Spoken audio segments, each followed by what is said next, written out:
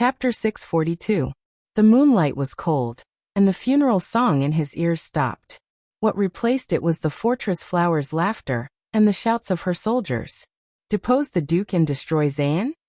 In the lounge, Thales repeated the king's words and took a deep breath. Let me guess, your majesty. You will gather the power of the entire kingdom, and pull up a strong and unstoppable regular royal army of more than 30,000 men. Equip them with the best equipment, and provide them with the best logistics. Then you will give me the kingdom's wrath in my left hand, and the legendary wing in my right. Then, under my correct leadership, they will charge into Jade City from the left and right. Simply and crudely but unstoppably, destroy Clarity Palace, and then drag Zayn Covendier from his dukedom throne, stuff him headfirst into the toilet bowl, and flush him into the moat? King Kessel was silent for a while. No. Thales let out a sneer of "I knew it" and said sarcastically, "Then, you must have planned a perfect plan to get rid of Zayn safely and quietly, without forcing the feudal vassals to rebel and causing Constellation to be destroyed in a civil war. That's why you have the confidence to order me around? After all, we should have learned something from the Sand King incident, and perhaps my little protest, right?" The Iron Hand King glanced at him and turned to look at the desk. "Open it." It took Thales a few seconds to realize that the other party was hinting at the scroll the king had brought. The prince pursed his lips to express his displeasure at Kessel's teasing, but he still went to the desk and picked up the scroll. He found that it was printed with the exclusive coat of arms of the Iris family. Warmly welcome. Duke Thales' reputation has spread far and wide. We had a pleasant conversation. It has been a long time since we last met. I rather miss you. Thales read the contents of the letter inattentively. Most of it was nonsense in a polite and genteel manner. Jade City may be small, Clarity Palace may be crude. The two families have a long history. The sages of the South Coast and I attend this grand event. Look forward to it. Thales finished reading the scroll. Just as he was feeling confused, he saw something on the desk under the scroll. He picked up the square frame, which he initially thought was a tray for the scroll. His expression suddenly changed. What is this? Thales raised his head and looked at the king in disbelief. As you can see, this is Duke Covendier's reply. Kessel V was still staring at the sparkling Star Lake. He welcomes his close friend, the Duke of Star Lake, to Jade City to stay at Clarity Palace and participate in the Jade celebration.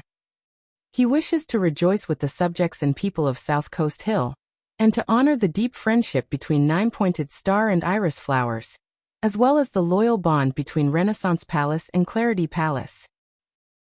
No, I mean. Thales put down the scroll and raised the square frame, which was actually a miniature portrait, to face the king. He raised his voice and spoke in an inelegant manner. What the F***ck is this? King Kessel turned around.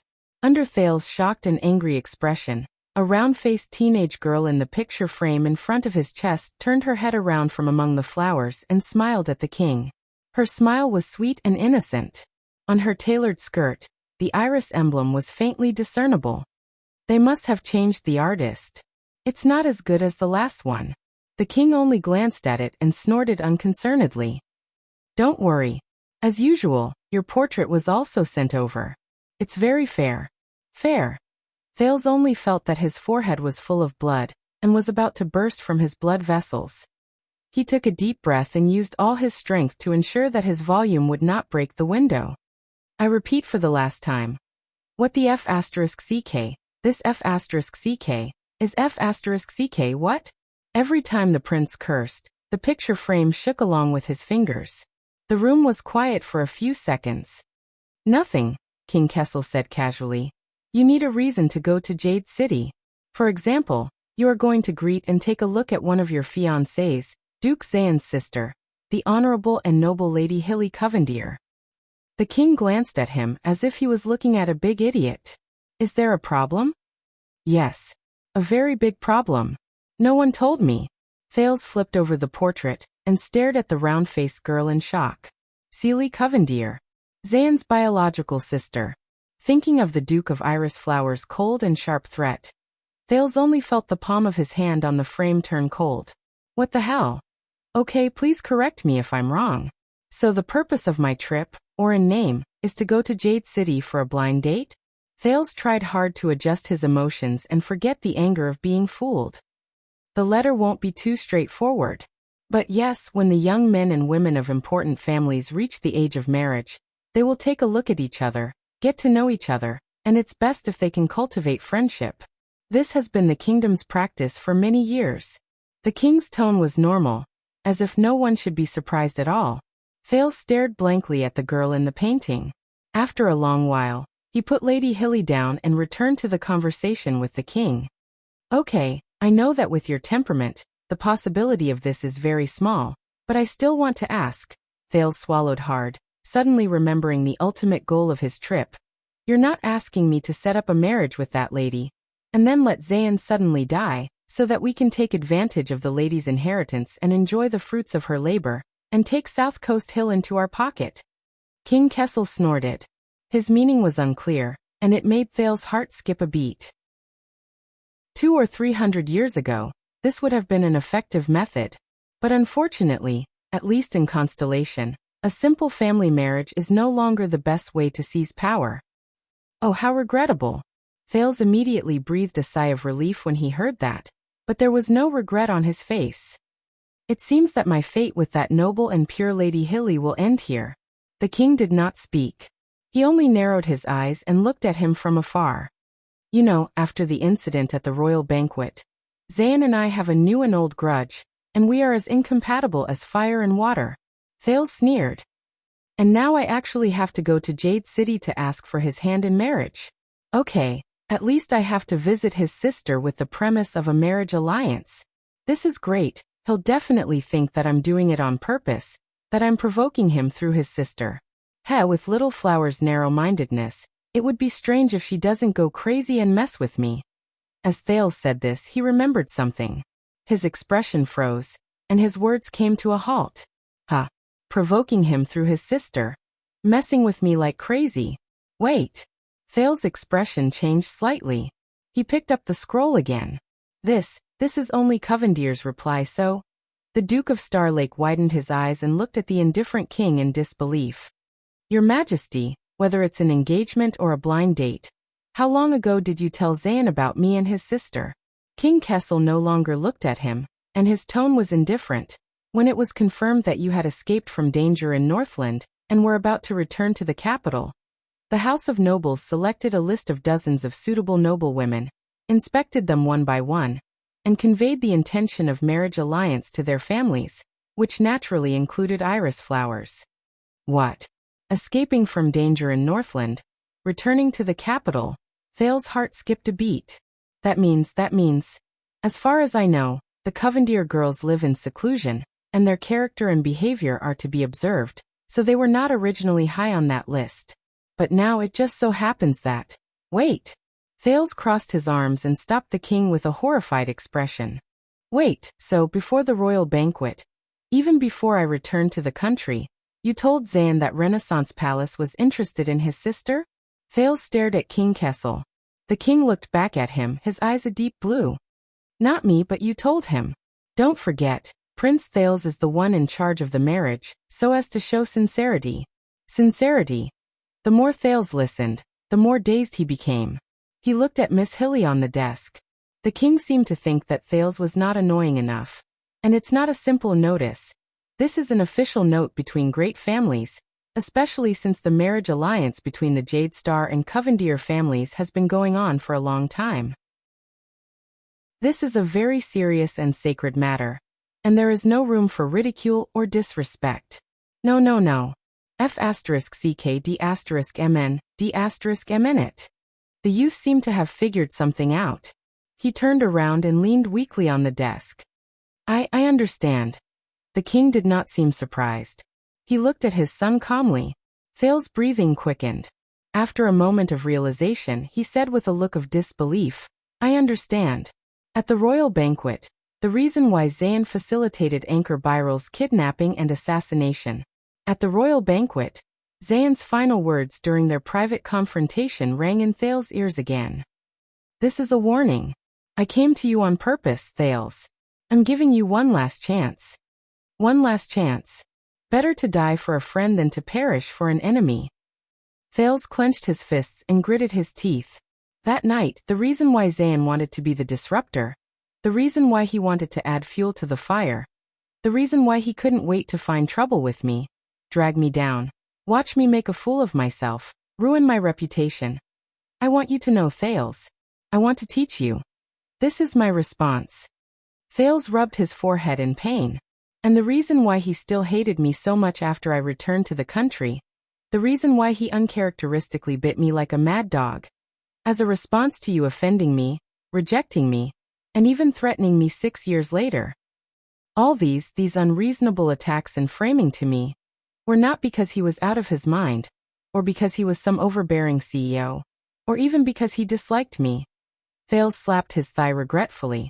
It was because in Zayn's eyes, I was the one who impatiently sent him a marriage alliance letter the moment I returned to the country, retaliated against him, threatened him, provoked him, offended him, and coveted his sister. Watch your hand, Your Highness. Aha! Having figured out the truth, Thales slammed the table in exasperation. F***ck. The Duke of Star Lake's indignant voice finally dissipated in the lounge. The king's figure was still standing by the window, motionless. Wait, you already know about these things, don't you? Thales thought of something and glared at King Kessel. Zayn refused to let go of me the moment we met at the royal banquet. And the reason why I was so unlucky in the end was because of this damned marriage partner you found for me? The prince's interrogative voice drifted in the lounge. Parents arrange marriages for their children.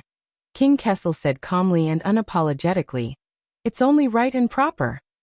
Yes, just like children arranging funerals for their parents.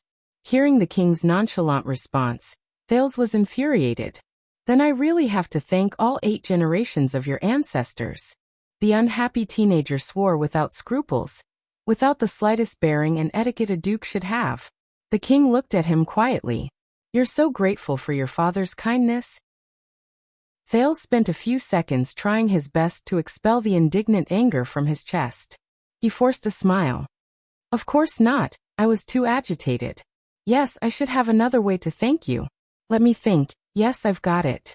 Coincidentally, the toilet brush in my washroom is broken, father. The teenager's smile became more and more exaggerated and dazzling. You are so considerate and have such a hard skull. Are you interested in taking over its work?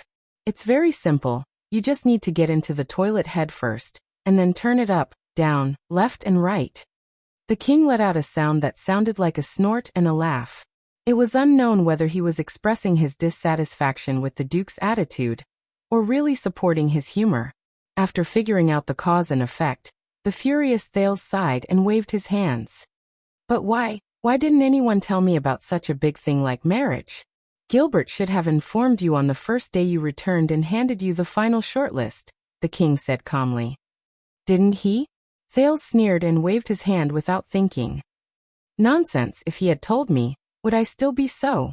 14 years old. According to the standards of the empire, you are already a real adult, able to fight with a sword, marry a wife and have children. Gilbert, regarding this as times change and society progresses, I believe we can discuss it. Thales remembered something, and his words came to a halt. So, Your Highness, you have reached the age this year. You must know that you have the duty to continue the bloodline of the great kingdom. Cough. Cough, cough, cough. Damn it, I remember now. He wanted to say it. Thales said in a daze. From the first day until the day of the banquet, he said it at least 3 times, but every time he said it, I interrupted him, rejected him, and changed the topic. The king said nothing. Even on the day I turned against you, the reason he used to ease his anger was marriage. Thales tugged at his hair in agony. Damn it, I should have thought of it earlier. That's what he wanted to tell me. Gilbert, why are you so respectful and polite? Why do you give up every time I cough? Why can't you be a little more annoying and nag a little? Or at least finish nagging me? The king snorted softly, and his tone was thought-provoking. Then, I guess you have nothing to complain about, and can only take up the vacancy of the toilet brush yourself? Thales let go of his hair, and glared at him fiercely. Then he indignantly thought of another person. Damn it, Zayn Covendier. What warning? What response? all beating around the bush. He's a duke after all. Why can't he be more straightforward? Thales gritted his teeth. Thales, why did you write to marry my sister? Was it a threat? No, Zayn, I didn't. I'm not. You're spouting nonsense. Oh, then it's fine. You go ahead and eat. I'll go get rid of that brother who barged into the banquet with a sword. Isn't that it? Everyone is happy.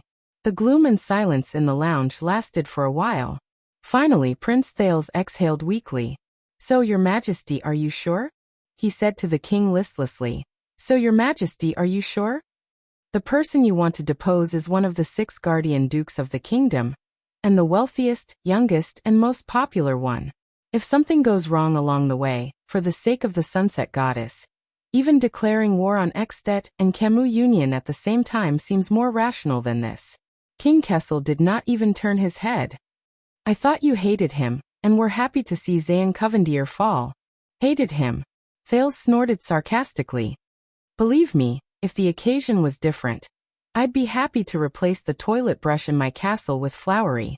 But to destroy him? Zayn is not a pushover, and he's already wary of us, not to mention that he hates me. If I'm not careful in this step, I'll be trapped in Jade City. Thales Jadestar. The king called his full name in a cold tone, causing the teenager's nerves to tighten. Do I need to remind you of our covenant? At that moment, Thales felt like a bucket of cold water had been poured over his head. Thales straightened his body, only to feel that all the joints in his body were extremely stiff. A certain bone ring on the front of his shirt grew heavier. Gertoxa. I will help you push the kingdom forward, remove obstacles and break the shackles, Thales said bitterly. For this at all costs. At all costs. Very well. Then as we agreed, child, become my sword, and cut through all the obstacles until the kingdom is wiped out. The king revealed his face under the moonlight in front of the window. Unless you go back on your word. Go back on my word. Thales gulped, only to feel that the front of his shirt had become heavier. So, Your Majesty, you want me to treat a distinguished noble lady the same way I treat my fiancé, while racking my brains behind the scenes, plotting to depose or even kill her brother. Wonderful. There's no more melodramatic love story than this. He tried to make his tone sound relaxed. Thales. But His Majesty's tone made his efforts to pretend to be relaxed go down the drain. From the moment you returned to the country, this matter was destined to be carried out. This is unavoidable. Thales opened his mouth, but nothing came out. He could only turn his head and look at the portrait on the desk. The round-faced girl in the painting was surrounded by flowers, innocent and happy, as if there was no danger in her world. It was not until a cat's meow came from the castle, stirring up a chorus of cats and the barking of dogs, that Thales' thoughts were pulled back to reality. What's the specific plan? Thales exhaled. His tone became solemn, and the teasing tone from before was gone. What does the kingdom's secret intelligence department plan to do? Coercion, enticement, assassination, poisoning, or directly swinging an axe when we meet? Who should I work with and how should I do it? Let me make it clear, even if it's an act, I will never kiss Zayn's butt. But the king just looked at him quietly. You'll see when you get there. The Iron Hand King's answer made Thales frown. This answer won't work. Our covenant states that you will respect my wishes, listen to my advice, and treat me with sincerity, without reservation, without deceit. The teenager repeated. Anything. The king was silent for a few seconds, then sneered. Child, why do you think I put on the uniform of the royal guards and came to see you in private? Because the helmet looks better? King Kessel ignored Thales' sarcasm. He came in front of Thales and stared into the teenager's eyes.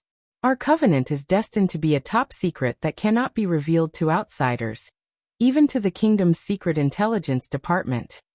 Even to the kingdom's secret intelligence department. Thales' eyes moved. In other words, Your Majesty, in their eyes, we are still a pair of father and son who have different opinions and are at odds with each other? But this is not a reason for you to hide the plan from me and keep your mouth shut. But the king shook his head. The plan of our oath is to gradually turn against each other, and use this to win. You and I should distance ourselves from each other, not know each other well. If you know all the details of the operation, then your performance in Jade City will be different, and it will be hard to guarantee that no one will find out. As you said, Zayn has always been very wary of us. Thales frowned. In other words, I will be the same as before, unable to be ordered around, unable to cooperate with the Secret Intelligence Department, and even less aware of their actions? Then how do I complete the mission? King Kessel turned around. Don't worry, you don't need to be the protagonist of this operation. What you need to do is just be a third party in Jade City, an impartial weight in the center of the scale. Listen, observe, witness, and go with the flow. He only needs to listen, observe, witness, and go with the flow? Thales frowned. And this means a lot. Zayn, as a guardian duke, has been rooted in South Coast Hill for many years, and his power is unfathomable. But Thales, he doesn't need to do anything? The king pursed his lips slightly and his tone deepened. As for the rest, there will be others to do it. Others? Is he referring to the kingdom's secret intelligence department or something else? Thales' expression did not change. But what if, like before, I help but hinder them and mess up your plan? The king's expression changed and he glanced at him. This is why I am here. I am here to tell you what the ultimate goal is. As long as it is completed, I don't care what you do, whether you satisfy the Secret Intelligence Department or they satisfy you. What? Thales was a little confused. Don't care what I do, whether I satisfy the Secret Intelligence Department. But in this case, and isn't this exactly what you want, and what you fought for when you broke the rules and barged into the palace the last time? The Iron Hand King did not give him a chance to ask. He leaned down and pressed his palm on Thales' shoulder. There was a strange meaning in his words. I did not give you a specific plan and rules, but I also gave you the power to act freely and make decisions on the spot, outside the framework. Discretion. Make decisions on the spot. Thales was stunned. Really? The troublesome prince, who had always been accused of ruining my plans, was not used to it. The sounds of the banquet coming from the corridor outside the door gradually faded. Thales guessed that the fortress flower had probably drunk everyone. The king was obviously unwilling to delay any longer. He picked up the helmet of the royal guard and put it on meticulously, just like a true guard. You can do this according to your preferences and limits. Just like if you don't like the brutality of the Sand King operation, you can influence it and turn it around. You don't have to think about whose wishes you are fulfilling or whose plans you are ruining, as long as... At this point, Kessel V paused for a moment. Thales sucked in a deep breath and took over the conversation. As long as you complete your goal, depose Zayn? The king let go of the helmet and nodded. And don't expose yourself.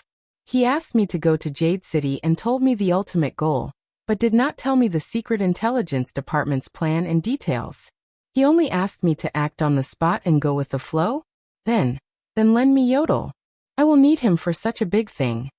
Thales looked into the eyes behind the king's helmet and said calmly, Anyway, Ida is back. She can protect you. Yodel. King Kessel was silent for a few seconds. He shook his head and chuckled. This is just the first time, child. This is the first time we are testing the waters after the establishment of the alliance, and I have not seen its results yet. Thales gritted his teeth. Cooperation requires trust, and trust needs to be earned. King Kessel flatly rejected him and turned to leave without hesitation. From his gait to his posture, he completed the transformation from a king to a guard in an instant. Even the people closest to him might not be able to recognize him. Thales smoothed out his chaotic thoughts and subconsciously called out to Kessel. That's it. Nothing else? The king's footsteps paused. Let me think. Oh yes. Kessel turned around, his face hidden behind the helmet. Remember, when you are with that girl, remember to show your gentleness, politeness, respect, sincerity, and thoughtfulness, like a real man. In the next second, the temperature of the king's words plummeted. To soothe her, the pain of losing her brother. King Kessel pushed open the door and stepped into the corridor. Thales was left behind, staring blankly at his disappearing figure.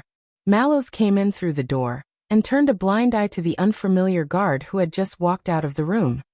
Your Highness, if you are not feeling well, the watchman said calmly, we can end the banquet early.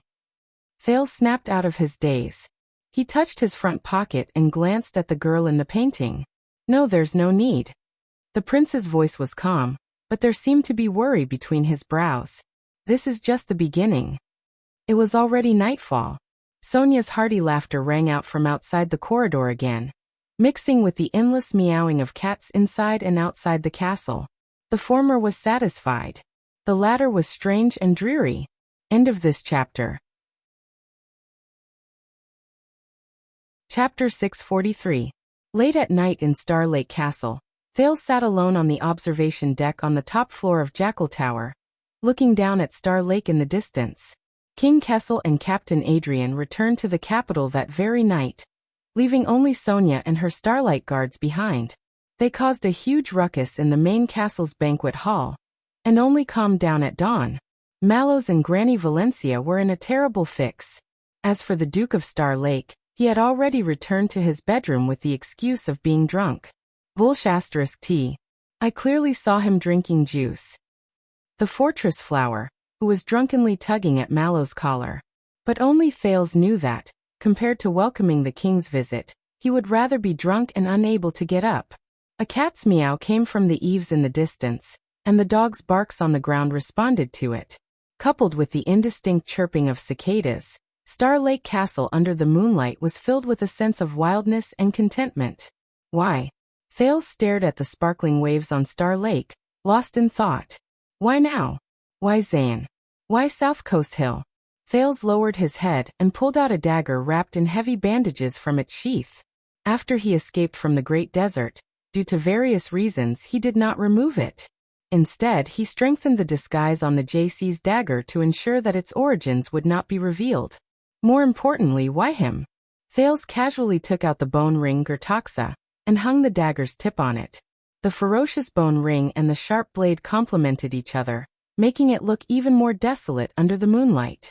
What does Kessel V want him to do? Why is the king so confident and so lax? Where will Renaissance Palace start? How will they deal with the aftermath so that they can ensure the results without causing trouble? What is his role? What should he do? What can he do? Countless questions and doubts filled Thales' mind at the same time. There was light moving on the rapid shadow tower, not far away. Thales knew that it was the patrolling sentry changing shifts. Looking at the figures, it might be Vanguard Supa Langley leading a team of local Jadestar private soldiers.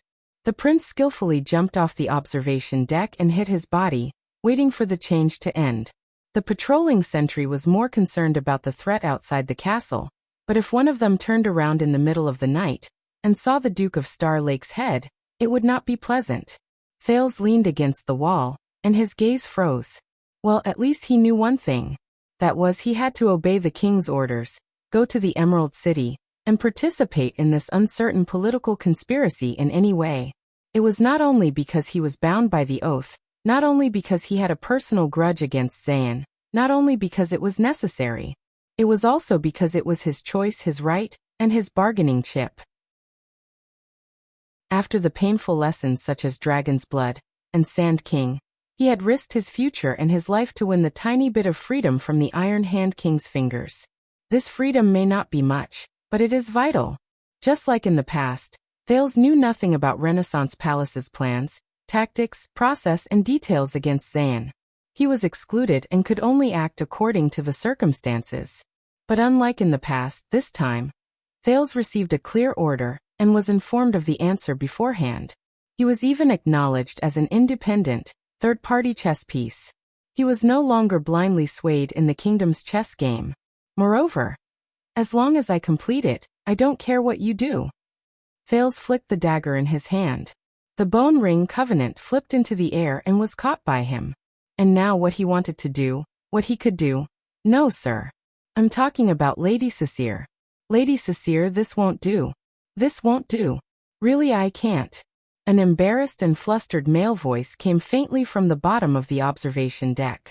Thales, who was practicing his craft, had a change of expression. Oh, I understand. So you don't like me? What followed was a valiant and imposing female voice. Her tone was aggressive. What? Thales gulped and entered Hell's senses. No, how would I dare? You are very powerful, very elegant, very charming, but I belong to the royal guards. The man became more and more flustered. Thales held his breath and crept up to the other side of the lookout. He carefully peeked half of his head out and looked down. Diagonally across from him, 2 floors below him, Zombie Glover was leaning against the lookout in a disheveled and stiff manner. Behind him was the sky. And Sonia Cecere, the famous fortress belle, stood in front of him in a drunken manner. She pressed down on his shoulder with one hand, and she almost forced Glover out of the lookout. So, you mean that I'm not good enough for you royal guards? Sonia leaned forward, and there was a hint of coldness in her misty eyes. Glover shuddered a little. No, sir. I mean, I have a duty to fulfill. I still have to protect His Highness. Don't worry about that. I can guarantee that Prince Thales will not have any objections. He might even help me, as long as you are willing. Sonia shook her head and revealed an evil smile. Thales furrowed his eyebrows tightly. Glover's expression was stiff, and he shook his head vigorously. When she saw that the man would rather die than submit, Sonia, whose eyes were misty, was silent for a while. Then she understood something. She patted Glover's chest rhythmically. Aha, I understand now. You think that you are not good enough.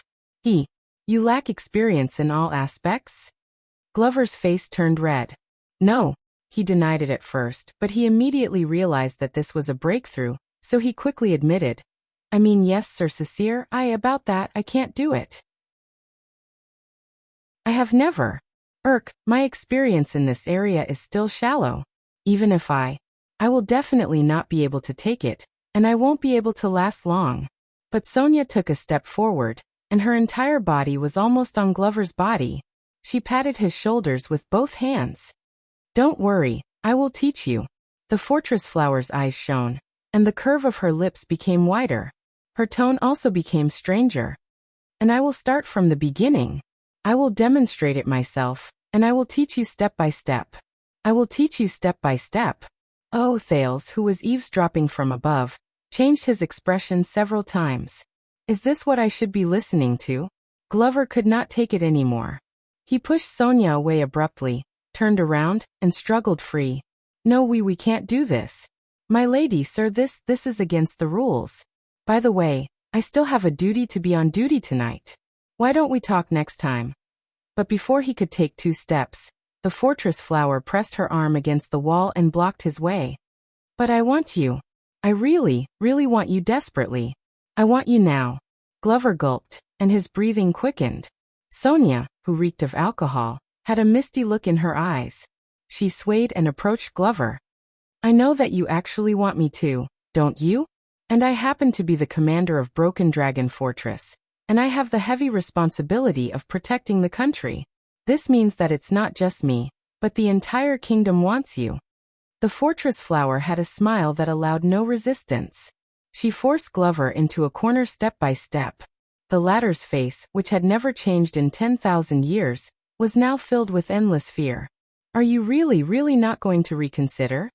What the F***ck Thales, who was eavesdropping on everything, rubbed his face. What the F***ck is going on? With complicated feelings, the prince crouched down below the watchtower. He made sure that they could not see him, then forced the sin of Hell's River to surge up his throat and mouth, extremely unwillingly, and adjusted the frequency. A few seconds later he pinched his nose, took a deep breath, and opened his mouth to speak. Meow meow. The sound penetrated the obstruction and reverberated, as if it was right beside their ears. The fortress flower and Glover were shocked. The two of them separated abruptly and looked around. Meow. Thales continued to imitate a certain black cat who dared to speak harshly to Grandma Valencia. He vividly dragged out his voice and pretended to be a cat who was sleeping soundly, and objected to being disturbed by humans. Glover finally got rid of his fear. When he thought of something, he immediately put on a stern expression. Ah, it's that damn black cat. It must have gone to the Duke's room to steal food, and look at the confidential documents again. This is an urgent situation. It's very dangerous. I must go and protect Duke Thales's room. Sonia seemed to have sobered up a little. She stared at him in disbelief. Glover coughed and tidied up his clothes. Chief Sisir, Your Grace, I am very grateful for your favor, but no sorry, I can't. I have to go on duty. If you need, I can recommend other brothers in the guards to replace me. For example, there's a good young man in the defense division. The fortress flower narrowed her eyes. She was obviously extremely displeased. Glover did not even dare to breathe too loudly. Meow. A third meow came from above his head. Each meow was more urgent than the last. Finally, Sonia heaved a long sigh. Hey, forget it. A forceful melon will not be sweet. The zombie breathed a sigh of relief. Don't worry, Sonia patted Glover's chest and curled up the corners of her mouth. She blinked meaningfully. There's still a long way to go. Glover's face was pale. He turned around and rushed to the corridor as if he was fleeing for his life. He rushed down the stairs without looking back. What a pity. Sonia sized up his disheveled back. She was obviously rather regretful. TSK. What a good lad. Very good. Mission accomplished. Thales was very satisfied with the way he handled the situation. He did not offend the fortress flower and successfully rescued his subordinates. Even the gloom of the king's visit was reduced by a lot. Based on his past experience, Thales pinched his nose and meowed a few more times to wrap things up and confuse the cat, so that it would not look too strange. What I need to do now is to sneak away. In the next second, Thales turned around and met a pair of glowing green eyes. He was stunned. It's a black cat. It stood elegantly and proudly on the lookout. It looked suspiciously at the Duke of Star Lake, who pinched his nose and curled up into a ball in the corner. Why does this cat look a little familiar? Thales was extremely embarrassed. In order not to expose himself, he could only continue to pinch his nose and meow at it in a friendly manner. Meow. The black cat blinked and came to a sudden realization. It blew at its whiskers and showed him a contemptuous expression. It then took elegant and disdainful steps, and left while wagging its tail. Thales' face darkened as he stared at the cat's proud butt. What's wrong? Have you never seen a prince meow like a cat? Damned cat that steals food. When he thought of this, the indignant Thales pinched his nose and roared at the black cat in protest. Meow. Wah. The black cat ignored him. It just wagged its tail and disappeared around the corner with graceful catwalk. TSK damned cat. Thales cursed silently, but in the next second, the light on the lookout dimmed, as if something had blocked the moonlight. The Duke of Star Lake was stunned. He raised his head stiffly. Under the moonlight, Sonia Sisir had at some point crossed the height of the 3-story building, and was crouching on the lookout above Thales' head. She looked down at him in a daze. The Duke of Star Lake, who was curled up in the corner, pinching his nose and gritting his teeth. A breeze blew. The two of them, one high and one low, one up and one down, stared at each other in silence. Thales swore to Dark Knight that at that moment, he just wanted to jump off the tower and end this once and for all. After an unknown amount of time, Sonia tilted her head and narrowed her eyes. Hey. The teenager shuddered. He then loosened his nose and chuckled. What a coincidence. Hee, Sonia, you can't fall asleep either? Sonia did not speak, but her gaze became more complicated. Aha, the scenery here is pretty good, isn't it? Sonia still did not answer, but her frown deepened. All right. Thales exhaled in pain. He stood up and gave up on the idea of bluffing his way out of this. I'm very sorry, but Glover said that he's not willing to. Sonia snorted through her nose and landed next to Thales. She sat against the wall and muttered indignantly, I'm very sorry. That's because he hasn't tried. The fortress flower took out a pouch of tobacco and a piece of paper from her bosom. She swiftly rolled the cigarette. Thank God, she did not ask about the cat meowing. All right, even if you're right. Thales tried hard to forget the awkwardness from just now, but we still need him to agree to try. He'll agree very soon. He doesn't know what I can give him. It's something he'll never forget for the rest of his life. Sonia put the rolled cigarette into her mouth and pouted. Her tone was rather indignant. Are we really going to discuss this topic here? Sensing that the topic was becoming more and more unbearable, Thales had no choice but to cut her off with a bitter expression. All right, it's not very appropriate to talk about it in front of you. With the cigarette in her mouth, Sonia took out a crystal drop flint and tried hard to start a fire. But in your position, you'll have to experience this sooner or later. Stop. Thales cut off the topic and turned around with a bitter expression. Why did I have to say this to her here? I still have a lot of things to do. Right. A voice rang in the bottom of his heart. A lot of things to do. Including the legendary anti-mystic equipment. Thales stopped in his tracks. He turned around to look at Sonia. The scene of her holding the shield, subduing Giza on the ground, and watching the latter turn into ashes appeared in his mind. Maybe this is a breakthrough. I can get some information. But the voice in his heart reminded him sternly. Be careful. Don't forget what Asda said. If the Magic Empress knows or even notices that you're looking for the secret of the legendary anti-mystic equipment. Thales clenched his fists. He had to be cautious, natural, smooth and indirect. He had to ask her about the legendary anti-mystic equipment without leaving a trace or arousing suspicion. You didn't bring that shield? The fortress flower tried hard to rub the flint. She did not manage to react. What? Oh, that thing. I returned it to Renaissance Palace. I'll go and get it back later. Thales furrowed his brows. All right, so the Supreme Shield isn't here. Then why did Asda hide in such a hurry? Sonia was still trying hard to light her cigarette. Her tone was nonchalant. You know, weapons need to be polished and maintained.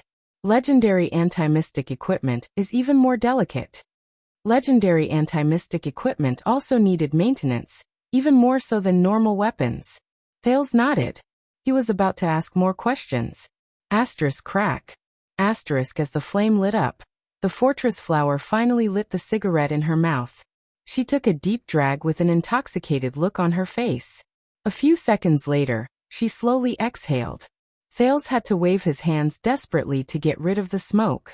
Sonia cast a sideways glance at the prince. Want a puff? Thales, who had retreated due to the smoke, shook his head in a well-practiced manner. Children can't. Halfway through his sentence, Thales remembered the glorious history of the Empire's people coming of age at the age of 14. He reluctantly changed his words. Based on what I know, it's not good for the throat and lungs. If you smoke too much, it will affect your breathing. And if you smoke too much, it will affect your lifespan. Affect breathing and lifespan? The fortress flower smiled in a daze. Child, do you know what's the most lethal weapon on the battlefield? Mystic gun. Nah. The fortress flower held the cigarette and looked up at the sky. The drunkenness in her eyes lessened a little. It's not a knife or a sword, but a hammer and a pike. Especially when thousands of people are squeezed together and fighting with their lives on the line. Whether you breathe more or less, there's not much of a difference whether you live to 80 or 50 years old. Thales recalled the battle to break out of the encirclement under the fortress. He recalled the roars of battle that filled the sky and the severed limbs all over the ground. He could not help but frown. He chased away the smoke even faster. And when a spear pierces into your chest with a swish like this. Sonia turned her head around and swiftly poked Thales' chest with 2 fingers. There's no difference between a healthy lung and a pitch-black lung. F***ck. The pain in his chest made Thales grimace. He had to move back a little to avoid more physical contact with her. The fortress flower looked at him and chuckled. But if a cheap puff of smoke like this. Sonia took a deep breath and fixed her gaze on the distant lake of stars. Can make hundreds and thousands of soldiers forget their fear, pain, despair, and death. It can increase their morale and unity while they talk trash, and reduce the possibility of a camp explosion and collapse. Sonia looked at Thales and exhaled a thick puff of smoke in a leisurely manner. Then perhaps we can win a battle and defend a fortress. Cough, cough, cough. Thales choked and coughed continuously. Thank you, I'll remember this. The prince covered his nose in pain. Don't smoke if you're not fighting. Sonia burst into hearty laughter. The smoke lingered in the air. Both of them, who had their own thoughts on their minds, quietened down. The castle watchtower was silent at night. Not enough. Thales reminded himself that he needed a better point of entry. He needed to know more. Speaking of battles and lifespan, how long have you been fighting with that shield? Sonia put down her cigarette and stared straight at him. She stared at him so intensely that Thales immediately tried to salvage the situation. I heard that legendary anti-mystic equipment will shorten the lifespan of its user? I remember that you used it quite a lot to save me. The fortress flower looked at him for a long time and snorted. There is such a saying. Sonia shook her head. But don't worry, the thing in my hand doesn't like me. It refuses to cooperate with me and release its power, so it can't hurt me. Oh, then I'm relieved. What? Thales turned around in shock. It doesn't like you? Yes, I'm also puzzled, right? Sonia took a puff of her cigarette. She was filled with indignation. What's wrong with this world? Even a broken shield has the right to say that it doesn't like me. No, that's not the point. The point is, no, I mean it's alive? Thales said in surprise. You can say that, but not entirely. It can't speak, but I can feel it. How should I put it? Emotions? Sonia picked her ears. It said that they are only telepathically connected to a few masters, and only then can they unleash their greatest effect. Of course, it said that the greater the effect, the greater the price. Telepathically connected. Greatest effect. Thales furrowed his brows and recalled the blade of purification from a long time ago. The small red sword with a great background. Just like that broken shield in my hand. Sonia snorted coldly and continued. It's always so reluctant, and it really thinks of itself as a master. In the end, I can't be bothered with it anymore. It's not even as useful as the long-handled broadsword I seized outside. Thales fell into deep thought after he heard that. But there must be a reason why you were given the supreme shield. The kingdom must think highly of you, he said carefully. It's not that. Sonia waved her hand, and the smoke thickened. During the Bloody Year, its master died, and most of the supreme-class elites who were suitable for it were killed. They had no choice. At that time, I was about to head north to fight, so I took it on without knowing it. When I first got it, that broken shield was black and rough. I raised a hammer and smashed it for half a night before I was sure that it wasn't a fake. No wonder the supreme shield doesn't like you. Thales was silent for a while. In the end, he could not help but ask. Then, do you remember who its previous master was? Sonia rubbed her nose. Baron Quinton told me before. I don't really remember his name, but I heard that he was a royal guard when he was alive. He was quite a high-ranking official. A royal guard when he was alive. Thales stopped talking. Right, don't tell anyone else. Sonia narrowed her eyes. The Black Prophet specifically reminded me that the legendary anti-mystic equipment is a secret of the kingdom. It's very important and sensitive. If anyone asks about it, remember to tell him immediately. Thales felt a chill in his heart. I knew it. The prince remained calm. No wonder he wasn't willing to tell me anything. The fortress flower laughed. Believe me, you're not the first. You'll get used to it. So, everything is fine in the north. Thales changed the topic to avoid suspicion. Broken Dragon Fortress, the border, Lampard? When it came to her old profession, Sonia hummed in acknowledgement and stood up. She leaned on the watchtower and scrutinized everything in Star Lake Castle. It was as if she was unwilling to let go of a single blade of grass and tree. She even wanted to scrutinize the cat on the roof. Thanks to you, child, whether it's Black Sand region or Prestige Orchid region, the Northland barbarians have been busy fighting their own people, and have become more obedient. Besides, it's almost the busy farming season. The fields, farms, towns, workshops, and markets are all short of manpower. Not to mention fighting. Even the bandits who cross the border to rob are not free. Thanks to him. This sentence brought Thales back to 6 years ago, to the days when he walked out of Broken Dragon Fortress and headed to the north. The vampires, the blood mystic, the heavy encirclement of the Black Sand region army. The game between him and Lampard under the fortress. The scenes of the past appeared before his eyes, and they were incredibly clear. Thales stared at Sonia, and there was a hint of friendliness in his eyes. Of course, it'll be hard to say in a few days. The fortress flower held a cigarette in her mouth and snorted softly. So I seized this period of time to go back to my hometown and enjoy my vacation. Thales was moved when he heard this. Go back to your hometown? You're a local? Sonia shifted her attention away from an old tree in the distance. Of course. When my parents were alive, they were farmers in a nearby farm. Here, it's in that direction. Just go over 2 mountains. Sonia pointed in the direction for Thales with great enthusiasm.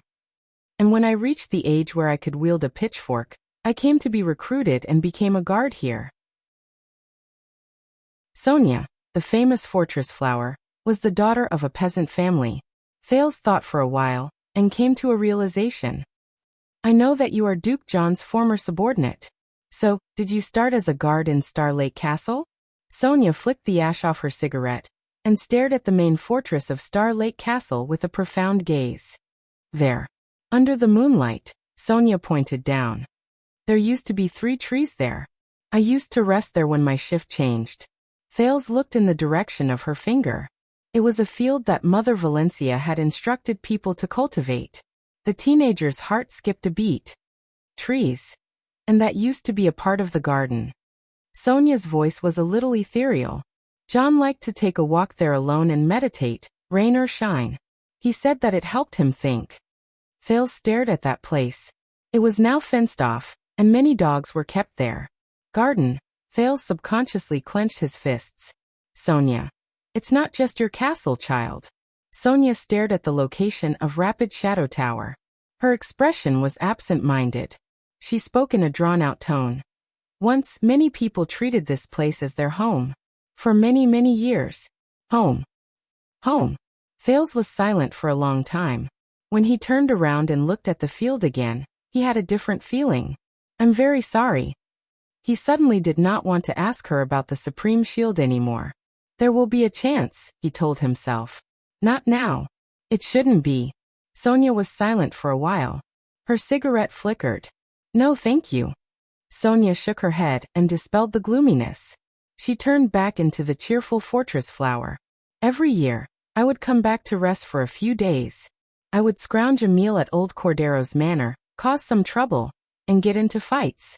But this year, since you have repaired the castle. In the next second, Sonia revealed a smug smile. Then I don't have to look at old Cordero's face anymore. Ever since I beat his son to tears after my mother rejected his proposal of marriage when I was 5 years old, he has always had a grudge against me. You really don't want to have a taste? Thales stared at the cigarette Sonia extended to him. He smiled and shook his head. Then welcome home. Thales tried hard to recover from the sadness he felt just now. You and your people can stay as long as you want. Food and lodging are all covered. All covered. The fortress flower had a look of disbelief. Today, I happened to hear an old guard talking sarcastically about how comfortable it is for us to live and eat for free. You should be talking about the second logistics officer, Durward Stone. Thales seemed to have remembered something, and a troubled expression appeared on his face. And I can guarantee that you definitely did not accidentally hear it. That rotten old man is very bad. But soon his eyes brightened. But it doesn't matter. I believe that I can repay my father for hosting the kingdom's famous martial and meritorious war hero, Lady Sonia Cecere. No, I must repay him. Otherwise, Thales swore that he would lie in Ballard Room, and not get up during the next imperial conference. Sonia exhaled a mouthful of smoke and snorted. His Majesty has gone back. Yes. Thales felt that something was wrong the moment the words left his mouth. He frowned and looked at her. The fortress flower grinned. Child, in any case I fought a war. Unfortunately, I am also a commander. If I didn't even know who was in the marching troops, Broken Dragon Fortress would have been overturned 1,000 times. As expected. She also knew about the king's visit. The way Thales looked at her changed. It lost the lightness from before, and became a little more solemn. Did she really just return to her hometown to enjoy a holiday? Was this planned? The royal guards escorted the king here in the name of sending the kingdom's famous marshal back to his hometown?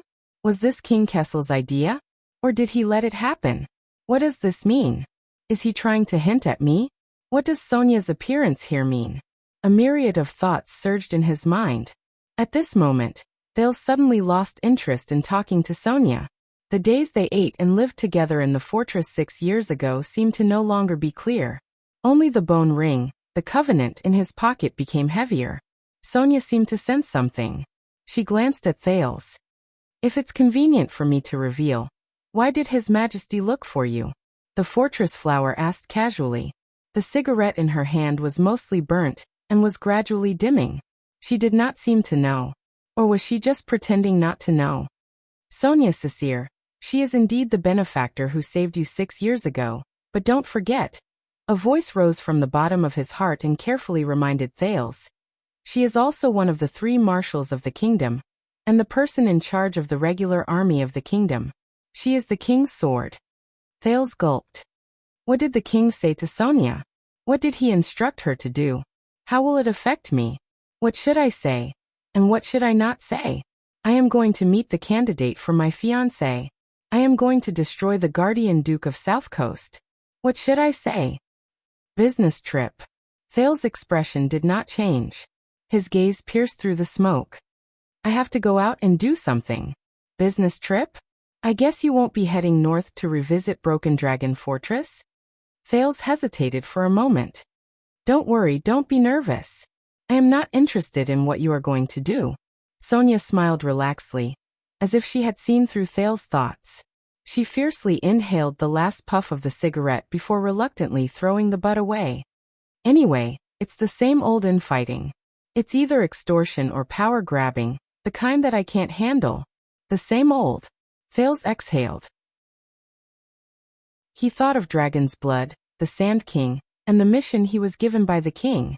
King Kessel floated up and down in the treacherous kingdom's politics all day long, manipulating the winds and clouds.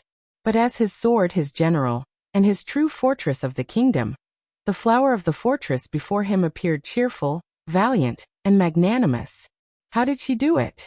The voice in his heart asked. This made Thales feel an inexplicable jealousy. Yes, the same old. The young duke snorted. His words were filled with indescribably complicated emotions. I can't handle it either. Chapter 644.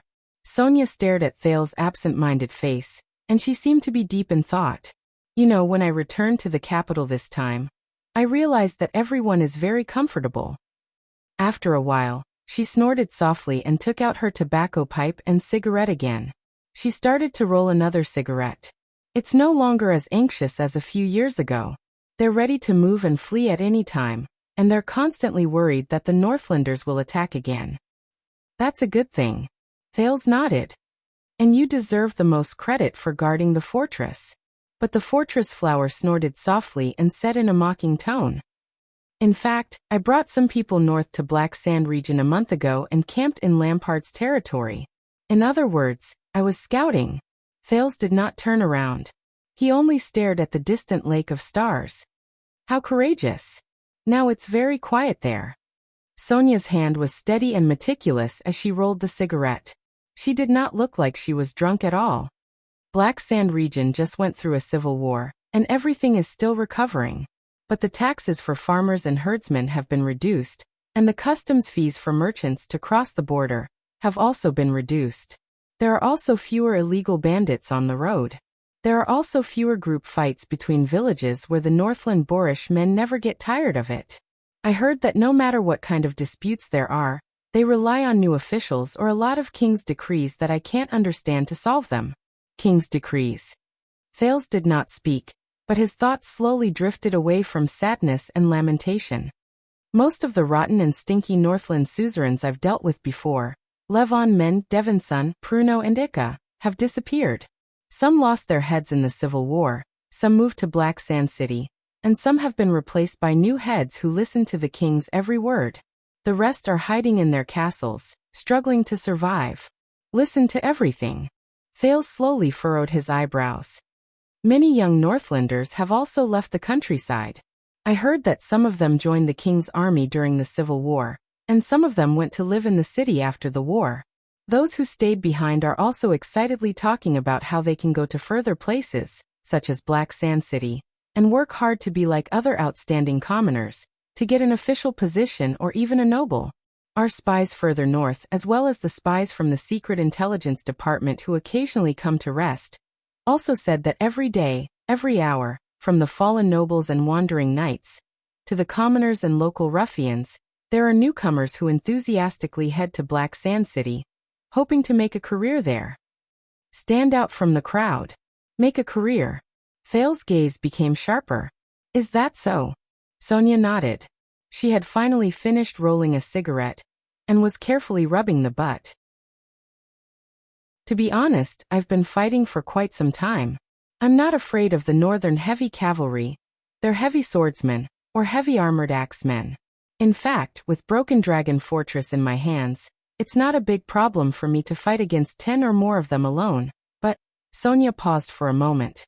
A few seconds later, she rubbed the crystal drop flint and lit the cigarette in her hand. But I can feel that something is different in the north. And this is not a question that I can answer on the battlefield with swords and mystic guns. As Thales listened to her, his old friend, words appeared in his mind. Thales, you know better than anyone else that after 6 years, the ideal Extet is getting further and further away from me. Now that I think about it, it might not be so far away. Thales, who had gone through the trials and tribulations after he returned to the country, felt sentimental. Just like the weak and powerless Cohen and the unshakable lower city district, those who never forget may not have accomplished their work, but there will definitely be echoes. And how did you do it, Chapman Lampard? What did you give up on this journey? The fortress flower took a deep breath and exhaled an endless stream of smoke. What do you think of the North Star who returned from the north, Your Highness? Thales snapped out of his daze. North Star. A voice whispered in Thales' heart. No, you don't like this nickname. It may seem awe-inspiring, but it carries a mocking tone, as well as an undetectable sense of rejection and alienation. It gives you a lot, but it takes away even more. I know. The Duke of Starlake nodded slowly. 7 years ago, I was there at the center of the storm. Thales turned around to avoid the smoke. He felt that everything in front of him was obscured by Sonia's cigarette, and it was filled with the unknown. Therefore, I know better than anyone else what kind of beast I released in Extet, in Dragoncloud City, and what kind of flames it will ignite. Beast. The fortress flower was silent for a while before she slowly said, So can you put it back in the cage? Thales smiled. Put it back in the cage. He shook his head and sighed. No one can lock it up. It was destined to be like this when it was born more than 100 years ago. Perhaps not just 100 years ago. He quietly said in his heart. From the day humans were born, it quietly landed. Sonia snorted sarcastically. She took a puff of her cigarette and leaned against the observation deck with a solemn expression. Now, many people in Eternal Star City think that Extet is mired in internal strife, divided and declining, and that it will no longer be able to launch a national expedition like it did during the Bloody Year. It will no longer be a threat to us. Thales pursed his lips. At least the first half of it is correct. Sonia ignored his words and continued. And in the past 7 years, the border between the two countries has been peaceful, and Broken Dragon Fortress has been deserted.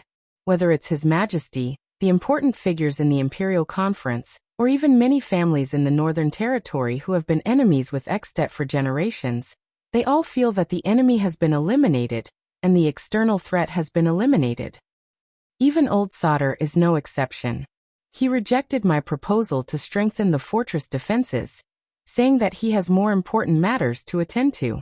In fact, some people in the Imperial Conference think that I'm just being an alarmist. As Sonia finished speaking, her gaze was sharp and threatening as she stared at Thales. Thales stared back at her with a profound gaze. The only thing between them was the wisp of white smoke rising from the cigarette between Sonia's fingers. A few seconds later, Thales grinned and shook his head. Only a fool would think that Extet is no longer a threat because of its decline, let alone the important figures in the Imperial Conference. I think that most of the time, they just can't help it. Can't help it? Sonia was nonchalant. When Old Solder asked me for reserve soldiers, and said that he was going to Western Desert to rob the nobles, he looked very excited. It didn't seem like he was being forced by the king. Western Desert. The Sand King's plan. Thales was silent for a while. It's not the king. Thales gazed into the night sky, lost in thought. It's not the king that's forcing them, not even individuals, but things, fame, position, ideals, interests, power. It's everything they're trapped in, forcing them to make decisions that, from another perspective, may not be rational or long-term. Sonia's cigarette flickered. She frowned amidst the smoke. And that's the scariest part. Thales subconsciously gripped the ring and dagger in his pocket, feeling that they weighed a lot, one on his left and the other on his right. The most brilliant form of coercion is often subtle and silent, making you think that you're doing it voluntarily. Under the moonlight, the lookout tower regained its silence. After a while, the fortress flower flicked her cigarette and snorted coldly. Listen, I don't know what happened in Renaissance Palace, nor do I know what kind of beast you released, but what I've seen and heard this time has given me a bad feeling. The next time Broken Dragon Fortress becomes lively, I'm afraid that the things we'll have to face will be far beyond our imagination. Thales looked up. So, I need more. More what? Everything, Sonia answered without hesitation. Anything that can prevent my ominous premonition from becoming reality. She took a puff of her cigarette and exhaled softly at Thales. Soldiers, money, equipment, provisions, intelligence, morale, support, and perhaps government bureaucrats who won't hold us back. Although in my experience, the last one is basically impossible. Thales frowned. He lowered his head and coughed, then waved his hand to disperse the smoke. Sure enough, it's not as simple as returning to her hometown for a vacation, nor is it a coincidence that she just happened to pass by your castle. A voice said in his heart. Everyone has their own goals and desires. Even the candid and magnanimous fortress flower, who was famous for her reputation, could not avoid this. When he thought of this, Thales felt a little gloomy. Sonia has a favor to ask of you. So you should agree to her, or at least leave a message. Let's see what you can discover in the future, he whispered in his heart. Even if this is just an empty promise, this is in line with the alliance you made with the king. Make use of the enmity between you and your father to reveal every crack in the kingdom, even the fortress flower. But, after a while, the Duke of Starlake said in a low voice, I'm sorry, you've got the wrong person. I'm just an exiled prince who has fallen out of favor. I have no soldiers, no power, and I'm extremely poor. Sonia stared at him for a long while before she turned in the direction of Star Lake. It's okay. 19 years ago, when I led the army north to Eternal Star City, I met your father among a group of refugees. He was about the same. The fortress flower took another puff of her cigarette. In fact, Kessel had just escaped from being hunted. He was in a daze and was shivering. He was much more miserable and downtrodden than you are now. When he heard this name, Thales frowned. Then perhaps you should look for my father for help. If I could, damn it, Sonia swore and pointed at the moon with her cigarette butt. Ever since he sat on the throne, your father has become less and less adorable and obedient. He's not the same as when we first met during the war, when you told him to kneel down, take off his clothes, when you told him to dance, when you told him to dance, when you told him to be king. He cried and screamed and crawled to be crowned. Thales frowned deeply as he listened to these disrespectful words. Why did she say that? Your father is becoming less and less adorable. When I told him to be king, he would be crowned. Why did she say that to me? Sonia Cecere. She's supposed to be the corps general of the regular army of the royal family, the northern barrier of the kingdom, and the sword in the hands of the Iron Hand King, isn't she? Why? But Thales did not show it on his face. He only picked out one word from her words to tease her. Strip, really. Sonia waved her hand as if she did not hear him. In short, I don't expect you to do anything now. Look at your pitiful little body. But I can wait. Wait. Amidst the smoke, the fortress flower flashed him a smile. But at that moment, Thales only felt empty inside. Wait. Wait for what? What else? Another voice in his heart whispered. Between you and the king, what else can she wait for? But no, Sonia, Thales suddenly panicked. He subconsciously rubbed the bone ring in his pocket and remembered his agreement with King Kessel. Sonia switched her hand to hold the cigarette inside. As for you, just keep what I said in mind. If the kingdom has any problems, it must be in the north. You have to be prepared for the future. Thales gulped. To be prepared for the future. The future? No, impossible. Thales dispelled the inappropriate thoughts. Sonia was the commander of the fortress. She was only concerned about the threat of Extet and the defense of the north. If the kingdom had any problems, it must be in the north. That was the crux of her words. So what? Another thought emerged from the bottom of his heart again. She said that because as the defending general of Broken Dragon Fortress, she had to say that. Because the enemy in the north is her capital. The threat of Extet directly affects Sonia's safety and future, affects the regular army under her command, affects the resources she can obtain, affects the degree to which she is seen and valued, and affects her authority and status in the kingdom. Because she is also in the net, unable to extricate herself. Isn't it? Isn't this what you've learned in the past few months of political games? And you've used it against the king? And you, Thales, you have to see through this. Her request for help is not that simple. No. Thales closed his eyes and interrupted his thoughts. He was thinking too much. Sonia, the Sonia he knew, was not that kind of person. Why me? Thales opened his eyes, looking a little tired. I believe that there are other knowledgeable people in the capital who can give you more substantial help. Sonia enjoyed a mouthful of tobacco and pondered for a moment. Perhaps, because you are more special? For example, daring to break into the palace to rebel and threaten your father with a sword? Thales turned around abruptly. The fortress flower raised the cigarette in her hand. Don't look at me. Rumors travel fast. It definitely wasn't old Sauter who told me. But Thales' heart sank. See, you're right, Thales. She came to you because you broke into the palace to rebel and yet left safely, because you proved your worth and became the second most powerful person besides the supreme throne. Hence, the situation in the kingdom changed drastically. Even the seemingly valiant, magnanimous, and heroic fortress flower was seen. She knew, and she felt, just as the king and Thales had foreseen, that Thales might be able to contend against King Kessel. So she came. Not just to return home. Not just to the north. Not just to your pathetic personal friendship. Thales looked at Sonia in silence, feeling vexed and uneasy. Sonia did not notice the change in Thales' gaze. She continued to smoke, immersed in the hazy smoke, completely at ease. Perhaps it's also because you are one of the few who can cure Lampard?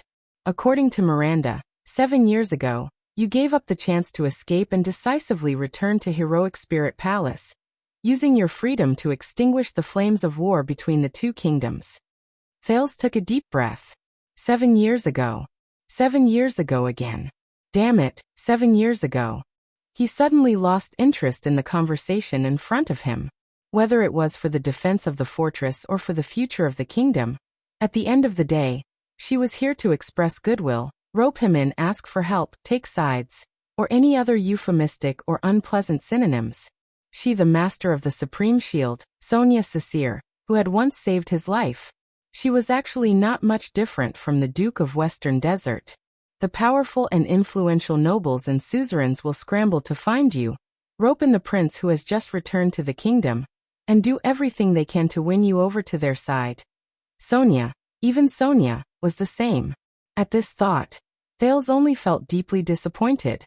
As for him, Thales Jadestar, he could no longer be as honest and open his heart to his savior as he had been when they first met. So I think that child. Sonia took a puff of her cigarette and sighed, but there was a hidden meaning in her gaze. The child who balanced justice and forgiveness under the gallows. The child who dared to charge at Lampard. The child who dared to swing his sword at his father, should have some hope? At that moment, Thales tightened his grip on the covenant. Hope. Thales repeated mechanically. Sonia wasn't the first and wouldn't be the last. In the future, there would be more and more people who would do the same. From a certain point, the people who talked to him would be filled with schemes, interests, goals, and desires. Until there was nothing left. Thales subconsciously tightened his grip on the covenant in his pocket. But you know, Thales, this is a necessary path, and this is just the beginning. A voice spoke to him in his heart. You know, you've already made preparations. No matter what the price is. Sonia smiled and knocked on Thales' forehead. I know that you're not a big shot in Renaissance Palace yet, not yet. But the good thing is that you don't have the time to be like them. Forced to the point where you have no choice but to be like them. You haven't become as annoying as them. Become them. Thales ignored her presumptuous actions. He only felt that the bone ring in his pocket was getting prickly. She thought she knew, but she did not know at all. Thales stared at her. The fortress flower smiled and said, "In short, the world will not remain the same. I hope that you, in fact, many people think that you are. But I am not." Thales subconsciously shouted. The watchtower was silent for a moment. Sonia was shocked. She looked at Thales, who was breathing rapidly. The smile on her face gradually disappeared. Not what? But Thales immediately reacted, and adjusted his breathing regretfully. "I'm sorry, madam. I lost my composure. I might have drunk too much at night, and could not concentrate." He controlled his tone and forced out a few smiles. "I understand your concern about the defense of the fortress, Your Grace, but you might not know about my situation." But before he could finish, Sonia interrupted him coldly. "Shut up." Thales was about to say something, but at that moment, the fortress flower's eyes shone with a terrifying light. It was sudden and sharp, and he forgot to speak. She was sizing Thales up and down carefully. "Tell me, boy, how long have you been back in the capital?" The teenager was stunned for a second.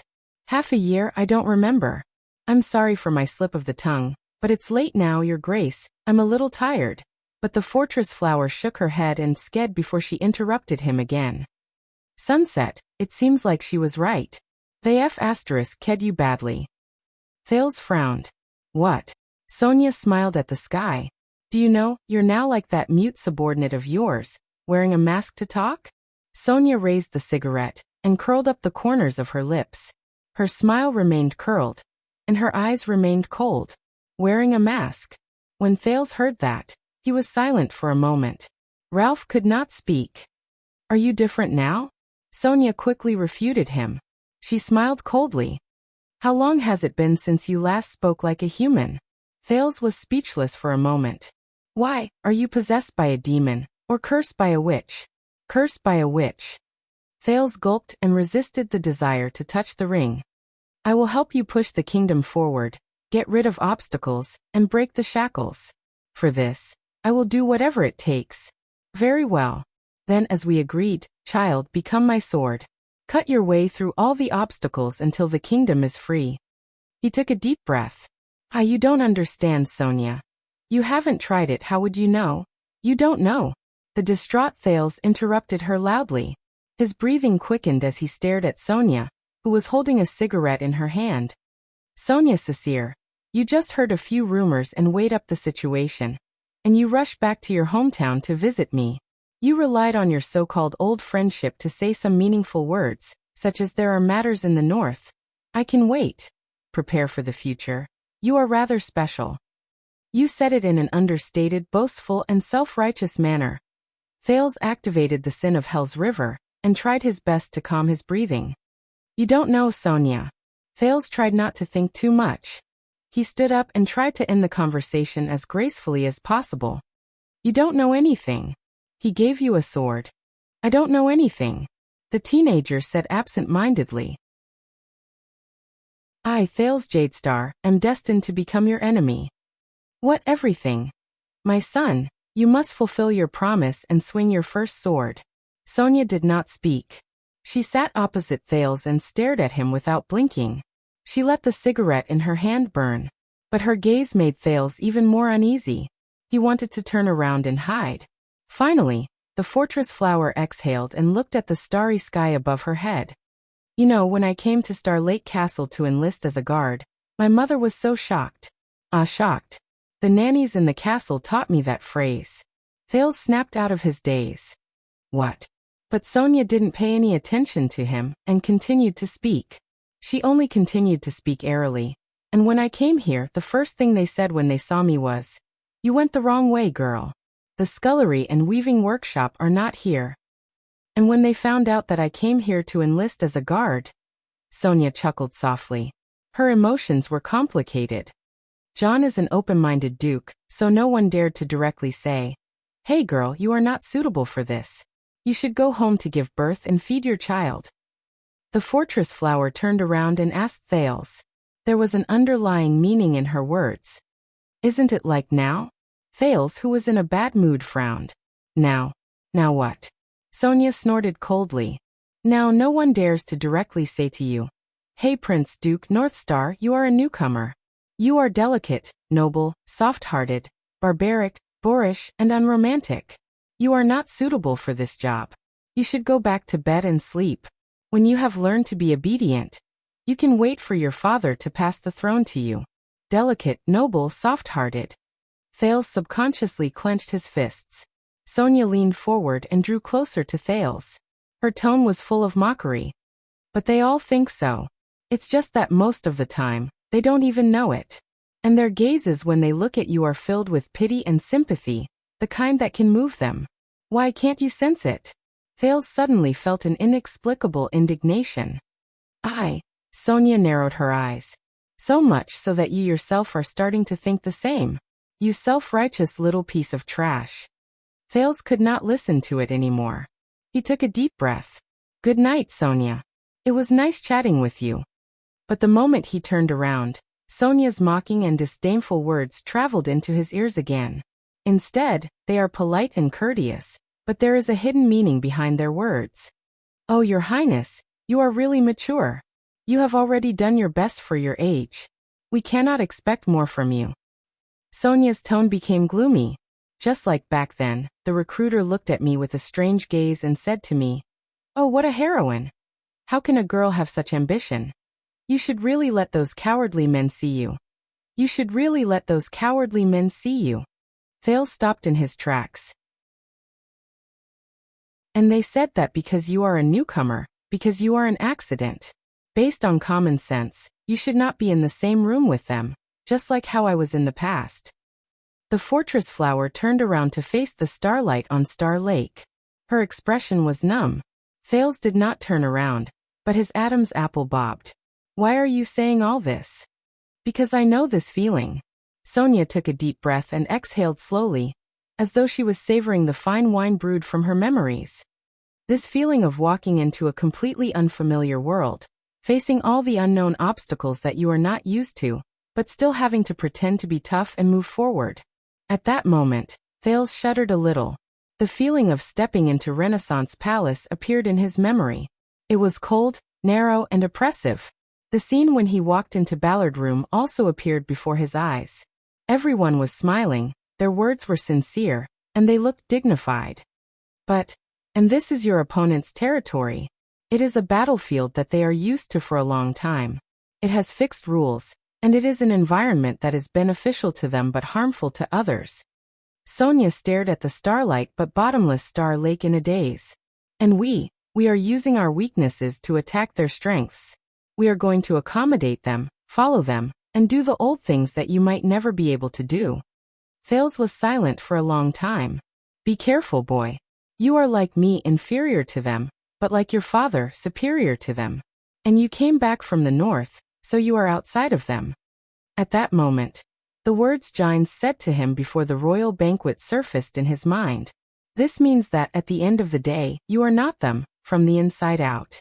But Thales tightened his grip on the dagger, and the bone ring in his pocket, and snorted coldly. Let me guess. What you want to say is that although you went through a lot of difficulties, you still succeeded. You passed the enlistment and became a guard, and you stayed in the castle, right? He turned around and looked at the back of the fortress flower, who was lying on the lookout.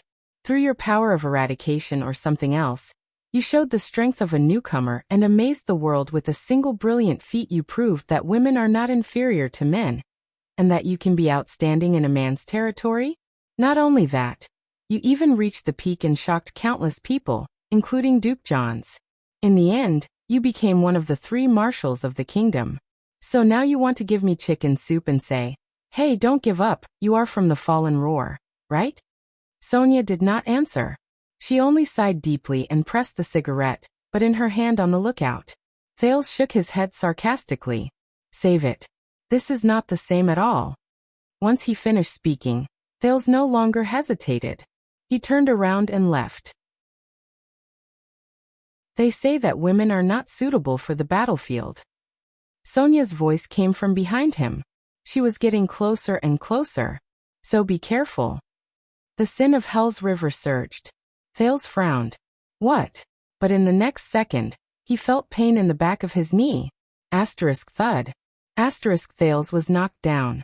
When he finally reacted, he placed his arms on the ground. What are you? But the moment he turned his head in shock and anger, he saw Sonia's cold face and the bottom of a military boot slowly growing larger before his eyes.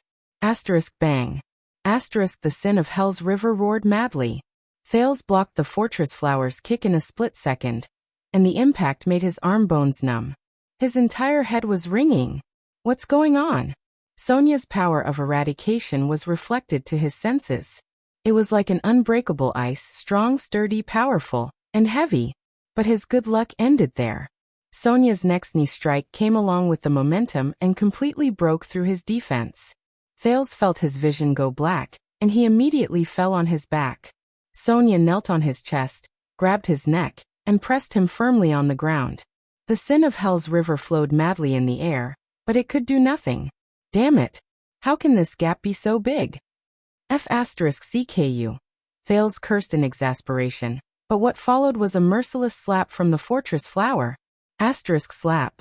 The slap could not be said to be unbearably hot. Not only did it make Thales dizzy and see stars, it also slapped the prince's anger back into his mouth, and he could only pant. Children should not swear, Sonia, who was suppressing him, said coldly.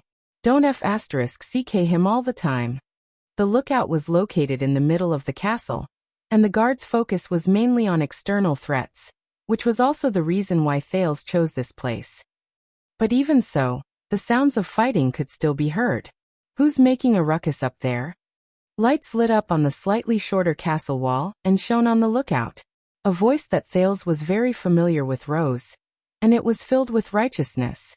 Stand up, raise your hands, and show your face. Let me see. Sonia snorted coldly. She turned her knee and pressed down on Thales' neck. Damn it, why is it my neck again? Furious Thales. I'm King a man here. The fortress flower straightened her body and revealed half of her head. Her roar shook the entire castle. Do you have a King problem with that?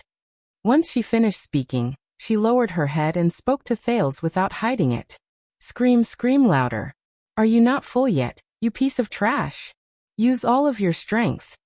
Thales was shocked and angry at the same time. Unfortunately, his neck was pressed down, and he was tongue-tied.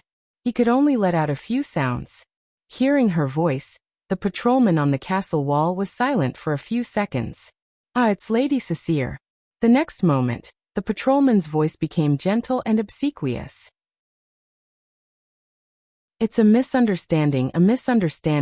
It's all a misunderstanding, haha. Sorry to disturb you. Duke Thales asked me to bring you good news on his behalf. Please be gentle. Zombie is my partner. He might be big, but he might not be able to withstand your strong. Get lost. Sonia's roar rose again. Under the watchtower, the patrolman's voice and his lights disappeared at the same time. Many of the Jadestar private soldiers who came with him also disappeared. It was only then that Sonia sneered. She released Thales' neck slightly and lowered her head. Now no one will disturb us anymore. Thales had never hated his guards as much as he did at that moment. He swore that once he was free, what awaited Doyle would be the most terrifying punishment and torture in the world. Something the latter could not imagine. The sin of Hell's River continued to gather in his arm, but the teenager could not break through the fortress flower's blockade. Sonia, whose gaze was originally cold, suddenly grinned and giggled as she watched him struggle in a pathetic manner while tears and mucus flowed down his face. In the next second, she let go of her knees, dragged Thales up from the ground, and leaned against the watchtower. Thales, who had been pardoned, could not be bothered to retaliate and take revenge. He panted in pain and rubbed his chest. You crazy woman, what do you want to do? I screwed up. Her casual words made Thales' words come to an abrupt halt. Screwed up? What screwed up? Thales panted and could not help but look at Sonia. I failed during the entrance test for the recruitment of castle guards. Even with all my strength, I could not lift a weight stone. Sonia was smiling. But at that moment, The smile on the fortress flower's face looked tired, bitter, and numb. She did not have the demeanor of a general who dominated the battlefield and resisted the northern invaders. Thales did not know how to answer her, which was rare to see. It was the same for the long-distance running test. My stamina did not pass at all. Sonia did not seem to realize that she had just bullied the prince. She turned around tiredly and sat down next to Thales. There was also shooting. I managed to draw my bow while trembling, but I just could not hit the target. There was also reading and writing. Did I tell you that it was the wet nurse in the castle who taught me how to read? She stared fixedly at the night sky. As for fighting, it was even worse. I guess I was more used to swinging a hoe and hitting people, rather than wearing armor and wielding a sword to kill people. Even new recruits could knock me down. Thales slowly regulated his breathing. Although I was considered a good hand among the farmers, and I was also known as a shrew in all the villages around here, and I even fought with wild boars and bandits with a pitchfork, among the men who came from all over the country to wield their swords, Sonia said faintly. In short, I screwed up. Among all the applicants, as the only woman, my results were the worst. I remember their gazes and mockery, and all my efforts were in vain. I proved to them once again that women are not suitable for the battlefield, and perhaps even more so, should not be soldiers. They can't do those fighting and killing things. I screwed up. Thales' breathing paused for a second. At that moment, the fortress flower, whose might shook the entire western peninsula, slowly raised her head.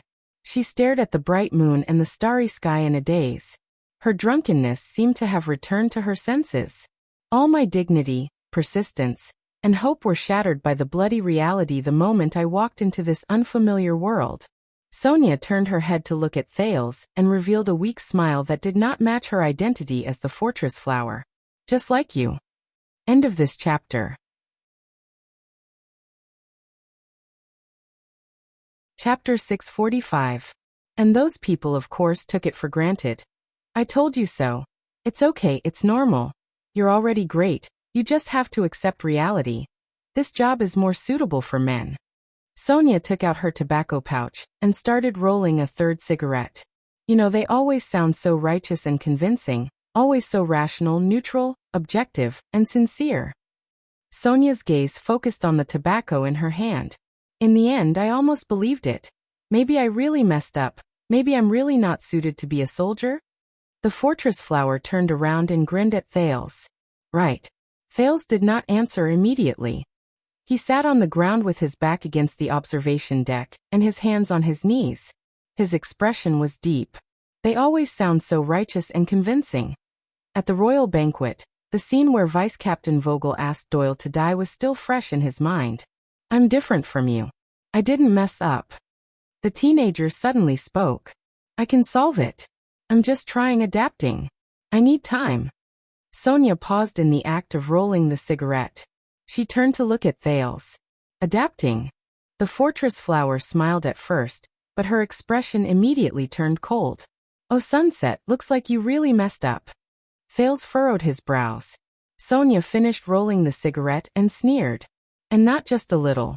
Otherwise, you wouldn't be living in a dead man's house, your father wouldn't be sneaking around to look for you, and Gines wouldn't be yelling and threatening me to fix you.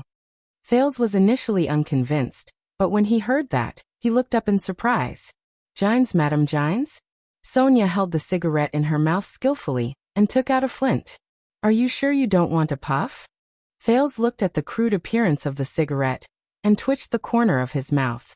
Sonia shrugged, lit the cigarette in 2 or 3 puffs, and took a satisfied puff before sighing. All right, kid, maybe between the two of us, you're the one who's not suited to be a soldier. F***ck, Thales waved the smoke away and shifted his butt to the side. His expression was unpleasant. I know, you've just returned to the capital, which means you've stepped into a new battlefield. But every rule of the new battlefield is disadvantageous and unfair to you. They make you feel unfamiliar, lost, desperate, and unable to see a way out. Thales frowned and did not comment. Sonia exhaled a puff of smoke. It's different from what most people think. It's not difficult to wield a sword in battle. Even the so-called risking one's life, Sacrifice is just a matter of being hot-headed and clenching one's teeth for a moment. What's truly difficult is knowing what to fight for. As he listened to her words, Thales suddenly remembered what Mallows had said after punishing D. When you decide to trade, make sure that it is your own balance. But when you look upwards, away from the specific opponents, when you see more, when you look higher, when you realize that the rules of battle are so kept up from the very beginning, when you realize that your battle is just a monkey show in a cage, and you can never change the cage, then battle will become very, very difficult. It's like my sword is no longer hitting a body of flesh and steel, but an invisible wall. No matter how I swing my sword, it's useless. For some reason, Thales suddenly recalled Cohen's words in Lower City District.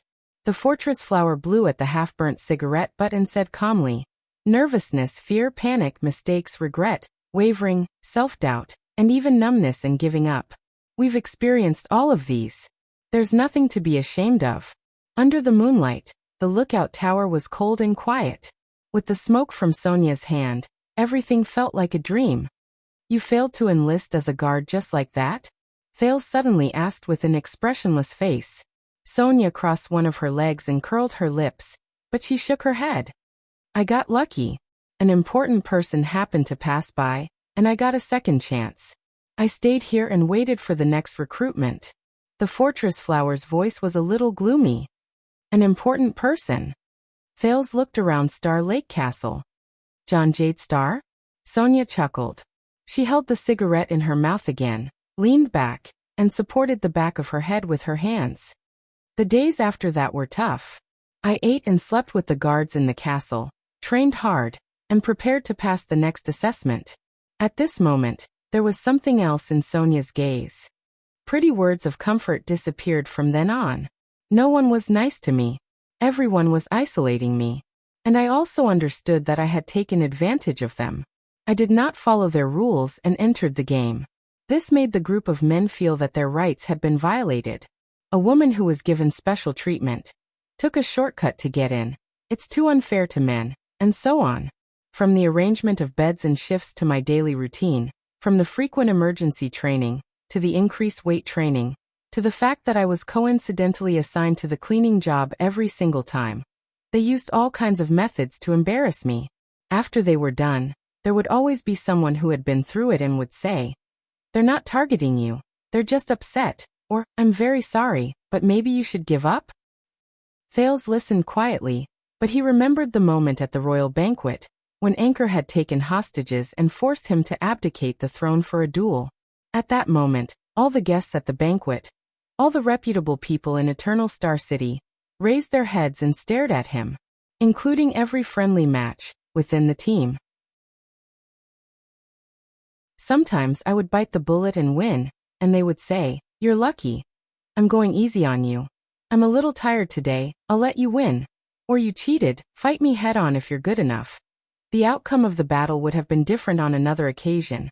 Or even, "You're definitely going to die if you fight with your life on the line. A real battle won't be that simple." Blah blah, and so on. Oh right, and my favorite line, "Winning against me doesn't prove that you're better than men. If you're good enough, go and compete with a stronger man." Sonia flicked the ash off her cigarette and chuckled. "Does every man say this? I call it a few sharing spells. Every time I beat one of them, they would say this. It's as if as long as I say this, the defeated guy would instantly share a few stronger men's bigger hands. He would then puff out his chest and regain his masculinity, turning from weak to invincible. A few sharing spells. Thales could not help but snicker. But his smile soon faded away. There are also people like this in my battlefield, aren't there? And when I lost, they would say in unison, "See, I told you so." This is perfectly normal. Generally speaking, women really can't beat men. That's enough based on your standards, it's already very good. Sonia's tone of voice dropped. At that time, everything was very depressing. Swordsmanship, combat, weightlifting, long-distance running, javelin throwing, archery. It seemed like I couldn't beat others in any of them. Especially those men who had received training, and even served in the military. I didn't have their strength, speed, explosiveness, physique. These are the things that people usually compete against in sports competitions and night duels. I didn't have everything they were proud of. A dark cloud blocked the moonlight, leaving the teenager and the woman in darkness. Both of them were dejected. But you won, Thales said softly. In this unfair rule. Sonia was silent for a long time before she took a deep breath and slowly exhaled the smoke from her nose. I didn't win. I just survived. The fortress flower's unfocused gaze slowly became focused again. As the days passed and the next recruitment date approached, I was so disheartened that I almost gave up on myself. Then someone asked me, "Why, Sonia? Why are you on their chessboard?" When he heard this, Thales looked up. Their chessboard? Sonia smiled and nodded, as if she had thought of something happy. I was asked, there are many ways for soldiers to fight, and there are also many ways to kill people. Why must we learn from them to use muscles, physique, strength, and explosiveness? Why must we learn from them to make a ruckus all day long? Why must we pursue their pursuit of strength, boorishness, domineeringness, masculinity, and aggressiveness? Why must we use it as a standard to prove ourselves? Why should we learn these things from them and compete with them? Thales narrowed his eyes. Sonia sighed. Because, I said foolishly at that time. Because these things are useful, because the officer said that these are things that are competed in the tournament, things that have been tested by history, and are also things that every soldier on the battlefield needs and are good things. When she said this, the fortress flower chuckled. That's because the earliest tournament was only for men, I was told. So, of course, they have to compete in the things they are good at. When have you ever seen them compete in childbirth? Thales' expression changed. And soldiers need these things not just because these things are good. Sonia sat cross-legged. She even forgot to smoke and let the cigarette burn slowly in her hand. That person told me, it's because they are already soldiers and they are used to, and are good at these things: strength, boorishness, domineeringness, masculinity, aggressiveness. Most of the time, they only use these things, so these things become useful and good. They are then passed down to the later generations. As more and more people use them, fewer and fewer people doubt them, and everyone tacitly agrees that this is common sense and truth. Sonia was in a trance as she recounted, as though she had returned to that moment many years ago. Because this is the tournament they control, the battlefield they define, and one of their most cunning tricks is to allow you to participate in the game, then defeat you in these rules and events that do not allow you to be doubted, and then tell you, look, you didn't win, you can't do it. Thales subconsciously said. But, however, the fortress flower did not allow him to continue. She continued. So Sonia, why is it that you are already at a disadvantage in the chessboard that men are all too familiar with and have dominated for thousands of years? If that's the case, why? Why do you have to follow the rules they set, the tournament standards they are used to, the survival principles they set, and the habits they are all too familiar with?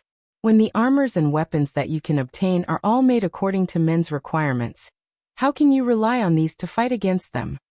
Why do you have to follow the rules they set, the tournament standards they are used to, and the survival principles they set? Thales' gaze gradually drifted away.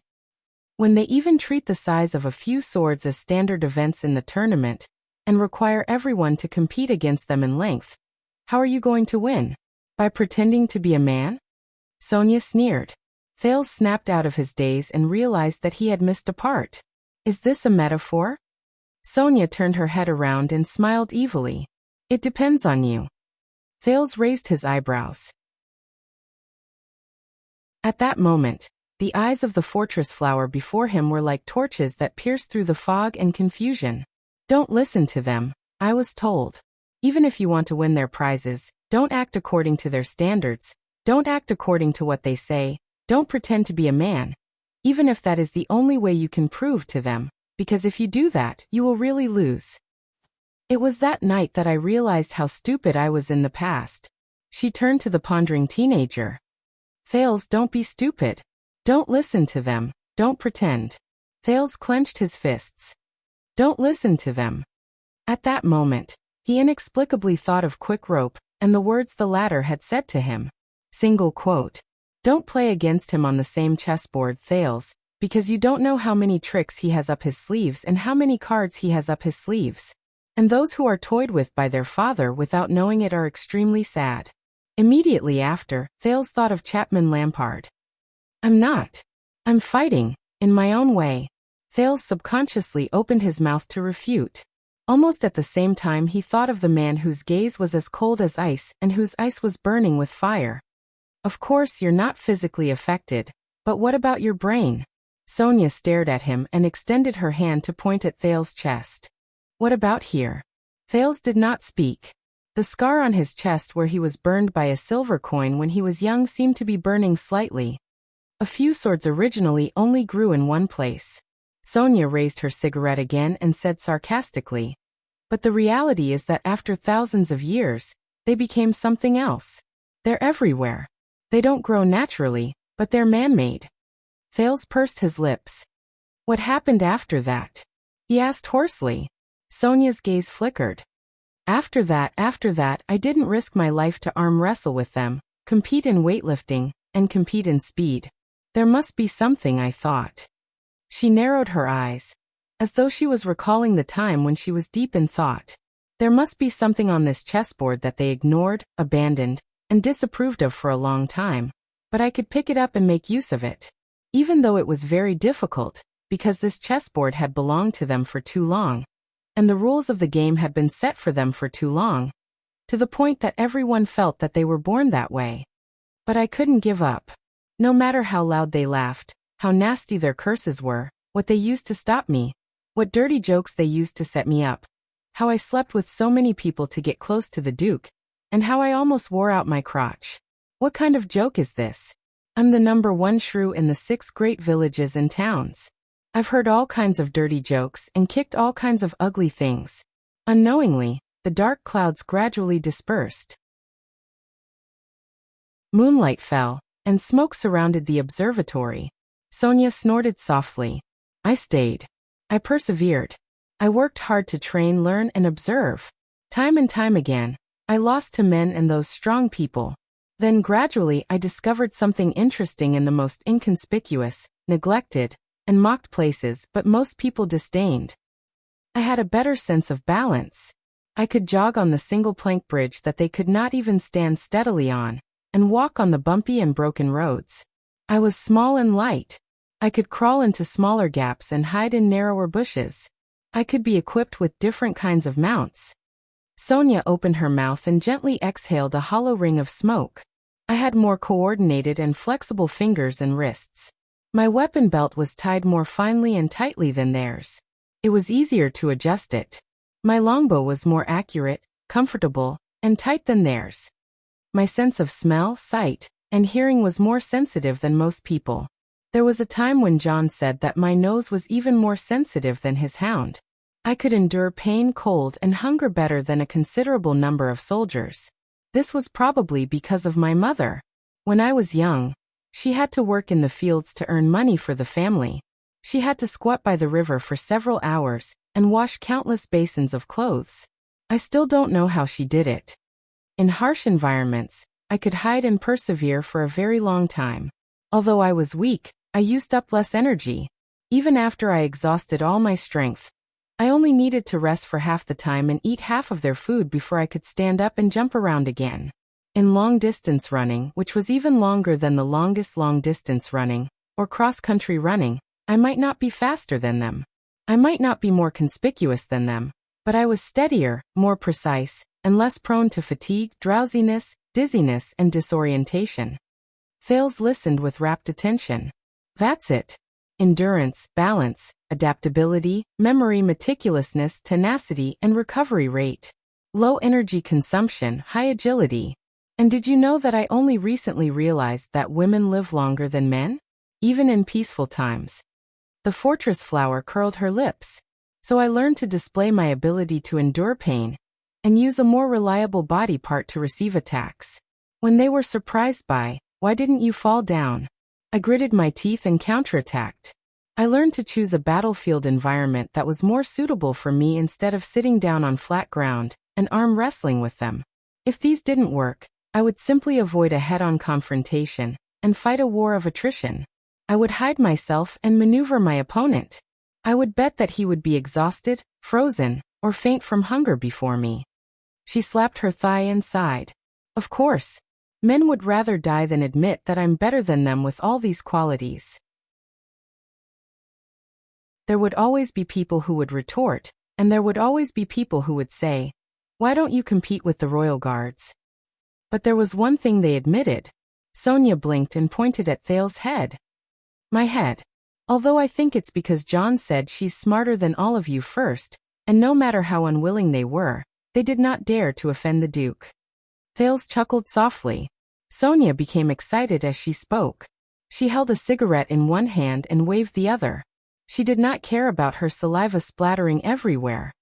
You know, people always think that men are smarter, more rational, calmer, better at hiding their emotions, more determined and rational, while women are slower, less rational, weaker, emotionally unstable, and only know how to be hysterical. But in my long military career, I have never noticed this. You know, almost every soldier is hot-tempered, easily angered, and impulsive. They can't help but want to masturbate or get into a fight if they haven't been forced to do it for 3 days. They don't seem to be any better than women. Sonia shook her head. I don't know where the conclusion that men are more rational came from. From men, Thales suddenly said. You know, the more lacking something, the more they want to brag about it. Sonia was stunned at first before she burst out laughing. Wait, aren't you angry when you hear this? The fortress flower put away her laughter. When most men hear this, they will become angry out of humiliation, deny it, and stomp their feet in anger. At the very least, they will pretend to be serious and say that they can't overturn a boat full of people. Thales shrugged. Isn't that exactly what you want? Men are not rational. Oh, sh*t, you're really quick on the uptake. Sonia frowned. If I mention this again in the future, someone will definitely retort. Look, Prince Thales is also a man, he is very rational. There is no need for that. Thales politely waved his hand and leaned back. I don't plan to share a few. Sonia laughed heartily again. She raised her head and looked at the bright moon surrounded by stars. Her words were filled with emotion. In short, I make use of my strengths to make up for my weaknesses. I am me, and I want to do my own thing, not do what they want me to do according to their standards and pointlessly prove to them that I can be a man. Thales suddenly felt that the bone ring in his lapel did not seem so heavy anymore. Did you pass the guard's assessment? At that moment, Sonia's smile faded away. When I was waiting for the next chance to try and overturn the rules, the assessment came early, unexpectedly. The fortress flower stood up and took a deep puff of her cigarette. A group of bandits entered the Wang family's hunting forest to settle down. The Star Lake guards brought new recruits to suppress the bandits, but the information was wrong. Those were not ordinary bandits, but the advanced scouts of the rebel army of Blade Edge Hill. Her words sounded a little desolate. We were held back in the forest for an entire month, and we suffered great losses.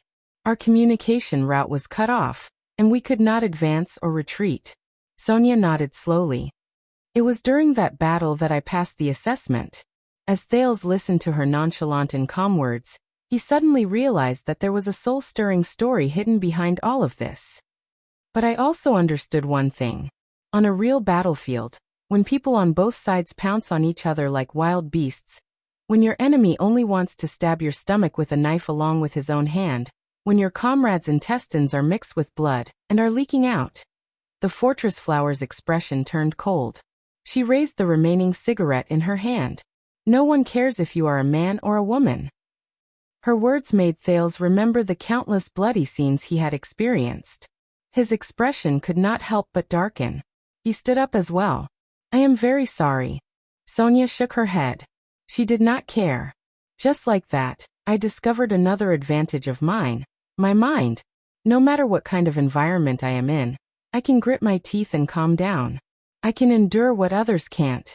I can force myself to think, to summarize, to consider the situation of the battlefield, where each of our teams are, what condition everyone is in, what the enemy might do next, what we should do next, and what we should do next, to make a more beneficial and rational decision. Thales' expression was strange. But I remember that you said before that you only fought blindly in Broken Dragon Fortress? Sonia chuckled and slapped her thigh. That's why I don't have a few. Thales was stunned. He was momentarily speechless. There's another example. During the Bloody Year, we were caught in a tug-of-war with the Extettians along Shepherd's River. Bloody Year. When Thales heard this term, his smile faded. Araka and his Fury Guards were the vanguard. They fought without regard for their lives and were not afraid of death. They dared to fight against Extet's army in the field. Countless Northland warriors died in his hands. The kingdom's wrath became famous in the Western Peninsula. It was said that even King Nuvan's first question when he woke up every day was, "Is Araka Murch dead?" The fortress flower shook her finger and pursed her lips. Just as Araka's name became more famous and more constellations died, they became more desperate and fanatical. Your father even wanted to recruit young soldiers into the army and perish together with the Northlanders. At that time, I calmed down. I thought, we can't do this, and then I went and did something. What was it? Sonia took a deep breath. Before Araka's method of exchanging one-for-one Mad Dog killed him and his subordinates, I bypassed the main battlefield and went deep into the enemy's rear. I suddenly found the northern territory occupied by the Extettians. I recaptured Cold Castle.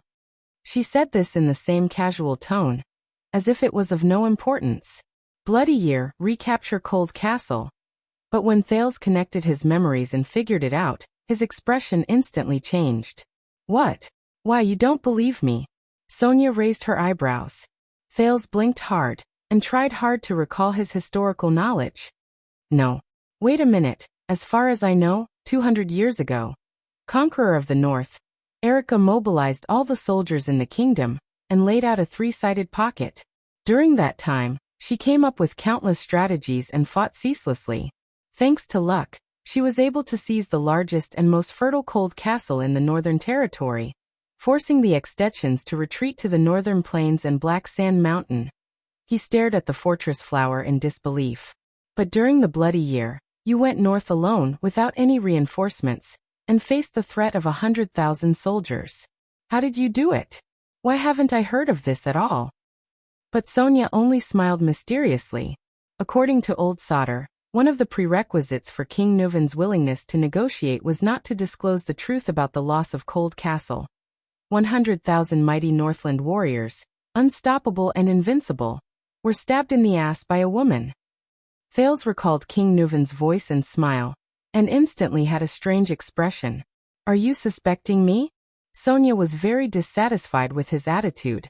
Hey, why do you think that arrogant Valorund has been so respectful to me for the past 10 years, and has never been short on supplies?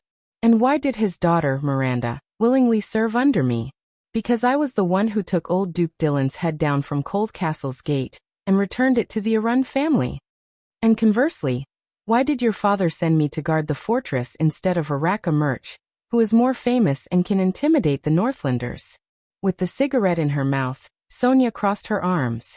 Could it be because I'm good-looking? Thales pondered and nodded. You are indeed good-looking. In that instant, Sonia's expression froze and the cigarette fell from her mouth to the ground. Thales came to his senses and quickly explained.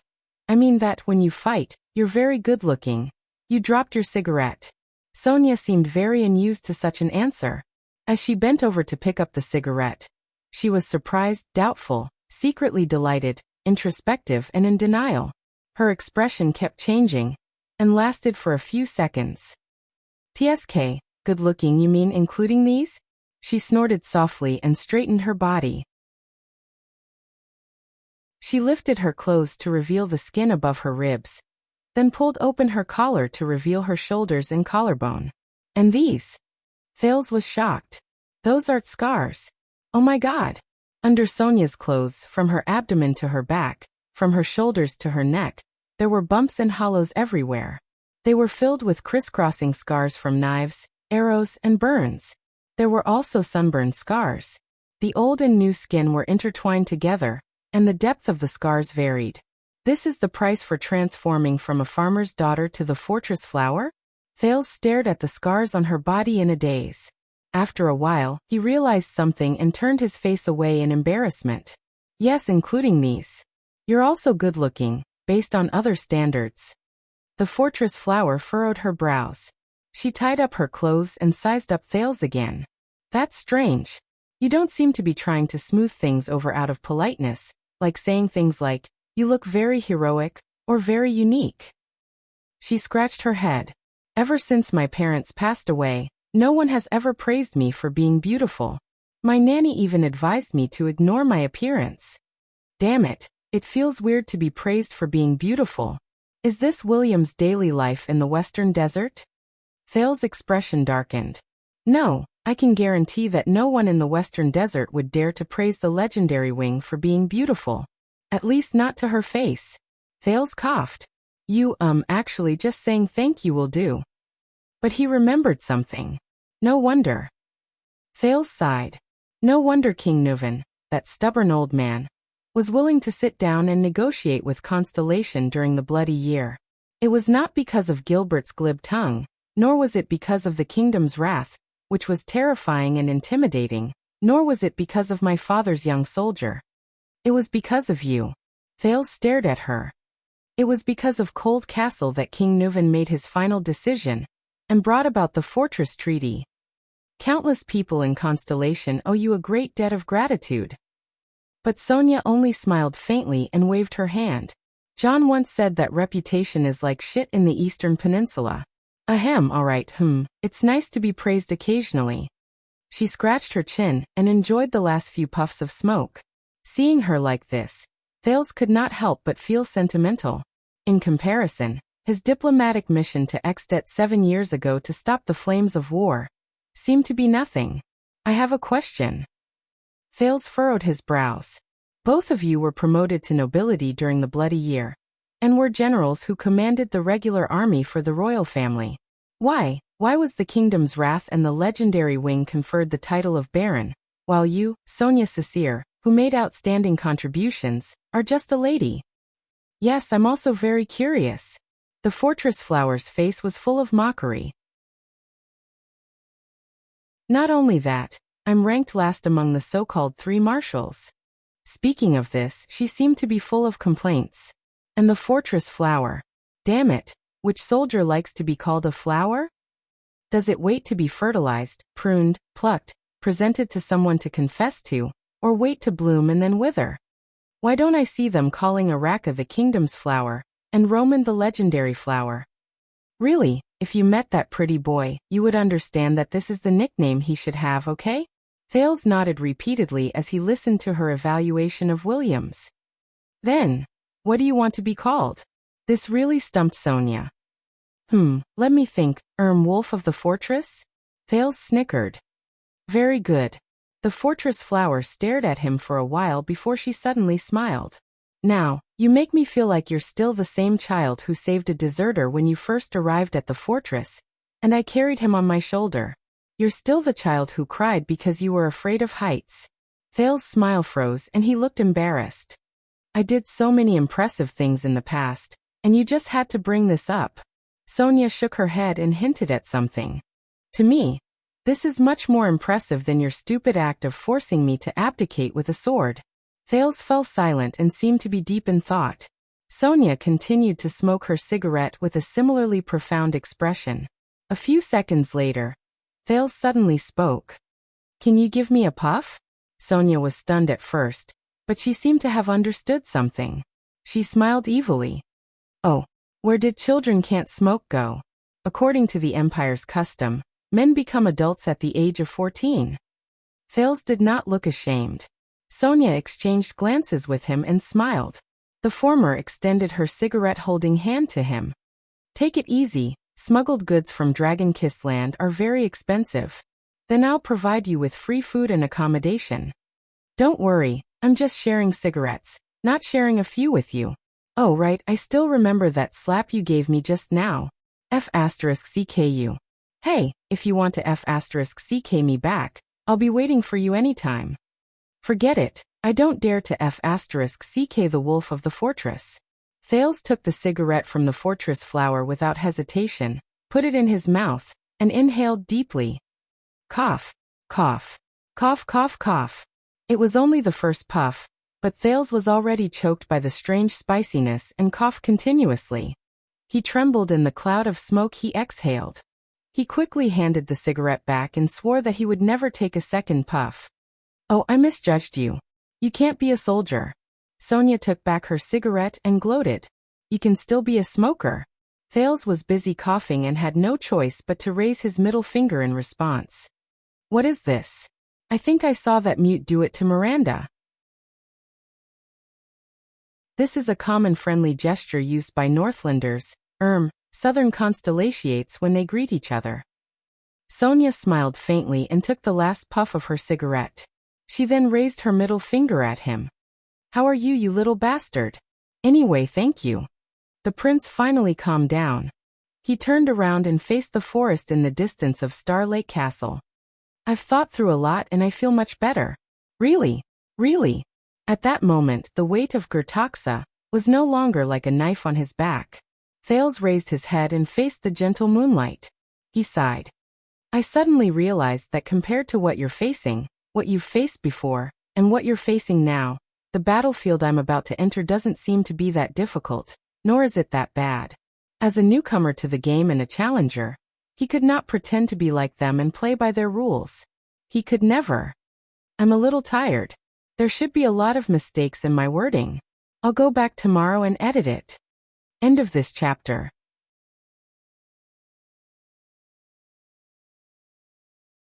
Chapter 646.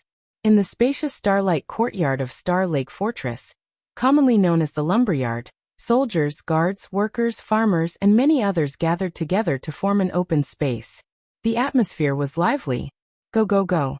Give her a good one. Yes, that's it, float. Wow, that's a good fall. It's okay, believe in yourself, lad. Get up and continue beating her up. Io, your sword is so soft. Are you always like this? Are you having too much fun? Or are you hoping for your wife to cheat on you? In the center of the open space, Miranda Arun's figure moved agilely between two warriors. She was engaged in an unfair 1-versus-2 duel with the guards of the Star Lake Guards, Ness and Bastia. As usual, the young vanguard trainee attacked like a tidal wave, and became more courageous as the battle progressed, while the Iron Tower-like guard officer stood firm and impenetrable. And what's that, an iron bucket or an iron tower? On the wooden watchtower, the fortress flower Sonia leaned against the railing and leaned half of her body out. She waved her arms enthusiastically and cheered for the battle below. Don't just stand there. Pick up your hammer and hit her head with all your might. That's right. What, that's it. Does it get into a pit when you pee? In the storeroom on the second floor, Thales sat by the window and watched the battle with great interest while oiling and maintaining the ancient sword Sentinel. He quickly realized that although it was 1 against 2, Miranda was the one leading the battle. The swordswoman of the Arun family deliberately instigated Ness to continue attacking to deplete his stamina, while forcing Bastia to act as her shield to block Ness's blazing attacks. Unfortunately, Ness and Bastia's teamwork was not smooth, and their hands and feet were tied. There was no sign of the advantage of a two-man pincer attack. Just like that, Miranda skillfully controlled the pace of the duel, and as the battle progressed, she became more and more proficient. She's different. The feedback from Hell's senses allowed Thales to make a judgment.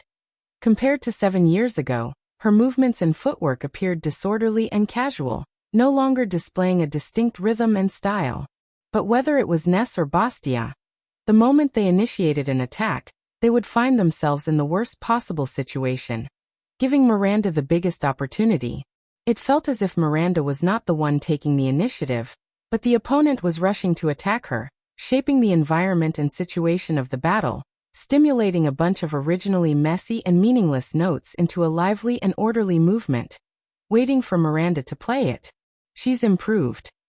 Thales stopped what he was doing, and was slightly lost in thought. 7 years ago, her movements clearly showed the style of the Northern offensive and defensive.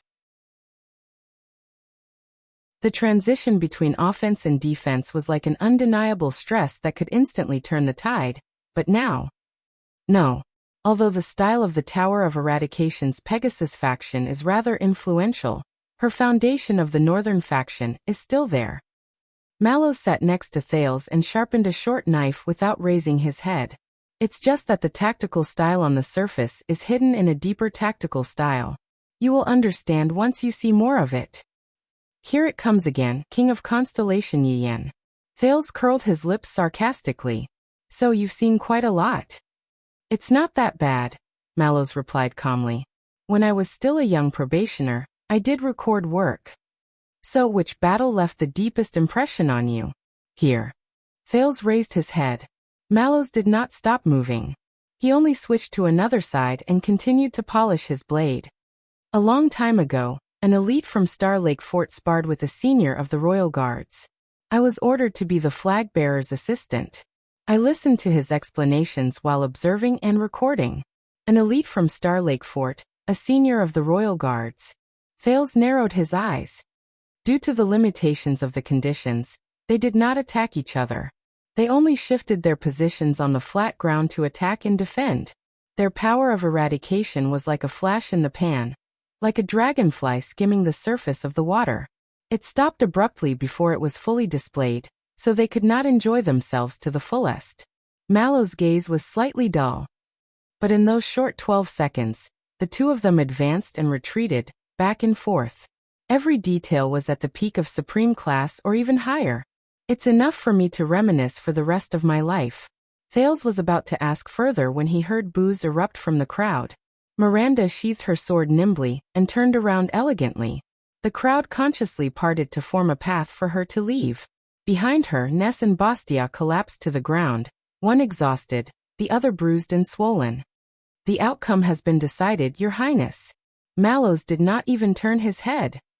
Now follow the essentials I taught you and focus on maintaining your weapon. Order was restored on the training field. Everyone returned to their positions. Those who practiced, and those who were on duty. Only in a small corner, a few Star Lake guards were still gathered together in a heated discussion. They were not satisfied with this exciting and asymmetrical battle. Quick, quick, quick. The outcome has been decided. Those who bet must accept their losses. Doyle squeezed through the crowd with a righteous look on his face, but he flashed a coin pouch under his elbow. Before Mallows comes down, don't try to cheat. I remember who bet how much. Damn it. Losing when it's 2 against 1. How unlucky. Vladivostok painfully counted a few coins and threw them into Doyle's coin pouch.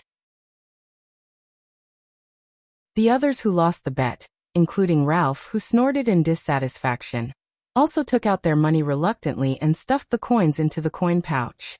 I know she's in Broken Dragon Fortress and belongs to the Fortress Flower. Paul Bosdorf, the son of the Count of Black Lion, calmly handed over a gold coin. But I didn't expect, you don't have to keep the change, that she's fighting 1 against 2, and she's actually not at a disadvantage. You bastards, how did you know to bet on her? Korsta asked in annoyance. It's obvious that she's killed before. Her sword is stained with a lot of blood. At the front of the team, Glover rejected the coin that Doyle handed over. He looked at Miranda's receding figure with a sharp gaze, eager to fight. Quite a lot. Chief Miranda's swordsmanship is quite profound. I've experienced it before. But gambling is still wrong. Waya looked around nervously. I don't know the Arun family's girl, but I saw Old Kong bet on her, so. Logistics Officer Praka shrugged. Actually, I don't know Miss Arund either. But when the Fortress Flower let them fight 2 against 1, I knew that Ness would lose. Don't ask me why. Commodore, who was on the winner's side, coughed. When he saw the dejected Ness walking over sullenly, he immediately went up to console him. Hey Ness. You fought well, just a little unlucky. Keep up the good work. Oh yeah, I'll treat you tonight. Doyle, who pretended to be indifferent from the waist up and happily counted money from the waist down, was the shortest. Prince Thales is up there, staring at that girl. Everyone looked at him. What's wrong? Doyle raised an eyebrow and hurriedly put away the money pouch, as if it was a matter of course. This is very telling. All right, His Highness is finally paying attention to women. Everyone hissed in disdain. You'd better not let His Highness or Miss Miranda hear that. Waya sighed and shook his head. I'm speaking from experience. Of course. Doyle confidently weighed the money pouch in his hand. He was in high spirits. In the storeroom on the second floor, Thales, who had already heard this through Hell's senses, turned around indifferently. Thor, how many people in the Starlake Guards do you think can defeat Miranda? I don't know. Why Thor? Tormund's nickname, take a guess. Nicknames have to be agreed upon by the person herself. After all, the people in the Starlake Guards have never fought against Misarun directly, and battles are also affected by the environment. Mallows was meticulous in his sharpening of his sword. In terms of one-on-one duels in the arena, I dare say that Glover and Doyle, who have undergone strict knight training, can take on Misarund. Thales raised an eyebrow. Did is he that fierce? Mallows did not answer. He only twitched the corner of his mouth. But if Doyle were to encounter Misarund in a battle of life and death in the wilderness, the watchman put down the sharpened blade and cleaned the crumbs on the table. I hope she'll be merciful and give him a quick death. That exaggerated? Thales frowned, but he rolled his eyes. What about you? You against Miranda? Mallows took out the oil to protect his blade and smiled when he heard that. Misarund and I, it's 50-50. Wow, Thor, you have such a long face. Pardon me? Oh, my face is long. I mean literally. Your Highness, I'm even more curious about what you mean by literally. Don't. You must know that curiosity killed Thor. Thank you for your teachings, Your Highness. I dare not forget it. Thales snorted mockingly, but in the next second he suddenly said, Did you know he was coming? The question caught him off guard.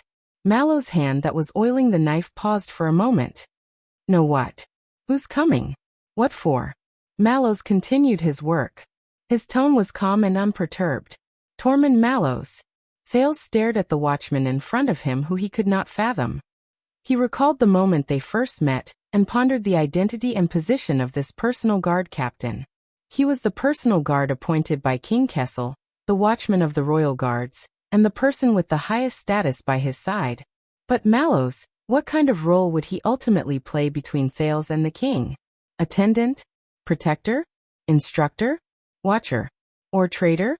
Thales stared at Mallows for a long time and finally shook his head. Nothing. Then, do you know what I'm going to do now? Mallows' expression did not change. He was unperturbed. Sharpen the knife. You have to learn how to take care of your weapon. Looking at him and listening to his ambiguous answer, Thales could not help but sigh. He handed the oiled sentinel to Mallows for inspection. All right, Thor, let me ask you this. Who can you trust in the current Starlake Guards? When he heard this nickname, Mallows sighed as well. He took the imperial sword and helplessly checked Thales' maintenance. People I can trust. Why are you asking me this? Thales raised an eyebrow. Because I'm the one paying your salary? In the face of Thales' answer that changed the focus, Mallows clearly wanted to probe further into the question of whether he was the one paying his salary or his father, but the Duke's covetous gaze made him give up on the idea. The watchman raised his head and sighed. People I can trust? Your Highness, are you saying that I can trust that they will bow down and work hard without complaint? Or that they will go through fire and water without hesitation? If it's the former. Mallows swung his long sword and his expression became stern. The Starlake Guards are carefully selected elites among the royal guards. Most of them have the title of royal knights, and they are all heroes. Nodding and bowing, working hard without complaint, every single one of them was a hero. Relying on the guards under you whose defense is practically non-existent, and who can't even notice that the prince is being beaten up on the balcony? Thales nodded. His expression was rather thought-provoking. What about the latter? Oh, Mallows instantly regained his indifference. Toledo, Tang Xian, and Sephanov from the command division are my old subordinates. Glover from the Vanguard division is all right. Maybe there's also Morgan. Morgan, that old soldier with a sour face all day long? Where did he serve in the past? Throat cutter guards from Blade Edge Hill. Yes, there aren't many times when he's not angry, but fortunately, he's not responsible for warming your bed. Warming my bed, really? In the guard division, I can pick out Bastia and Korsta. Doyle can also be considered a bonus. Doyle counts as well. Forgive me for being dull, but I can't tell if you're frightened or surprised. Other than that, Vincenzo Itariano from the Logistics Division can be used, and Francisco Capone from the Punishment Division. As he muttered these names, Thales scratched his chin. Among your old subordinates, Attendant Casso and the Mute. Thank you, I know his name is Ralph. Are both good. Willow is fine too, just don't let him do anything that requires him to use his brain. In fact, don't let him do anything other than throwing his life away. Just these few people. But we're going to take down Jade City. How reassuring. Thales counted with his fingers and was all smiles. That sounds great. Then is there anyone who, what if, the kind of person who would raise the flag and rebel for their master, and isn't afraid of losing his head?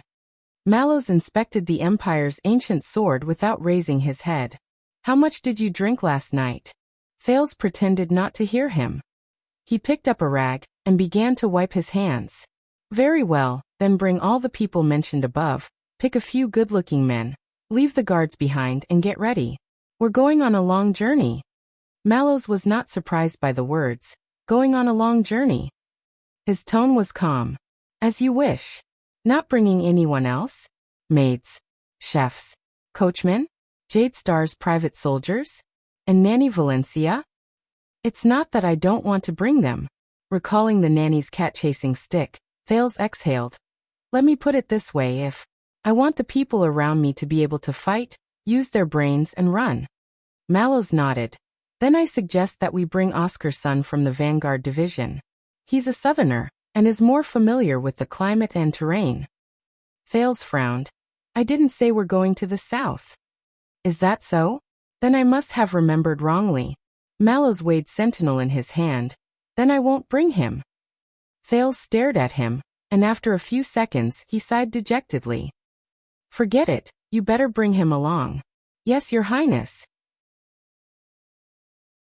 Mallows twirled his sword and put Sentinel back into its scabbard. Then this martial arts lesson ends here. You've done a good job in maintaining your sword. I mean, the thickness is still a little uneven, but at least you're starting to get used to it. Thales stood up to receive his sword, but paused the moment his palm touched the scabbard. I realized that I missed a question, Tormund. Thank God. Mallows was glad that he did not call for Thor. I'll be happy to answer, Your Highness. Thales raised his head and looked straight at Mallows. Is this scabbard useful? Mallows frowned slightly. Thales pointed at the scabbard with Sentinel in it and said meaningfully, after all, since ancient times, swords cannot escape from their scabbards. Mallows was silent. His fingers stroked the scabbard. It looks like good leather, but you'll know when you use it. But Thales stared at him. Then I'll be straightforward. Among so many people in the Royal Guards, can I trust you, Tormund Mallows? Mallows' gaze sharpened. At that moment, the two people in the storeroom stood opposite each other. Both of them extended their right hands and held up the ancient sword, Sentinel, which lay horizontally in the storeroom. Mallows was expressionless. He was silent for a long time. Finally, he gently loosened the scabbard. Perhaps you should ask me in return. Can you not trust me? Thales stared at him for a long time, let out a long sigh, and took Sentinel. I hope that your skill with the sword is as good as your skill with sarcasm, my dear head of the personal guards. Then you've underestimated me. Oh, could it be that your swordsmanship is actually not bad, but you're hiding it? No, I mean I haven't even used half of my skill with sarcasm. Thales pursed his lips and was speechless. Coincidentally, I also have a question to ask you. Mallows turned around, put away the short knife he had sharpened on the table, and inserted it into the scabbard in front of his chest. When you have a rendezvous with someone late at night, you don't like to go through the front door, and would rather climb over the window. At that moment Thales, who was holding Sentinel, froze. Mallows narrowed his eyes and crossed his arms. I remember telling you that the air corridor will turn you into a meat pie one day? Thales widened his eyes and used all his strength to blink. I don't really understand. Oscar and Doyle were just sentries in the open, Mallows said calmly. When you met the Fortress Flower, Lady Cecere, Itariano from the Command Division was on a hidden sentry duty in a deeper area. He saw all of you clearly through his binoculars and immediately reported everything to me. F***ck. He really knows he's not lying to me. Thales was exasperated in his heart. Mallows snorted softly. Wait a minute, Your Highness. You wouldn't be so stupid as to think that the defense of Star Lake Castle is useless, right? Who knows? Right, little dummy? Thales came to his senses and coughed. Of course not. Well, I know that all of you are nearby, so I'm not worried.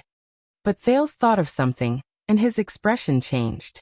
Wait, so all of you must have seen Sonia attack me, but you did nothing? Attack? Mallows looked nonchalant. I'm sorry. You're so famous that we all thought that was your new trick. This pen is so annoying. Thales resisted the urge to roar. Why do I have this feeling that one day, I will be killed because of you? In fact, Your Highness, I think this should be my line. If it is, then that's great. Thales smiled sarcastically, waved his hand and turned around. All right, that's the arrangement here. Next, he would head to South Coast. So, Your Highness, in the future. All right, I got it. I won't climb walls anymore. I swear, the next time I want to play with women, I'll walk out of the front door openly, beating drums and gongs. I had Tang Xian pull the safety rope outside the window. Mallow's voice rang behind him. Next time before you climb walls, remember to tie it up first. Safety rope. Thales' waving hand stopped in midair. He turned around in a daze. Safety rope? Torment you. Mallows sighed softly, feeling helpless.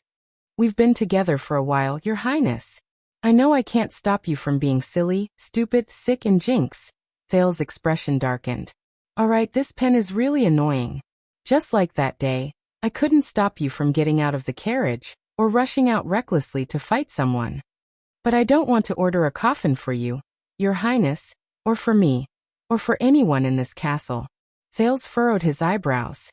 So, before you go on this long journey, if you can be merciful and take pity on us. Mallows crossed his arms and pointed outside the window with his thumb. Safety rope. Mallows nodded lightly, turned around and left. Staring at his back, Thales felt complicated for a moment, and did not know how to react. Thales lowered his head and looked at Sentinel in his hand. The size of the scabbard was just right for holding in his hand. It should be the same when I unsheathe the sword? Thales took a deep breath. Hey! Thales called out to Mallows. After returning from Renaissance Palace, I haven't had the chance to say it, but thank you, Thor. Damn it. Mallows sighed in his heart. Why did you change the way you address me?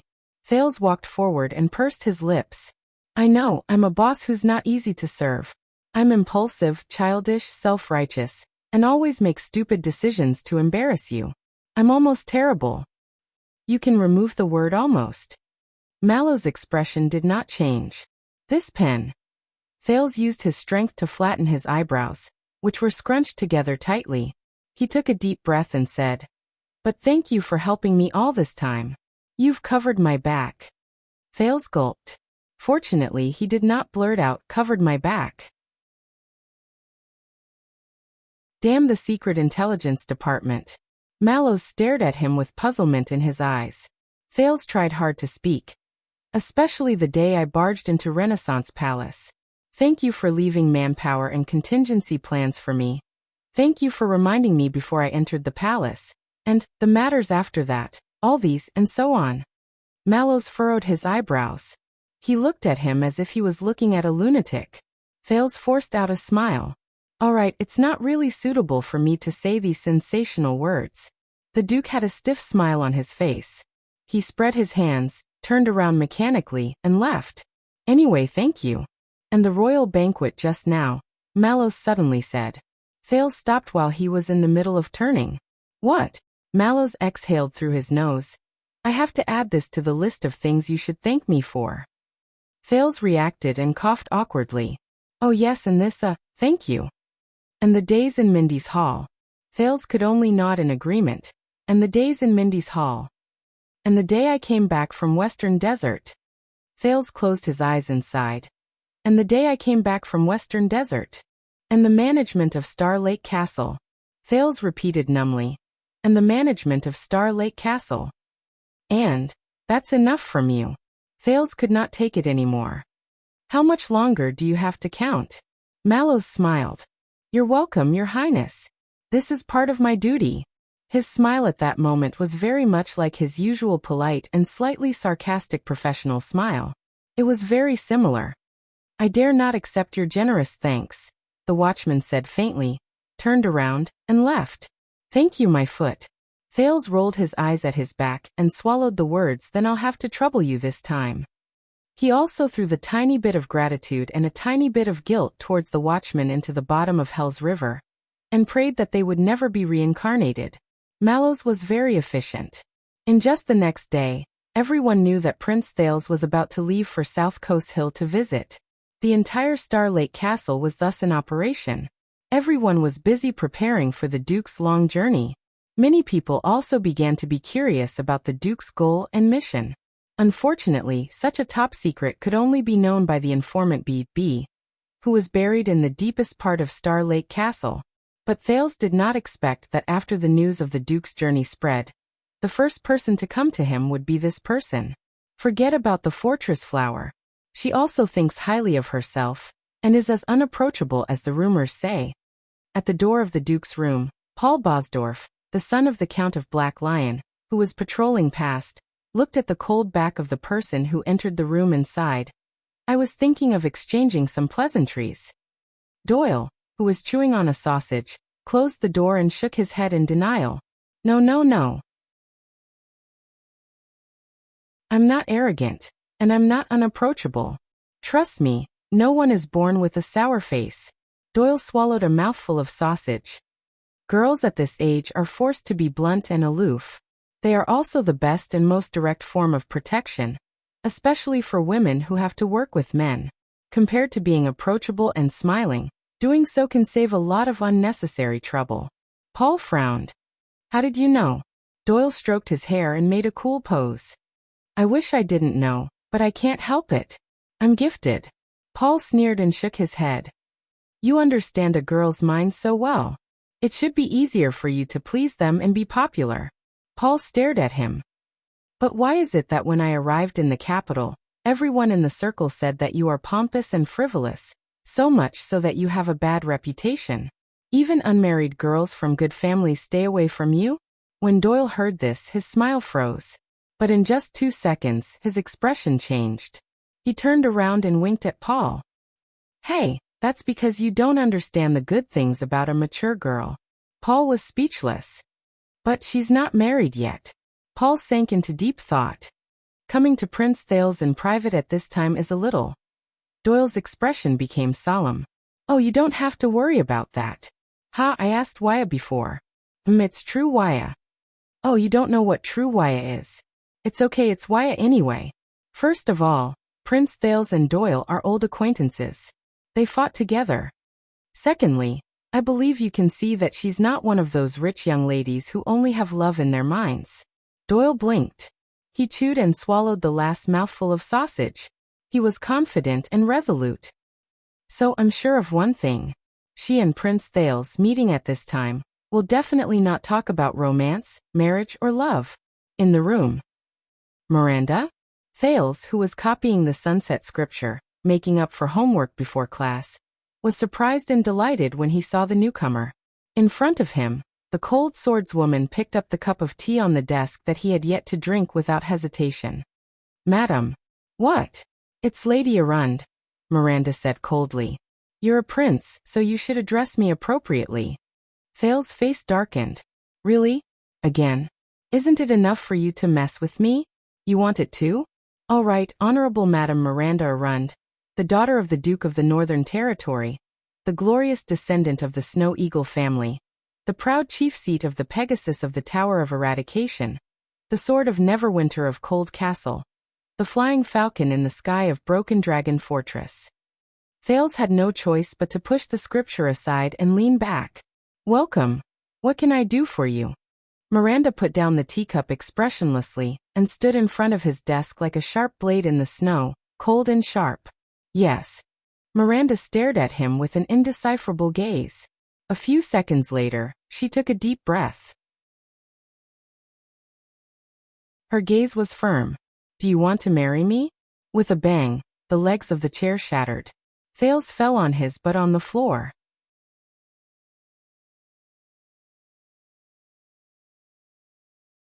Chapter 647. Thank you, I'm fine, it's okay. It's just that I have to. Damn it, this chair was just ordered not long ago. Thales held Miranda's hand and used it to struggle up from the broken chair.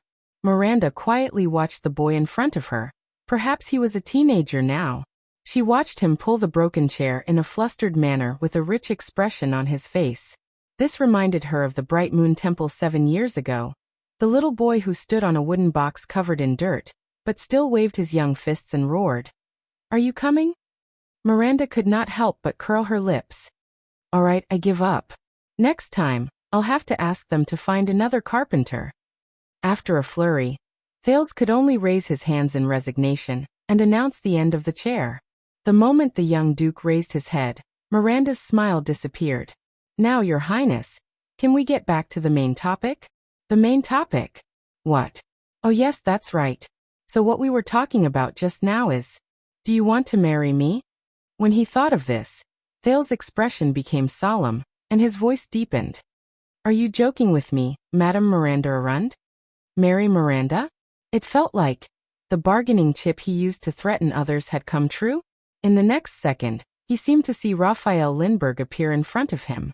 His eyes were glowing red, and he sneered maliciously. This made Thales' expression tense. In the face of the tense Duke, Miranda's expression remained the same, and she was as calm as ever. No, this is not a joke. Even if it is, it's not funny. Looks like you know it too. At that moment, countless thoughts flashed through Thales' mind, including, she's working with that Baron Bone boy to take revenge on me. He took a deep breath and straightened his back. All right, if it's not a joke, then my suggestion is, I'll look for Grandmother Valencia and Mallows, and maybe Stone from the logistics division. We have to hold a meeting to discuss the livelihood issues around Star Lake Castle, especially the quality supervision of traditional handicraft products. We'll also deal with this chair, or what's left of it. Miranda did not speak. As for you, Madame Arund from the standing military camp of Broken Dragon Fortress, as a typical example to promote the closeness between the army and the people and the Central Northern Territory, go to the kitchen and order a cup of mate tea, then. Thales waved his hand and pointed resolutely at the door. Come find me when you're sober. What a joke, I'm in an important position with heavy responsibilities on my shoulders. I have to attend to a myriad of affairs every day, not to mention the end of the world and the pain in my tailbone. But Miranda did not leave. Instead, she scrutinized Thales from head to toe, as if she was inspecting goods. But you haven't answered me. The swordswoman's tone was cold, and her gaze was aggressive. You, Thales Jadestar, do you want to be my husband? Fuck me, no. Thales took a deep breath and kept reminding himself that he was now the Duke of Star Lake. He had to maintain his manners and grace, and pay attention to the rhythm of his speech. I'll King be your sister. Miranda was stunned and did not understand. But in the next second, Thales grabbed the swordswoman's arm and pulled her to the side. Are you crazy? Thales lowered his voice and looked at the door warily. I'll marry you? Do you know that saying this will cause a huge uproar? Jadestar and Arund, Renaissance Palace and the Northern Territory, the relationship between them. Do you know what will happen to the people outside if they hear what you say here? Do you know who is in charge of collecting and handling information and public opinion in the Kingdom Secret Department? Miranda looked at him. Her expression did not change, but she slowly loosened her grip on the hilt of her sword. You're the same as before, Your Highness. The swordswoman replied with a cold snort. Once you're nervous, you're especially talkative, and you say crazy things that no one else can understand. I'm nervous? I'm talkative? That's because you haven't seen the prince's ass. Thales' expression was originally cold, but when he looked at Miranda, he remembered how they went through life and death together, especially when he remembered her life experience and her father's misfortune. He could not help but sigh. All right. Thales pulled her to the window, as far away from the door as possible. Then he exhaled impatiently. Tell me what happened. Is it the anniversary of our breakup, or is it a revenge affair? Are you in such a hurry to find a new lover? Miranda stared at him carefully and frowned. Hey, don't tell me it's Mr. Raphael Lindbergh who secretly went to Red Street Market to flirt. Thales clapped his hands and said sarcastically with great comfort. In the end he left behind records and witnesses, and you found out that you wanted to break up? When she saw Thales deliberately changing the topic with another name, Miranda snorted coldly. This has nothing to do with him. Thales shrugged. Of course. Sorry, it's my fault. I forgot that you're an independent girl, so no matter what happens, you won't use other people's mistakes, especially your ex-boyfriend's, to punish yourself, and you won't trouble others. But Miranda's expression turned cold. She took out a letter and a portrait from her bag, and stuffed them into Thales' arms. It has something to do with you. Thales was stunned. He lowered his head and opened the letter in his arms. This is a greeting letter from you personally. Miranda said disdainfully. Not only did the letter describe in detail the 700 years of friendship between the Jade Star and Arun families, it also included many people who were of equal social status, and were a match made in heaven. It also praised my family's reputation, appearance, and achievements. It even kindly inquired about my health and mental state. Finally, it quoted an ancient love poem to express your longing for me, and lamented the loneliness of being single for so many years. It also asked for a recent portrait of me in the letter. At that moment, Thales froze on the spot. His previous endless dignity and coldness instantly turned into embarrassment and embarrassment. Well, maybe it's just a daily. Miranda ignored him and continued to speak. Scholar Alpasoni said that according to the kingdom's tradition, this is in fact a marriage notice. Thales gulped unnaturally. Actually, it's not that. Then, of course, Lord Bustamante removed all the polite words and rhetoric, and helped me summarize a sentence. Miranda glanced at him from the corner of her eyes. Do you want to mate? It's really my problem. Thales put down the letter with an expressionless face. The room became completely quiet.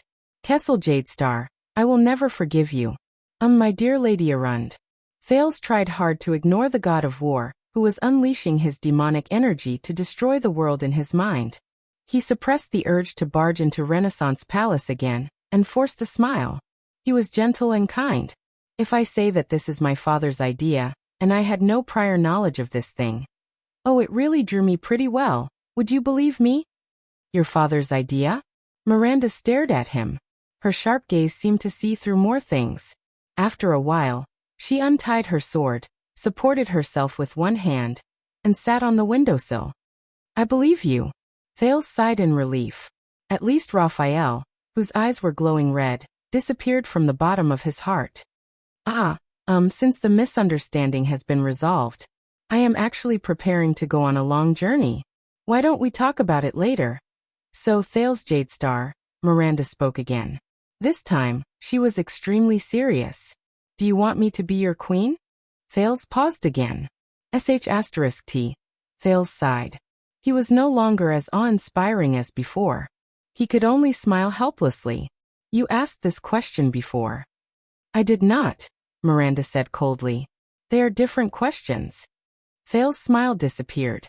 It seemed that at this moment, everything was different. Which part is different? Thales leaned back and sat on the desk. Is it mine or queen? Miranda sized him up for a while before she snorted and shook her head. It's a pity. If our marriage was real, it could solve many problems, from the right to rule to the right to inherit. Thales fell silent. It can solve many problems. The key is what problems? You don't want to sit there. Thales looked at Miranda, who was leaning against the windowsill. He said gloomily, when the sun is at its hottest, a few cats are used to coming to my study to cool off. The food and water in those bowls are prepared to feed them, so that they won't push their luck and enter my room. Cats? Miranda frowned and saw a few bowls by the window. Thales crossed his arms and sighed. If they find out that their old place has been occupied, they, especially that cunning old black cat, will be unhappy. Then they will start to give me a headache. Miranda was silent for a moment. It's okay. That's why I'm carrying a sword. Thales furrowed his eyebrows. Sword? Isn't this a little too cruel? Will it be crueler than the problem you encountered at the royal banquet? What happened? Thales took a deep breath and said seriously, well, Madame Arund, What I just said was not a political metaphor, but a literal meaning. There will really be cats wandering around here. Miranda was stunned. After this interlude, the two of them once again fell into silence. Miranda spoke again. By the way, I went to the Sunset Temple a while ago and met Aunt Licia. Licia who? Miranda ignored Thales. Priestess Meljen was there as well. For the sake of your reputation, they asked me to bring some words that were not convenient to say to the prince directly. Priestess Meljen. Some words to say to the prince. Thales was shocked. I'm really writing. The prince subconsciously pointed at the copy of the theology lesson on the table. Tell her that she can hand it in tomorrow. Not that. Miranda glanced at him in disdain. She said seriously. Priestess Meljen said that the period for the internal investigation of the temple is almost here. If you show some understanding to Sister Nia, and don't want her to be so anxious that she has to rummage through chests and cabinets every day, quickly return the 3 books that were stolen from the Forbidden Book area. Forbidden Book area. Stolen. Thales originally heaved a sigh of relief, but his smile froze on his face. One of them is Arch Sea City Enlightenment Collection, and the other is Hidden Records of Exorcism. The last one is... Miranda took out a note. High Priestess Petruzzelli's top-secret notes. Wait, Petruzzelli, isn't he the Sunset High Priestess during the era of the Ascension King? The one who presided over the killing of children as an offering to the gods. Thank you. Thales snatched the note and forced a smile. I know now. Miranda pursed her lips. Aunt Licia also said that if you want to borrow some books next time, you don't have to be a thief. You can just say it directly. Don't worry, she won't tell your father. Thales felt as if his face was burning. The atmosphere became a little awkward. Then Miranda spoke to break the silence. I heard from Wuxia that you are going to the south for an inspection? Which Wuxia? Oh, you mean that Wuxia? Thales nodded and sighed slightly. Yes, it's obvious that everyone is busy with their work. Since even someone like me, who is known to be unsuitable for a house and home, has received it. I guess that quite a number of suzerains in the south have also received your, do you want to mate?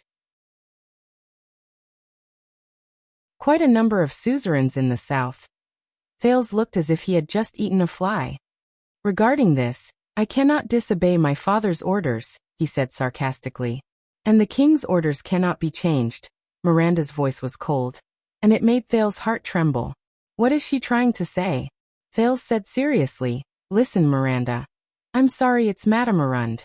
I'm very grateful that you came to see me, and I'm also very sorry that my matters have caused you inconvenience. But if there's nothing else, enough, I don't want to beat around the bush with you anymore.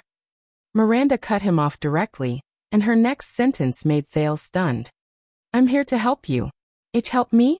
Please forgive me, I don't quite understand. Miranda glanced at him, and it was just a glance, as if she understood everything. But it made Thales very anxious.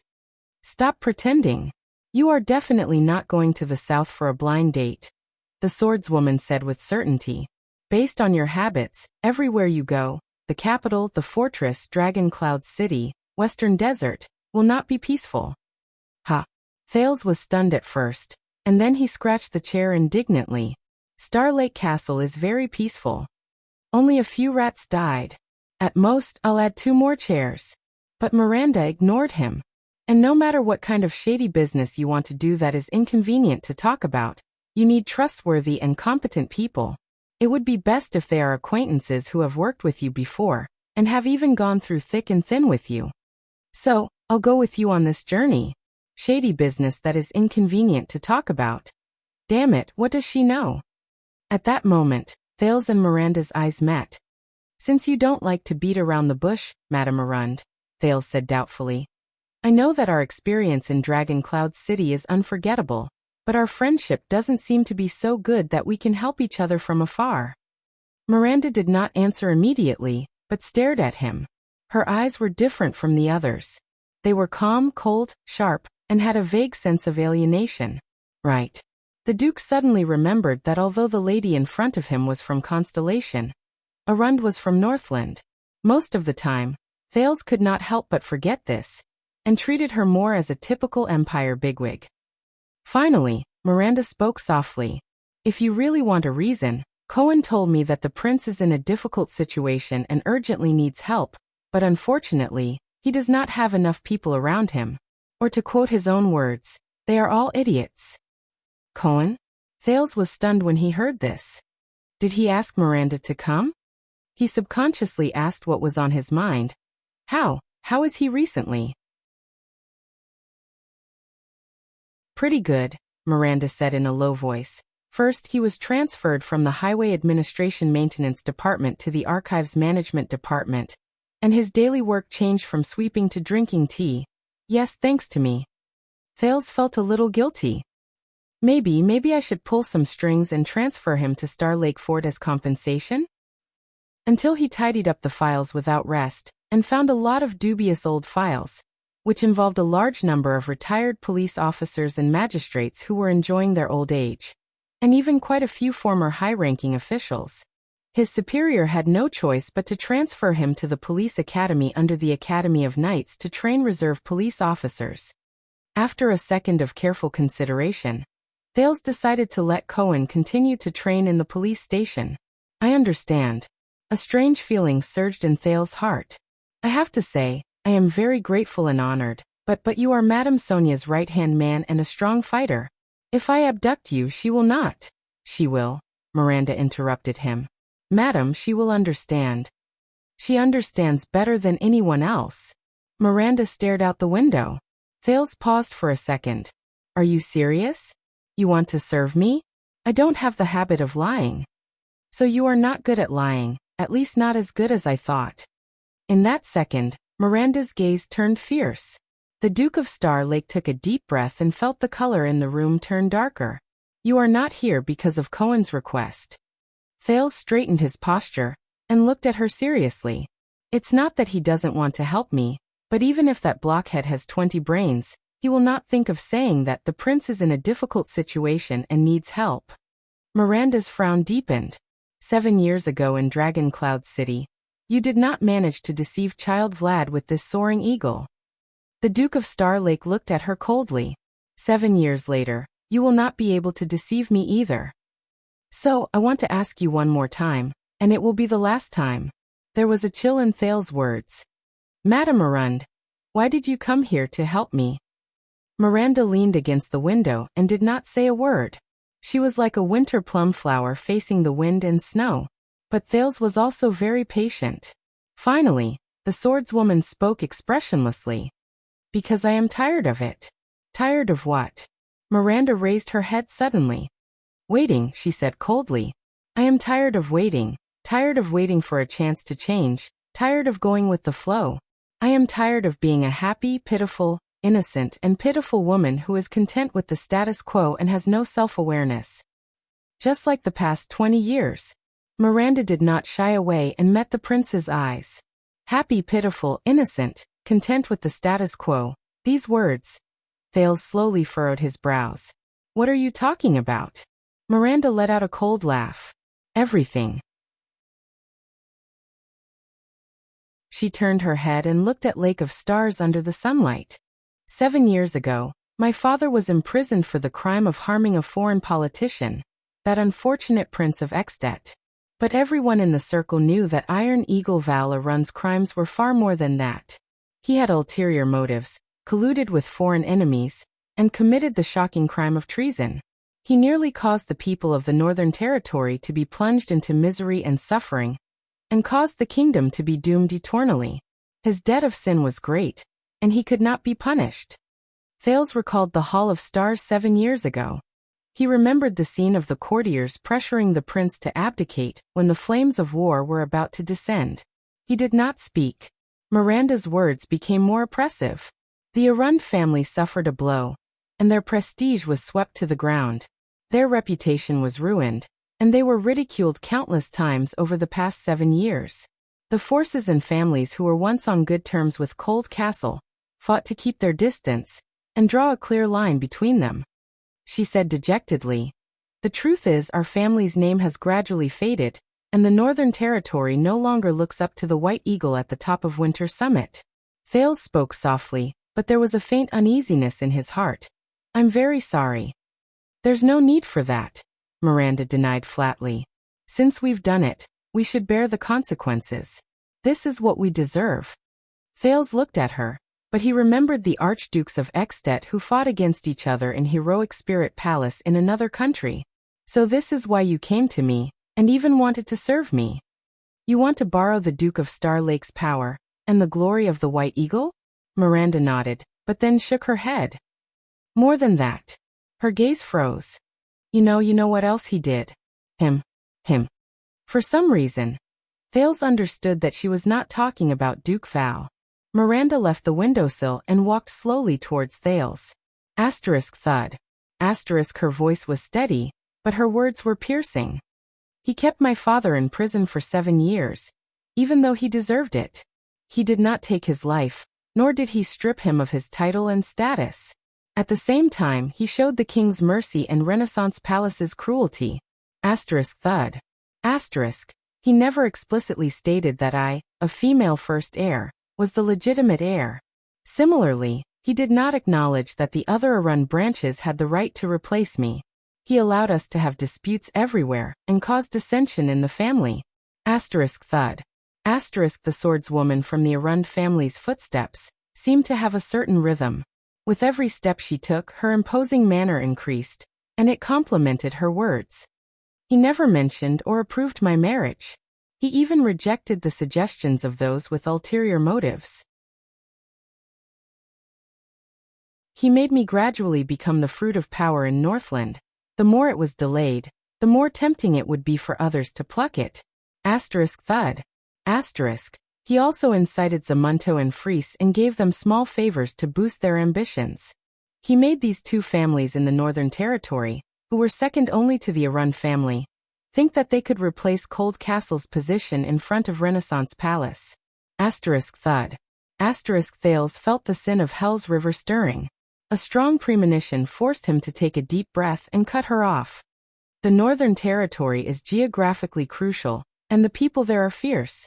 When Renaissance Palace handles related matters, they naturally need to be cautious. That's right, Miranda said sharply and cut him off. The Northern Territory has a special status. There are many traditions that are different from those in the kingdom. One of them is that the suzerains of Northland do not have to follow the Elam law's system of inheritance of the eldest son. They can even follow the legacy of Northland, and choose the best to inherit the legacy. Or in the words of the people in the land, they are barbaric and backward. Legacy of Northland. Thales suddenly thought of Black Sand region, and how Chapman Lampard obtained the Archduke's position. But I know his plans. Miranda changed the topic, and her tone was piercingly cold. You know it too. He used the difference in inheritance laws and disputes, as well as my gender to keep me, the Arun family, and the entire Northern Territory in suspense, so that he could continue the story of Blade Edge Hill. In the name of the royal family, he would carry out his laws in the Northern Territory, spread his authority, convey his will, and appoint officials who were close to the royal family, until the rebellious Cold Castle did as he wished, and became the second northern field camp of Renaissance Palace after Broken Dragon Fortress. Miranda finally stopped in front of Thales. She said airily, until the proud white eagle at the top of Winter Summit became a parrot in a pet bird cage. Thales could not help but let out a long sigh.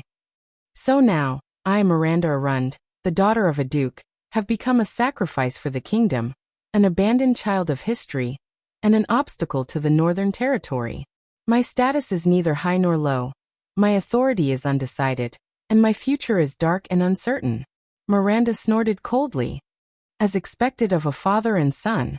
Just like you, he knows how to make use of women, especially women who are vulnerable, right? Thales' gaze shifted. He resisted the urge to retort, but he could not stop his mood from sinking. So Miranda, you came here for. At that moment, Thales only felt a deep sense of sorrow. And I am just tired of it, Miranda said expressionlessly. Thales sighed.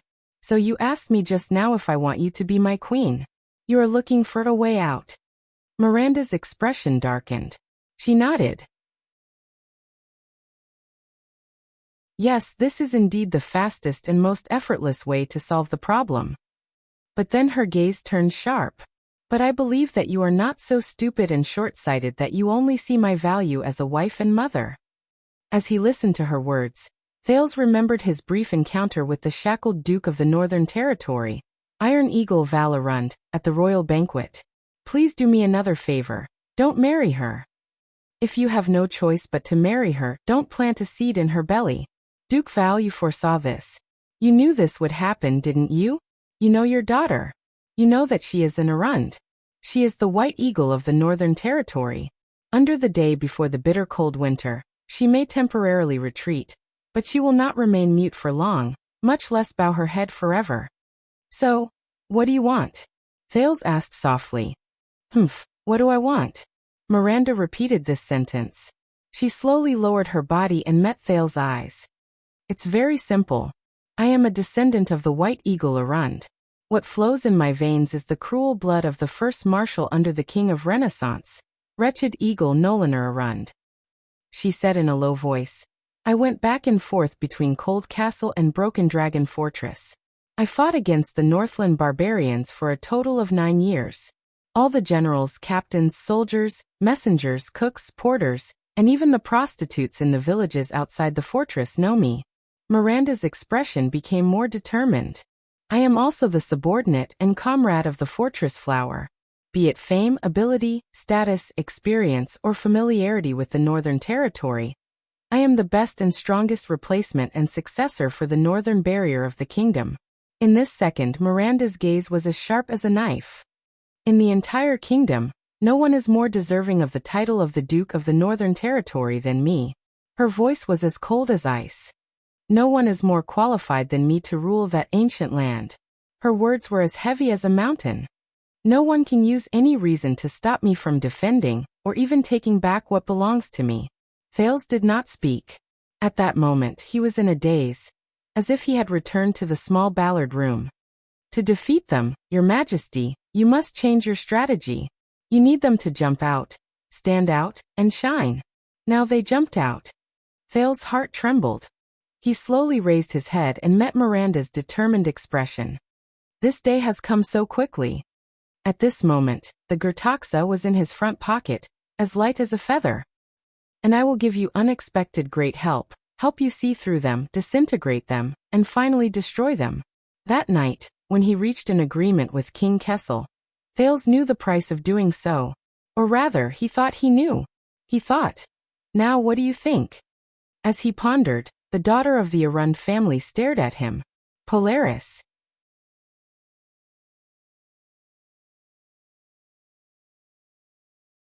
Chapter 648.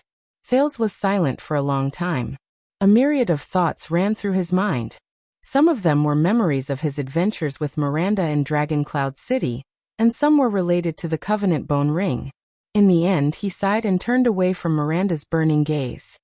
He stepped over the chair that had died of old age, and sat on the desk. If Grandmother Valencia was here, she would probably reprimand the Duke for his indecent behavior with a straight face. But she was not here. Fortunately, she was not here. "So, Madame Arund, you came to me for title, land, and power." Thales sat on the desk, and stroked the scar on his left palm in a daze. Miranda did not move. She only watched the Duke of Star Lake from afar, who was immersed in his own thoughts. "I have to say this is really impressive." Thales made up his mind. He took a deep breath. "But unfortunately, forgive me for refusing." "Strange," Miranda interrupted him. Thales frowned and looked up. The daughter of the Arund family spoke softly.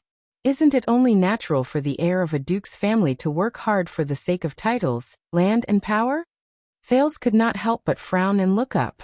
Miranda shook her head and said, "Then why did you say it was impressive, when it came to me? As if this is something rare, something worth writing about?" Thales was stunned and did not react. "What?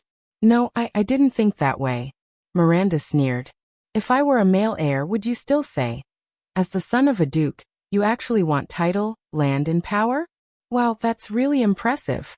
Thales was even more stunned. But Miranda took a step forward and said aggressively, "Why? Is it that I or someone like me is not worthy, not suitable, or unable? Or is it that I don't have the ambition to fight for power, and shouldn't be so impressive? Duke Thales?" "What? Thales, who was a little dumbfounded by her rebuke, took a deep breath. Please don't misunderstand, Madame Arund. I mean no harm. The young man tried to ease the conversation. I don't mean to look down on you. It's just a polite remark. This time, Miranda stared at him for a long time, as if she wanted to dig out the thoughts behind his eyes. It was only when Thales felt embarrassed, and could not help but cough to remind her that she averted her gaze. I know. Miranda's voice dropped, no longer aggressive. I know you mean no harm, Your Highness.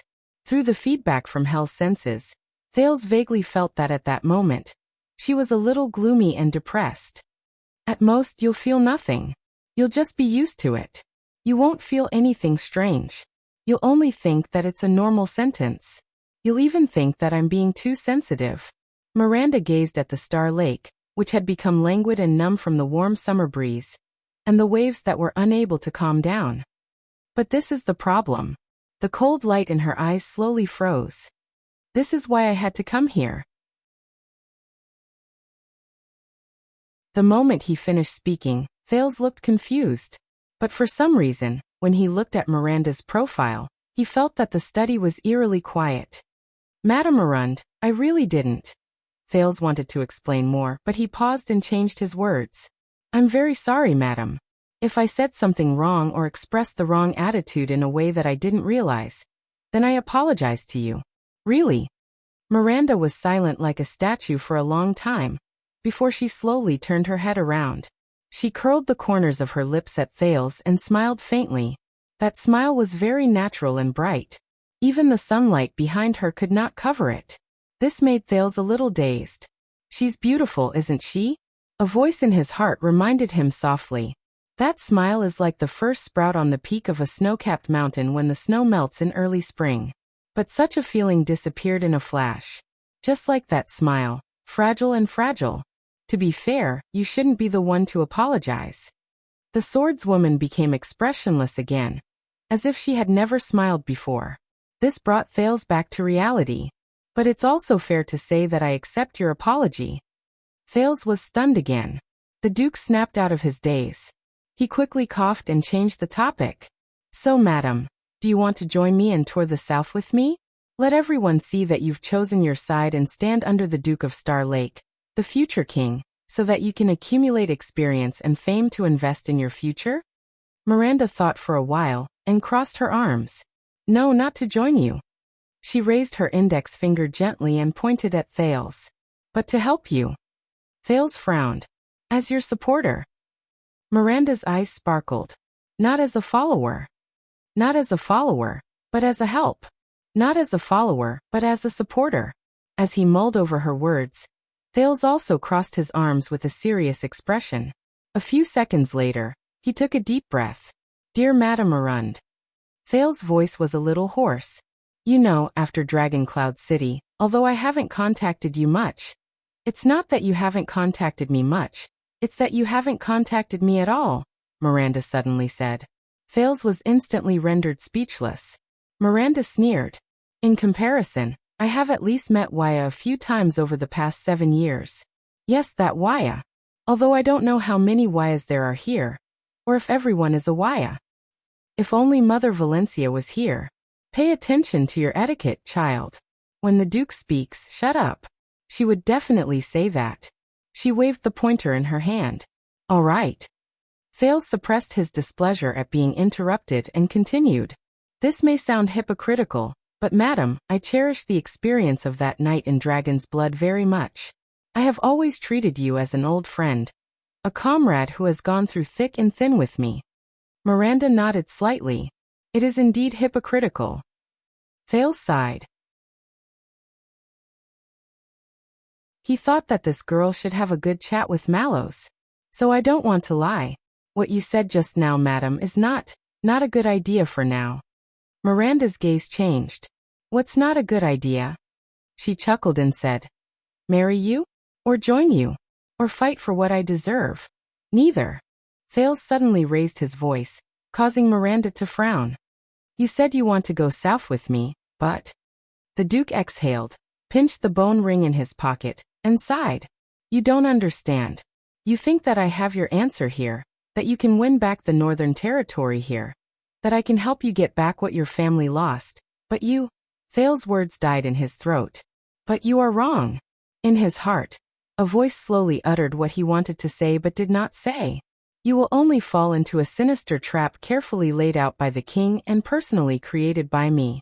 You will become a self-righteous but helpless chess piece, falling deeper and deeper until you become the next sacrifice. Just like your father. Just like me." Thales closed his eyes. "With Gertaxa as my witness, you will help me push the kingdom forward. Remove the obstacles, break the shackles at all costs." He could not refuse the king. But he did not want to hurt her. They were once friends.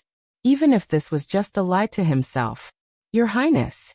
Miranda asked, puzzled. "What do you want to say?" Thales snapped out of his daze. "Sorry." He opened his eyes, and his thoughts became clear again. "In fact, my lady, I met your father not long ago." As expected, Miranda's expression changed slightly at that moment. Thales tried his best to make his voice sound more sincere. "Lord Val asked me for a favor. He did not wish for you to be too involved in the matters between me and the royal family." Miranda was silent for a long time. But when she spoke again, her words were full of disdain. "My father, right? So you obediently listened to him, did whatever he said, and became a puppet outside prison for a traitorous prisoner, an obedient pawn?" She looked at Thales provocatively as if she had seen through everything. "He forbade you to F*ck me, so you don't dare to F*ck me? You can only lock your own chastity belt, and you don't even dare to go to the toilet?" F*ck Thales' heart froze. How was he supposed to respond to that? Didn't she teach you anything good after being under the fortress flower for so long? In comparison, Raphael and Cohen, who are both from the Tower of Eradication, are so much cuter. The Duke had no choice but to take a deep breath and reorganize the logic of persuasion. "What I mean is you, Miranda Arund, are the eldest daughter of the guardian Duke of the Northern Territory, the heir to Cold Castle. You have an extraordinary status, and are of great importance. You will implicate all parties. On the night of Dragon's Blood 7 years ago, we carelessly neglected this point, and learned our lesson in blood." Miranda frowned. "So, whether you can serve under me or not is not something that Sonia and I can decide. And my father, His Majesty, he is a complete bastard," Miranda interrupted him again. "But this time, huh?" Thales was stunned when he heard that, and then he was shocked. "What? Who's the bastard?" Miranda sneered, and her words were unscrupulous. "Isn't that so? As a father, he used you as a bargaining chip to swindle others, a breeding pig for mating. For this reason, he could disregard your wishes and ignore your safety. He could pick up your little dick and show it off to the whole kingdom, as long as it could bring him the slightest benefit, whether it was 7 years ago or 7 years later." She picked up the greeting letter and slammed it on the table. "Oh, sunset." Thales took a deep breath. "If Mother Valencia is here." "No, thank goodness she's not." Thales could only keep a straight face and say nothing, regardless of his status or position. And no matter how badly you get beaten up, you can only say good things about him. "A father's love is like a mountain, there will be sweets after the beating," Miranda mocked. Thales took a deep breath. Damn it. He thought that he was the most daring person in the kingdom to scold the Iron Hand King. In the end, "For the sake of the past, I'll pretend that I didn't hear this." Thales spoke in a low voice, without looking at her. "And you, Madame Arund, perhaps you should know your place, and show due respect to His Majesty." Miranda shook her head and snorted. She glanced sideways at Thales, as if she was looking at the most impossible thing. "What about you as the king's son, Thales Jade Star? Why didn't you know your place, and show due respect?" Thales was stunned. "On the contrary, you were unscrupulous, impulsive, reckless, trespassing the Forbidden Palace, leading the rebellion, threatening the king with death, and forcing him to compromise. Why? Just for the so-called justice of a mere Western Desert squire?" At that moment, Thales raised his head abruptly. But Miranda did not dodge. She stared back at Thales, as if she was the one in charge of the conversation. "Leading the rebellion, threatening the king with death, Western Desert squire. All right, maybe the news from that day can't be suppressed, but the details. Madame Arund, the Duke said with a frown and a warning tone. Rumors are not to be trusted. The sound of the guards changing shifts came from outside the window. Your Highness. Miranda's eyes were as sharp as knives, and she said tit for tat. It's not enough to deceive yourself. At that moment, the air in the study seemed to have frozen. One of them was sitting, and the other was standing. One of them had a gloomy expression, and her attitude was cold, while the other's gaze was sharp, and she pressed forward. But just when the situation was extremely tense, Thales's gaze shifted. Cohen Caribbean. He stared at Miranda. Did that guy tell you these things? Hearing this name, Miranda hesitated for a moment, then she snorted and shook her head. Don't worry, Cohen fulfilled his promise and kept his mouth shut. He denied everything that he should deny. Thales was stunned at first, then he understood and sighed. In other words, his denial is equivalent to admitting to everything that he should not have admitted to. Yes, something along the lines of, I didn't lend my sword to the prince, nor did I follow him into Renaissance Palace, and I'm not stupid enough to rebel, let alone see some brat threaten his father with suicide. And it has absolutely nothing to do with the previous royal banquet. So Miranda, do you understand? As for the rest, with Miranda's brain, it was not a problem to deduce the truth. Miranda was silent for a while, as if she wanted to defend her friend, but in the end, she understood that it was useless. She could only sigh. We all know him. Thales could only sigh softly. The next time we meet, I want to beat him up. The Duke said helplessly. Then you have to queue up. Miranda pursed her lips. When she said this, Thales and Miranda could not help but look at each other and smile. It seemed that this was one of the few areas where they could find common ground. But this also made Thales sigh in his heart. His desperate gamble in Renaissance Palace had a far greater impact than he imagined. No, if that's the case, I can't bring Miranda along when I'm in danger together. Thales raised his head and became serious. You chose to join my team and pledge your loyalty to me, or as you said, to help me and support me. But do you know the price of doing so? Miranda chuckled softly. Of course. The daughter of the Arund family spread her hands and looked around. It's the same treatment you received after you were exiled by the king. Thales closed his eyes gently. No, you don't know, girl. You're far from it. Whether you succeed or fail, if you're not careful and make the slightest mistake, you may be overturned by the warhorse and abandoned by the carriage. Not only will you never be able to be crowned, you will also be surrounded by enemies everywhere you look. Even your life will be in danger. Thales tried hard to shake off King Kessel's words and tried again. I understand your current predicament and indignation, and I'm honored that you chose me as your answer. But please believe me, it's not that I don't want to help you, it's just that you have a better way out than Star Lake Castle. But Miranda shook her head.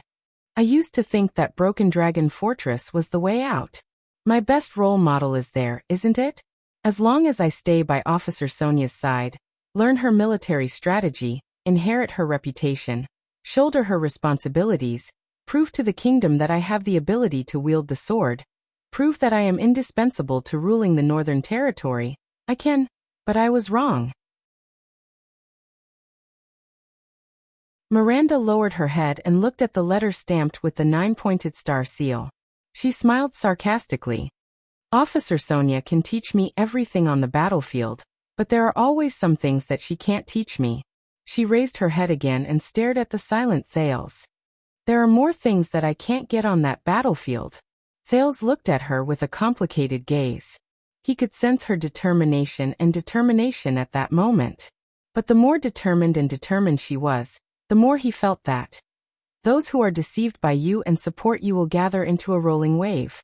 They will use their reputation, stance, camp, interests, connections, situation, and everything else to force you to move forward. You will not be allowed to defend yourself, you will not be able to control them, and you will not be allowed to go back on your word. The two of them sank into a long silence. Then Thales took a deep breath and broke the silence. I met Raphael in the Secret Intelligence Department not long ago. Miranda trembled a little. Although he doesn't admit it, he cares about you a lot. Can't even take a joke. When he thought of this, Thales could not help but smile. But this smile was very pale. It was just like Miranda's expression. "Don't be like this, Your Highness," the swordswoman said slowly, but there was a hint of danger in her words. "First it was my father, then it was that man. With our status, we should not play this kind of amateurish and sensational game." But Thales ignored her. "If Raphael were to see you right now, to see you bargaining with me, saying all sorts of things, as a member of the Secret Intelligence Department and a tool loyal to Renaissance Palace, what would he think? Most importantly, what would he do when he finds out?" Thales stared straight at her. Miranda also stared at him quietly. Her gaze was frozen, and she sank into deep thought. But when she spoke again, she became the calm, indifferent, and aloof swordswoman. "Thales Jadestar, I realize that you are not as cute as you were when you were young." Miranda stared at him coldly. So impulsive, so risky, so silly, so simple and direct. Thales frowned. He had a feeling that his persuasion had failed again. "All right. At least I was cute. But there is one thing about you that has not changed, just like the others." In the next moment, Miranda's gaze turned cold. "When will you see me as an independent and complete person?" Thales, who was sighing, was stunned when he heard this. And not as someone's daughter, someone's friend, someone's lover, someone's wife, or someone's future mother? Thales stared at her blankly. "A complete person. If you can't even do this, Your Highness, why don't you just keep the most utilitarian and callous part of you?" Miranda snorted coldly. "See me only as a tool, a sword, and a chess piece." When he heard this, Thales trembled slightly. These words are so familiar. "Let me do it, Your Majesty. Let me be your enemy, your spy, your chess piece, your bargaining chip, your sword. Utilitarian. Callous. At least that will make both of us feel better." Miranda finished her words coldly. "Instead of putting on a hypocritical show of 'I see you as a friend, and for your own good.'" "For your own good." Thales clenched his teeth. She was very determined. The voice in his heart rose. She won't give up. In other words, she asked for it, and it has nothing to do with anyone else, right? Thales subconsciously clenched his fists, his fingertips touching the scar on his palm. "And you have to do this." Like she said, "Keep the most utilitarian and callous part." The voice in his heart reminded him. "Compared to your pitiful friendship with her, think about King Kessel. Think about the covenant you made with him. Think about the path you want to take. Think about what kind of chaotic future constellation will usher in if you don't intervene, and let the Iron Hand King do whatever he wants. Conflict, contradiction, war. How much will it cost? How much blood? How many families will be destroyed? And she's right. She will become a good sword, a good chess piece." In the next second, Thales suddenly opened his eyes. Very good. The look in his eyes was cold and dark. The sin of hell's river flowed faster in his veins. "Miranda Arund, if you have thought through everything and are determined to serve me loyally, of course, I will welcome you with open arms." Hearing that, Miranda slowly raised her head. Her gaze was as sharp as a sword. Thales' tone changed, as if winter had suddenly arrived. "But you have to know, you are not the first person to come to me. The Duke of Star Lake's visitor list for the past few months is so thick that it can be used as toilet paper. With me, you can lock onto your enemy. The flag of the anti-king flies high, and anyone who gathers under it will fall into the trap and be caught in one fell swoop." Thales' expression was cold, and his words were callous. "If I take you in, accept you, allow you to join the Duke of Star Lake's team, allow you to share the halo and glory of the prince's vassal." The Duke narrowed his eyes and sized up the swordswoman in front of him. "Then what benefits can I get? I will give you unexpected help. Help you see through them, disintegrate them, and finally destroy them." Thales forced himself to laugh coldly and said in an unfamiliar tone, "As you said, apart from the value of being a wife and mother, or what you asked for, a more utilitarian one is to satisfy lust and reproduce, and a more callous one is to be a body and womb." The prince's words were frivolous and presumptuous. Miranda subconsciously clenched her fists. Thales bent down on the study table and rested his elbows on his knees. He felt the coldness that made him extremely uncomfortable. and the corners of his lips curled up. What else can you give me? A dark cloud floated across the sky and blocked the sun. The ripples on the star lake dimmed, leaving behind only a deep darkness. Miranda's expression became solemn. So this is a deal? Thales crooked his finger. I took your suggestion and only kept the most utilitarian part. With a heart full of discomfort, he brazenly sized up Miranda. Does this make you feel better, my dear Mira? Mira. Miranda tensed up. This is clearly a nickname that is intimate, but it sounds... Even Cohen does not dare to call me that, she said coldly. Thales snorted, and his gaze immediately turned cold. So I am not Cohen but your master. If you want to stay, you better get used to it as soon as possible, Lady Mira. Miranda stared at Thales and furrowed her brows tightly. She was silent for a long time. And Thales was also happy with the peace and quiet. He did not rush her. A few seconds later, Miranda unclenched her fists and smiled unexpectedly. Very good, I like deals. The swordswoman licked her chapped lips, as if she was licking the blood of her prey. It makes everything direct, simple, naked and bloody. Thales was stunned at first, but then he smiled as well. You know, I was thinking that if Raphael knew about our conversation right now. Thales shook his head and said sarcastically, he would definitely kill me. Then he, or anyone else, would have to step over my longsword first. Miranda said coldly. Or a corpse. The two people in the study looked at each other, as if they were swords clashing. This is the first benefit that my loyalty has brought you, Your Excellency. Thales looked at her expression and was silent for a moment. Yes, your martial arts skills are not bad. The Duke saw her raise her eyebrows and could not help but change his words. In fact, they are quite good. But he immediately sneered in disdain. But do not forget, the Star Lake Guards are elites carefully selected from the Royal Guards. Most of them have the title of Royal Knights, and they are all heroes. Thales spoke as usual. His face was not red, and he was not out of breath. I do not lack elites under my command. There are people in Star Lake Castle who are on par with you, or even better than you. Somewhere in the castle, a guard captain sneezed violently. This damn cat fur. Miranda did not answer, but her expression was solemn. Thales straightened his back and sneered. And they can go through fire and water for me without hesitation. Even if they want to rebel, they will not even bat an eyelid. Miranda swallowed hard. Thales stared at his opponent, and the corners of his lips curled up slightly. My dear Mira, if you want to participate in the game, you have to pay more. More.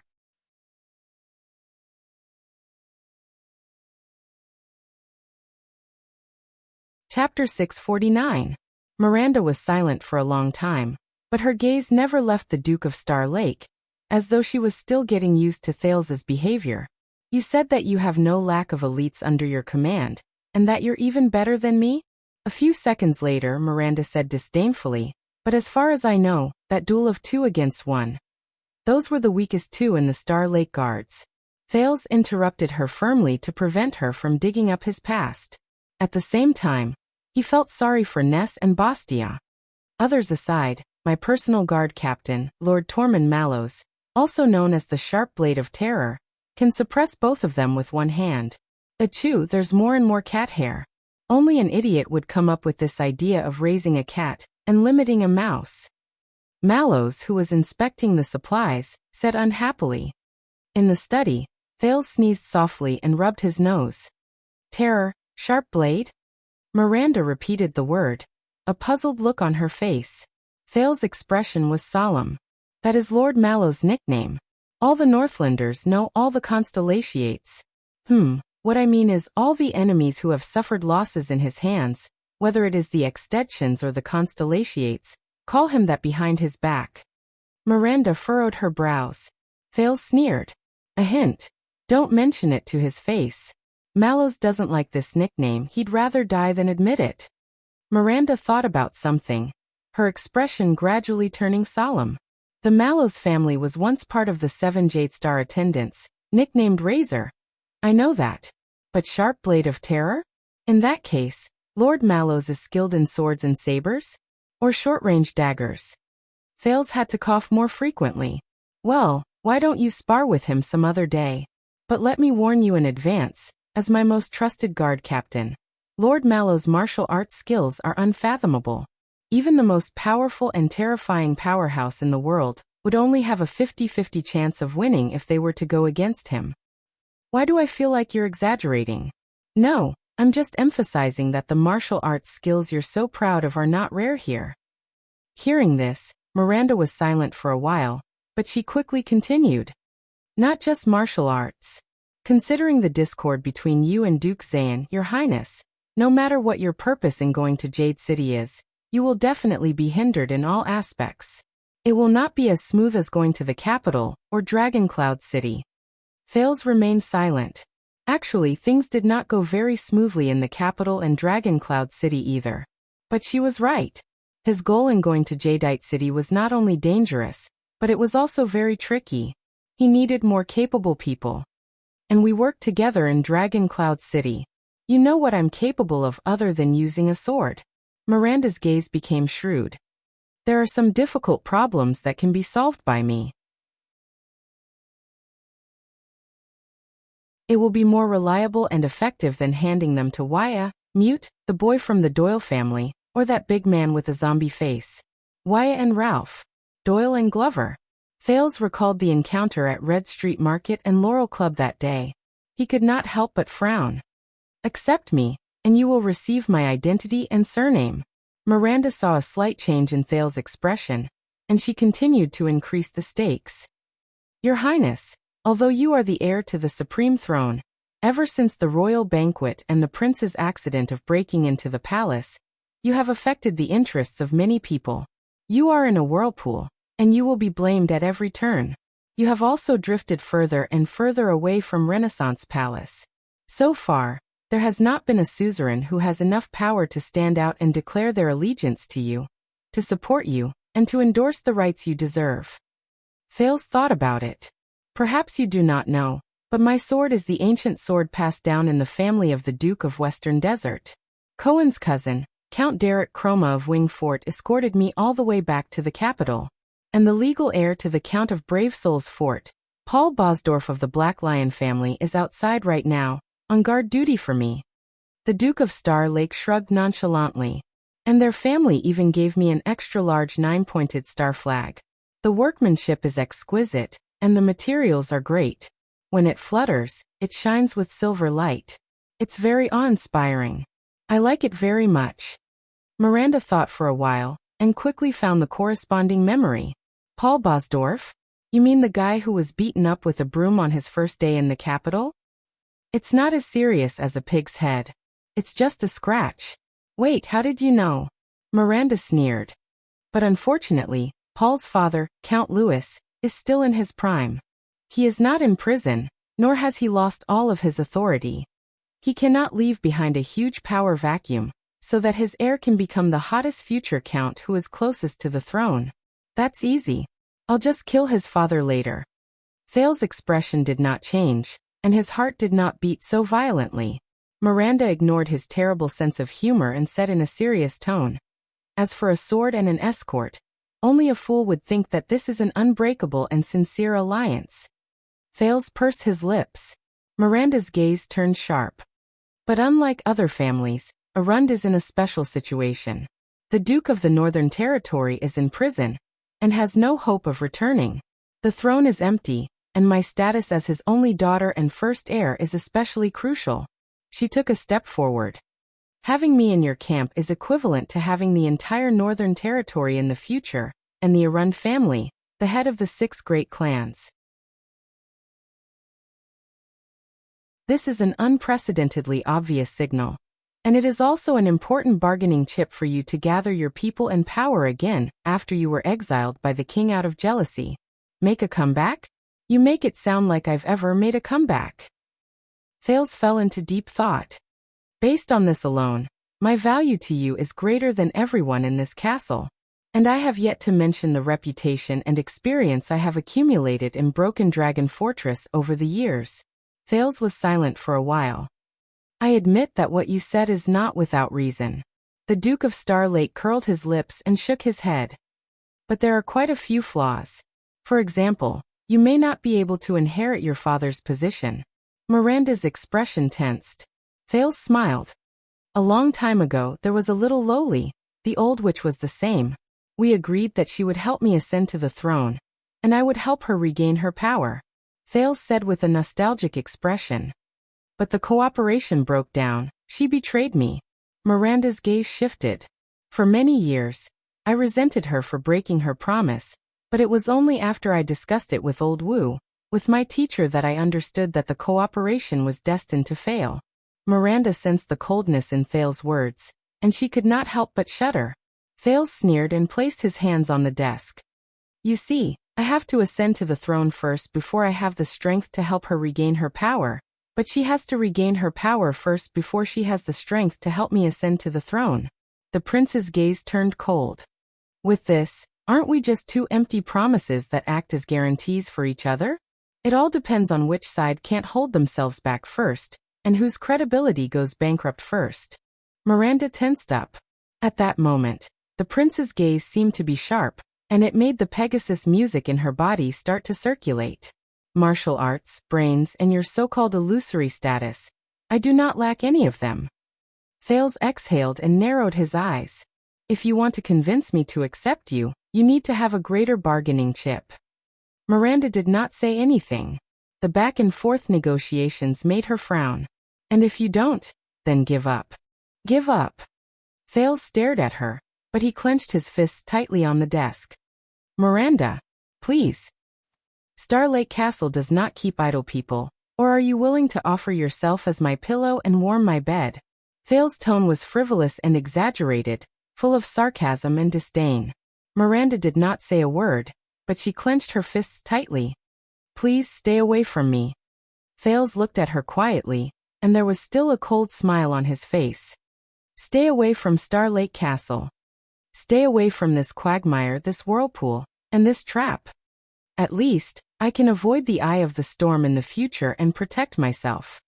I can avoid becoming a victim of the alliance. Please. Dark clouds covered the sky, and the study room was very dark. Under Thales' urging and interrogating gaze, the swordswoman's gaze moved slightly, and she seemed to be thinking about something. After a while, she raised her head, and there seemed to be a resolute look on her face. Northern Territory, Miranda said firmly. If you help me return to Cold Castle in a justifiable manner, and ascend to the position of Duke, Brat, I promise that I will bring you Northern Territory. Northern Territory? Thales did not have the time to fuss over the way the man addressed him. He was first stunned, then he laughed involuntarily. What are you talking about? The northern region is the kingdom's territory. But Miranda shook her head firmly. You don't understand. The Arund family's hawk had a sharp gaze. I promise, I will bring you a different northern region. Not geographically, not traditionally, not now, and not in the past. It's the future that your father has been dreaming of for many years, the northern territory of the kingdom. Thales' gaze shifted. He subconsciously withdrew his arm and straightened his body. What? Miranda took a step forward and said firmly, I promise that it will no longer be a special case in the north that is outside of the kingdom system.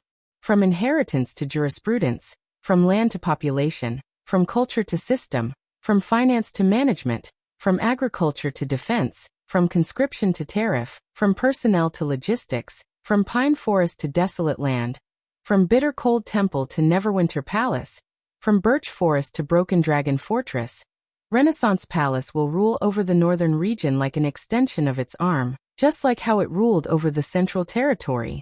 It was as easy as moving an arm. Never going back on his word, Thales' gaze changed completely. The prince looked at Miranda in disbelief. My lady, what are you talking about? Miranda snorted coldly and did not hesitate. That's right. There will be no outdated traditions, no annoying customs, no old-fashioned families, no annoying suzerains, and no awkward compromises. The Northern Territory, the kingdom's best source of soldiers and bridgehead, will be completely and utterly integrated into Constellation's system and governance, just as your father had hoped. Miranda gritted her teeth. There will be no echoes under the royal authority. Completely and utterly, completely integrated. Thales could no longer sit still. He jumped off the desk and did not even bother to maintain his previous cold and utilitarian demeanor. Let me clarify. You said that after you become a duke, you will not only give up the Northern Territory, but also the power in your hands. Thales gulped with difficulty and asked, even if it means that the Northern Territory will no longer be the territory it used to be, the suzerains will no longer have their former rule, and the dukes will no longer have their former status? How can it be? Miranda looked at him silently. A few seconds later, she curled up the corners of her lips and revealed a confident but cold smile. She tilted her head upwards as if she was provoking him. Yes, brat. Why? Thales' expression was still shocked. I don't understand. Why do you? You said it yourself. It's better to have no empty promises. Miranda exhaled and chuckled. As long as I am not the Duke of the Northern Territory, or more accurately, a duchess, then the power that this title represents, regardless of whether it is big or small, near or far, is meaningless to me. Miranda's smile turned cold. If that is the case, I can only offer a greater bargaining chip. For example, the future tax revenue that the virtuous king promised when he borrowed money, or the recently popular term from Camus Union, options. The swordswoman from the Arund family raised her head. Her aura was imposing. What do you say, Your Highness? Be it Falkenhaes, Chroma, or Bosdorf, will they be willing to give you such a bargaining chip? The future? Thales blinked furiously. If what you said is true, if you really want to be in the future. Thales was in disbelief. That will be an unprecedented loss for you, no, for the Arund family, to your vassals, to the historical legal system, to the dignity of the Northern Territory, and even to yourself. Betrayal? Miranda dug her ears. She did not care. Why? Is it as serious as my father's treason? Thales was instantly speechless. But at that moment, he remembered what he had said in front of the king. If people know that I am the king's spy, I will be regarded as a traitor to the noble camp by thousands of vassals.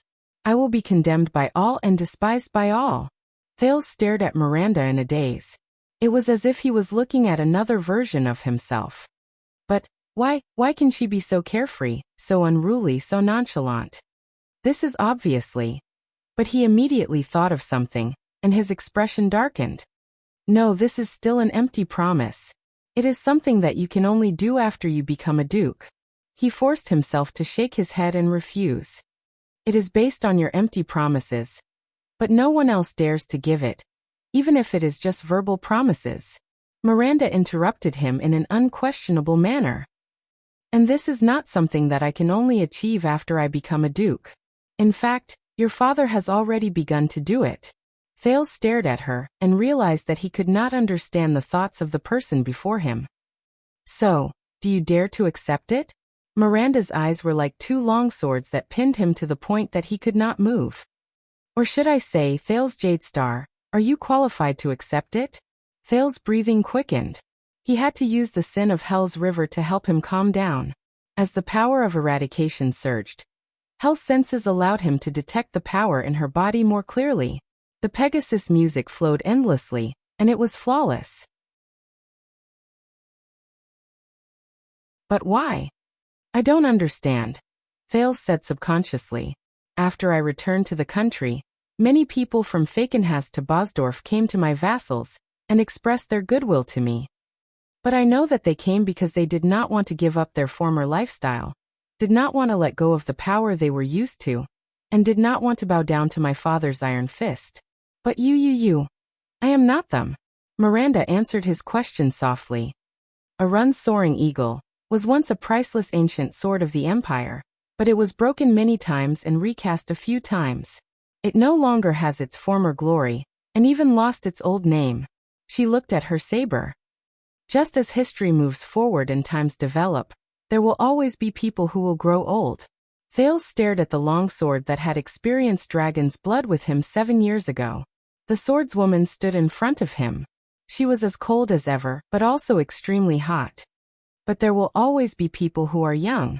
Just like soaring eagle after it was recast, the newer the shape, the sharper the blade. There was a moment of silence between the two of them. Thales exhaled and tried to organize his thoughts. But I still can't believe that, Madame Arund. Are you really so noble and unquestionable integrity? You've paid such a huge price, and you really don't want anything, just for that empty title? For that suzerain who has no real power, and is no different from a rich man. The guardian duke of the Northern Territory? It's the Duchess, Miranda corrected him. Thales sighed and nodded in agreement. The Duchess? He continued asking. But if you succeed, you will become a duchess in name only. Even when you cultivate and collect taxes on your own land, you have to submit to me. What's the point of that? She's a member of the Arund family, isn't she? They are the descendants of mournful Eagle Noliner, the oldest and most conservative family in Constellation.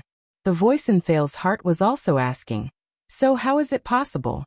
How can she give up the power that has been passed down since the age of the Empire? The power that her ancestors were born with? How can she surpass the greatest limitation and weakness of all the kings and vassals in this era? Unless. Miranda was silent for a long time before she suddenly smiled. She walked slowly to the window and looked at the vast lake of stars under the dark clouds. Tell me, Your Highness, have you ever felt this way? From that moment on, everything in your life seems to have stopped. Thales trembled slightly. The swordswoman said faintly, everything you see and feel has been set. Everything you do is fate. No matter what you do, no matter how hard you work, you can't break through the limitations in front of you. You can't bring anything new, and you can't see a new way out. Miranda looked out of the window, lost in thought, at the cloudy sky and the dark, bottomless lake of stars. As for the seemingly good life, you can actually see the end of it at a glance. All that's left is to repeat yourself day after day, waiting for the final end. Can't bring anything new, and I can't see a new way out. Thales did not speak. At that moment, he seemed to have returned to Dragon Cloud City, and in front of him were the heads of the poisoned Alex and King Nuven. But he also seemed to have returned to the royal banquet, watching Doyle's gloomy face as he prepared to sacrifice himself, or the kingdom's secret intelligence department, watching the people walking back and forth in the interrogation room, watching the light in Anchor Biral's eyes gradually disappear. As for sitting on that uncomfortable throne, scheming day and night, trying to figure out people's hearts, and forcing yourself to become the coldest and most pathetic tool? That's not power, Thales. It's the chain of power. Quick Rope's words made Thales subconsciously clench his nails. 7 years ago, when my father was imprisoned as a traitor, I was utterly disheartened. I could only use countless military affairs and work, including the impending war, to numb myself and escape from the outside world. In the end, the war didn't break out, so I risked everything and rushed to Dragon Cloud City. That's how everything that happened after that happened. Miranda snorted softly. But from then on, my kind-looking cousins from the same clan began to cause trouble. Gossiping, spreading rumors, being cynical, and even using my blood surname, they began to directly intervene in Cold Castle's affairs. Between the lines, they pointed directly at the title of Duke and my right of inheritance. Ridiculous. Arund is known for being united. They didn't dare to do this when my father was around. And if I were a son, they might not have dared to be so presumptuous. Thales frowned and could not help but say, as far as I know, after Erica the Conqueror of the North, Constellation already had a queen. The inheritance law is no longer restricted by gender, they can't. Yes, compared to the barbaric extent where you spend a lot of effort to raise an archduchess, Constellation is already civilized and advanced enough to take care of people like me. Isn't it? Miranda interrupted him with a sarcastic tone. Thales did not speak, but the swordswoman snorted coldly and shook her head. But gender is always before the order of teeth. Even if it's the eldest sister and the youngest brother, the inheritance is passed down to the son first, then the daughter. Hence, only the daughter has the right to inherit the father's title, and she still has to face competition from her cousins and future husbands. Of course, you don't have to care about these things, because you have a son, so it's none of your business. Miranda said indignantly. You only need to know that Constellation is very civilized and advanced when it comes to the right of inheritance. If anyone questions this, you can boldly and confidently say. Then why don't you go to Extet? Thales wanted to say something, but in the end he shut his mouth. Miranda snorted coldly and shook her head. So naturally, you won't care that in the Northern Territory, which is completely different from the main inheritance law of constellation, there hasn't been an Arun Duchess in the past 700 years. Thales' expression changed. Really? Miranda stared out the window in a daze and nodded. The closest one was more than 100 years ago. Mathematician Roshana Arund. As the eldest and only daughter of the Duke, she almost became the first Duchess of the Northern Territory. The swordswoman said faintly, until her stepmother gave birth to a young son and pushed Roshana out of the line of succession. Thales furrowed his brows. Roshana Arund. He searched for this name in his memory. He seemed to have heard it mentioned in Gilbert's class, but I was my father's second child. I originally had an older brother, but he died young before he could learn how to walk. And my mother, when she passed away during the Bloody Year. Miranda's gaze was misty. She was already pregnant. Thales was shocked when he heard this. The Bloody Year. After that disaster, even the way my father looked at me was different. It was as if he was always asking why. Why did my mother play hide and seek with you at that time? Why were you the one who escaped from the carriage?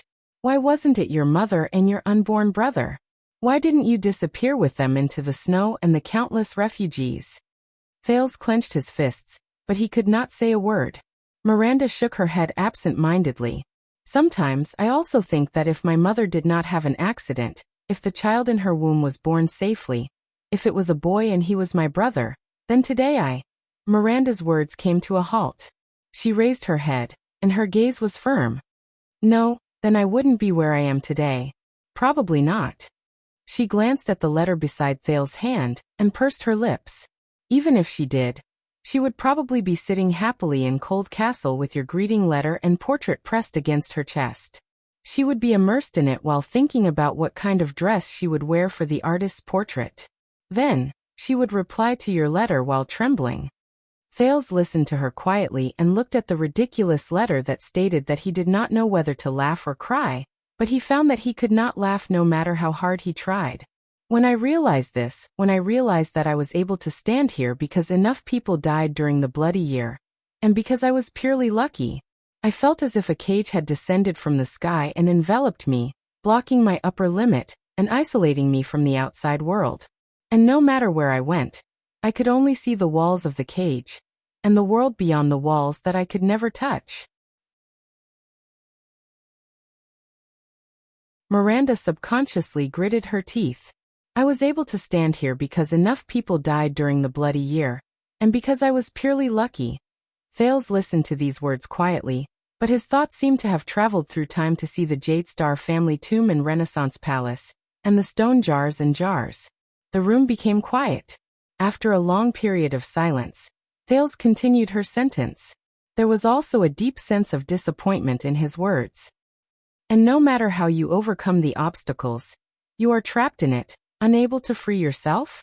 Miranda turned her head and glanced at him. She seemed a little surprised, but she nodded slowly.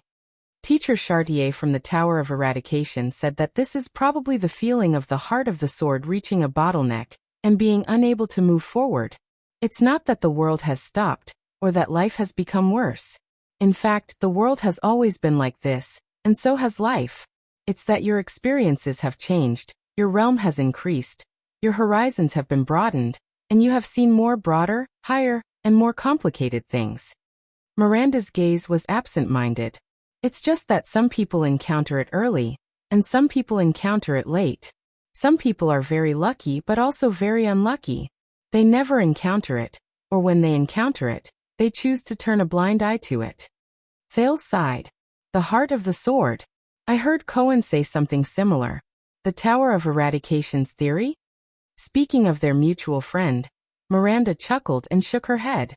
So I want to see, I want to try, I want to take a step forward, and see if the world is really as she said. Thales was puzzled. Who? Miranda smiled but did not answer. But she turned around and faced her back against the shadows outside the window. I'm not Cohen, who can only hug a torch tightly in the wind and snow, shivering and sniveling. while muddle-headedly repeating everything he doesn't know is meaningful. I'm also not Raphael, who deliberately ignores the doubts in his heart, who convinces himself and brainwashes himself, who believes when the heavens are about to bestow a great responsibility, they will first *CK you, and who sees suffering and asceticism as a way out. Thales frowned when he heard that. In the face of the day before the bitter cold winter, I'm not stupid enough to face the wind and snow head-on, but I'm also unwilling to become a slave of frost. Miranda narrowed her eyes. The sorrow in her eyes faded, and was replaced by determination again. I will find my own way out. This is me, this is me, this is the King Miranda Arund. The swordswoman looked at the Duke of Star Lake with determination, and the latter could not help but respond with a straight face. This is the meaning of this. I am my own master, the Sword of Neverwinter, of Broken Dragon Fortress. In the next second, Miranda reached for the saber leaning against the windowsill, and hung it on her belt again. Eagle Soaring Fortress. Miranda's voice was cold, and her eyes were spirited. Northern Territory, Neverwinter.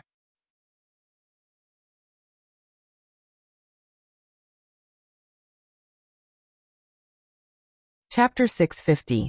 She's different. Thales stared at Miranda in a daze, and could not help but think so. Thales had known Miranda for a long time, ever since they met as cellmates in Dragoncloud City, and witnessed her fighting with her sword in Heroic Spirit Palace. Without a doubt, the woman in front of him was a calm warrior, a powerful swordsman, a strong fighter, cautious and reliable, and a little aloof, like a flower on the precipice of a snowy mountain. As expected of the White Eagle's descendant, Arund's blood descendant.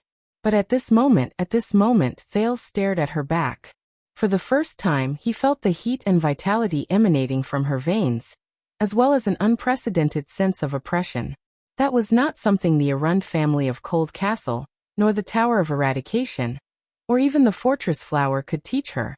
It was. Thales closed his eyes, took a deep breath, and returned to reality. If that's the case, why don't you go straight to my father, to His Majesty, and make the same promise to him? Miranda's hand, which was adjusting the sheath rings, froze. Thales slowly opened his eyes. As long as you repeat what you told me to King Kessel, as long as you are willing to give up what your father and his generation did not want to give up. The Duke of Star Lake gritted his teeth. I believe, be it title or status, whatever I can give you in the future, the Iron Hand King can give it to you now. And he would be happy to give it to you. Thales picked up the ridiculous greeting letter, and his gaze was threatening. So why not? Miranda did not speak. She began to adjust her belt and sheath rings again.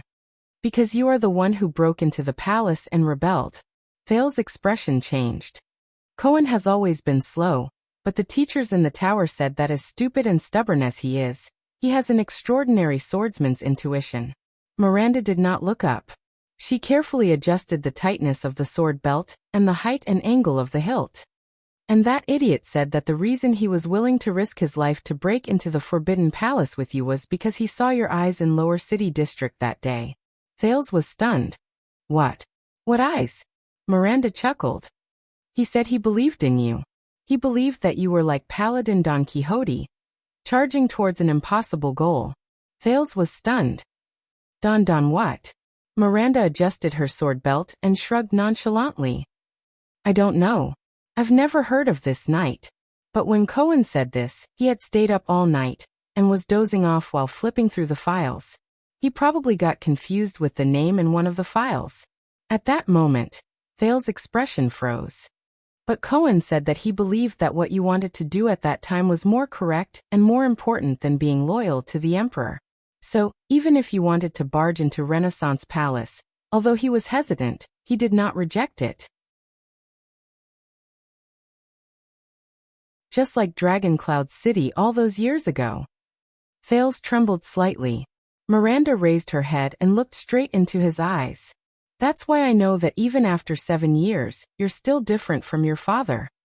You don't approve of the king's methods, be it forcing my father to rebel, setting up a shocking plot in Dragoncloud City that is stained with blood, or the ominous conflict at the border in Western Desert a few months ago.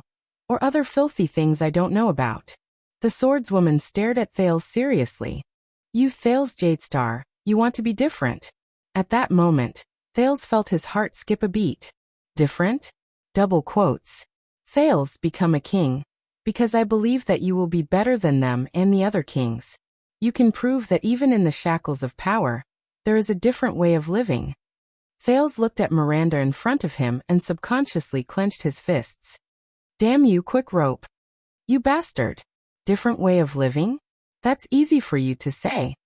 Thales took a deep breath. He tried. He tried hard. He tried to abandon his emotions and weakness. He only saw Miranda as an ambitious vassal after an ordinary noble. He thought that he could pull her into a trap without being blamed. But now the current Miranda. At that time, no matter how noble Jadestar is, he will not be able to save you. Constellation is too big for you. Even the king will not be able to protect you. Thales' gaze was bitter. His original determination wavered a little at that moment. The Duke had no choice but to take a deep breath to calm his agitation. Do you think that I can finally bring you what you want? No, you can't. Unexpectedly, Miranda shook her head. This is a battle that belongs to me alone. You are at most a stepping stone. Stepping stone, humph. Thales nodded sarcastically. You really know how to talk. But compared to your father, the swordswoman said coldly, perhaps you are a little more solid. By the way, your acting just now was terrible. My dear Mira, if you want to participate in the game, you have to pay more? You don't even know how to pretend to be a pervert, Miranda said in disdain. Virgin. But Thales was not interested in bickering with her. At that moment he felt complicated. He lowered his head gloomily. Mira, Thales said in a daze, what have you encountered all these years? What made you become who you are now? Hearing that, Miranda froze. A lot. She spoke slowly. Countless scenes flashed in her eyes. So many that I don't even want to count them. But it was only for a moment. She quickly regained her determination and became that stubborn swordswoman again. But when I look back, I realized that everything started from that night. That night. Thales thought of something and looked up in surprise. Miranda nodded slightly, confirming his doubts. That night in Dragon Cloud City. Thales' eyes widened. Dragon's blood. Both the people we met that day, Miranda said, looking straight at him, and the things we did. And don't call me Mira. But Thales did not hear the rest of what she said. He only stared at Miranda in a daze. Is there always a moment in your life when you inadvertently look back on the past and realize that the decisions you made based on local conditions and adaptability would bring about such a significant, far-reaching, and even change everything? Before he knew it, the dark clouds that covered the sky had dispersed. The star lake became blue and clear again. It was sparkling. After an unknown amount of time, Thales exhaled.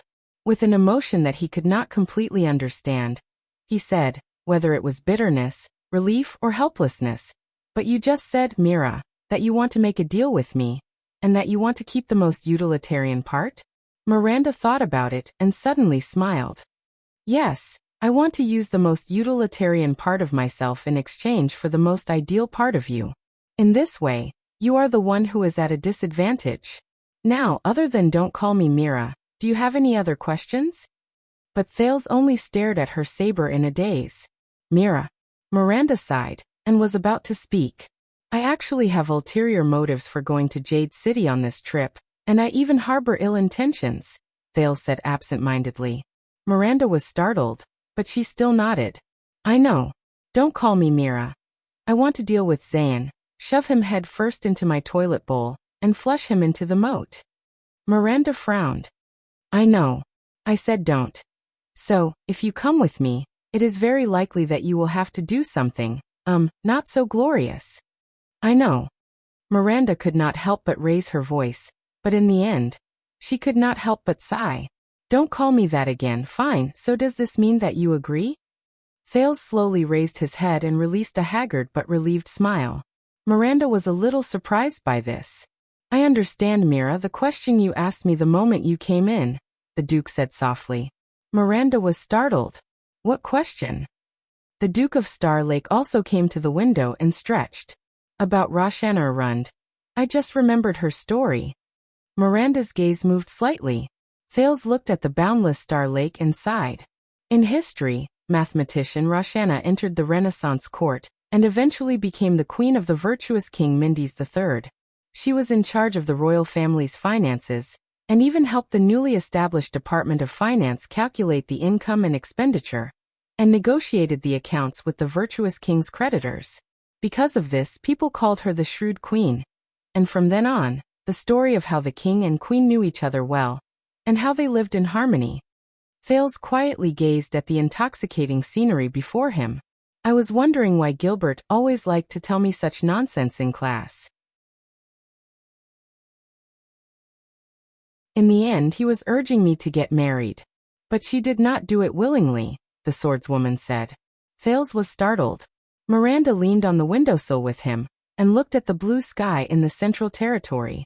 Ever since the birth of his youngest son, the old duke was worried that his eldest daughter's status would be too high, and her ability and personality would be too strong, which would benefit her future husband's family too much. He was also worried that she would bear a grudge because she lost her right of inheritance, which would be detrimental to her younger brother and the family. So he gave Roshana two choices. Miranda's voice was faint. She could either marry a knight of humble birth with a large amount of dowry to eliminate the threat of her husband's family in the future, or she could directly abandon her family name and right of inheritance and leave Cold Castle, depriving her of the possibility of interfering with the family through blood ties. Thales was shocked. Is this part in the records about the Shrewd Queen? Miranda's gaze was mournful. Roshana, who was strong-willed by nature, chose the second option, which led to the subsequent story. She did not become the queen because she was born in Arund, but because she became the queen. The Arund family suddenly remembered her and rushed to add her back into the family tree, announcing to the world that the new queen's surname was Arund. Thales listened to the story in astonishment. I did not know that there was such a part. Miranda nodded. The White Eagle family has always taken pride in being united and rarely having internal strife. This disgraceful part of history was only recorded by the Sunset Priest, who was a secret witness to this agreement. It was hidden deep in the Forbidden Books section of Sunset Temple, and no one knew about it for a long time. Or rather, how much of the unity of the family that the Arund family was praised for in history was formed by the old duke's exiling of his close relatives and suppressing of his children to prevent them from killing each other. Thales' eyes turned and he clapped his hands. No wonder the Arund family, as the #1 family in the Northern Territory, was suppressed so badly by Renaissance Palace and the Imperial Conference during the reign of the virtuous king.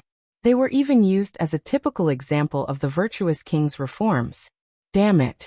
Gilbert even analyzed a lot of high-sounding topics like the balance of power between the relatives of the king and the courtiers.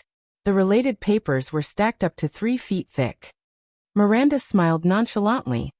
Just like that, the first Duchess of the Northern Territory did not appear. She was replaced by the Shrewd Queen. This is a happy and beautiful story that people can accept. A kind father, a filial daughter, brotherly siblings, a strong husband, and a happy and beautiful story. The swordswoman crossed her arms. But I feel that compared to the Queen Roshana in the stories that have been told for thousands of years, Thales took over the conversation. Or is Duchess Roshana more suitable to be sung by bards everywhere? Miranda glanced at him, but did not speak. But are you ready? The prince asked softly. In the next second, Thales extended his hand without warning and touched Miranda's waist. The swordswoman's gaze turned fierce. She immediately moved and pressed down on Thales' left hand. But she immediately frowned. Thales' extended palm was pressed on the hilt of the saber at her waist. Thales gave her an apologetic smile. She looked at Thales warily, but she still let go of his hand slowly. Thales then slowly raised his hand and drew out Soaring Eagle from her scabbard. I think the story of your ancestor. No, Roshana is the queen and also my ancestor, tells us that unlike Extet, the Northlanders, who are inexperienced, caught off guard, and can only bite the bullet and accept an archduchess, the Constellations have learned from their mistakes. They are used to it, and they know how to deal with such situations. The friction between the blade of Soaring Eagle and the leather gradually revealed itself. Just like 7 years ago, it shone with a cold light. It was also different from 7 years ago. It had gone through many hardships. Thales looked at the blade and said slowly, "Just look at Duchess Lyanna of Blade Edge Hill. Just look at Duchess Lyanna of Blade Edge Hill." Compared to direct objections, they know how to tear you apart in a gentle and courteous manner within the current system of rules. The prince sighed. After all, even the queen of the conquerors of the north, who ascended to the supreme throne 300 years ago, did not end up well. Asterisk slap. Asterisk. Just when 1/3 of the blade was drawn out, Miranda pressed down on Thales' hand again. She slowly exerted force and sent Soaring Eagle back into its scabbard without any hesitation. That's because she was not strong enough. Thales arched an eyebrow. Not strong enough? Queen Erica is in existence, who invaded and seized Cold Castle 6 times, and caused Extet to suffer a great loss. Miranda narrowed her eyes.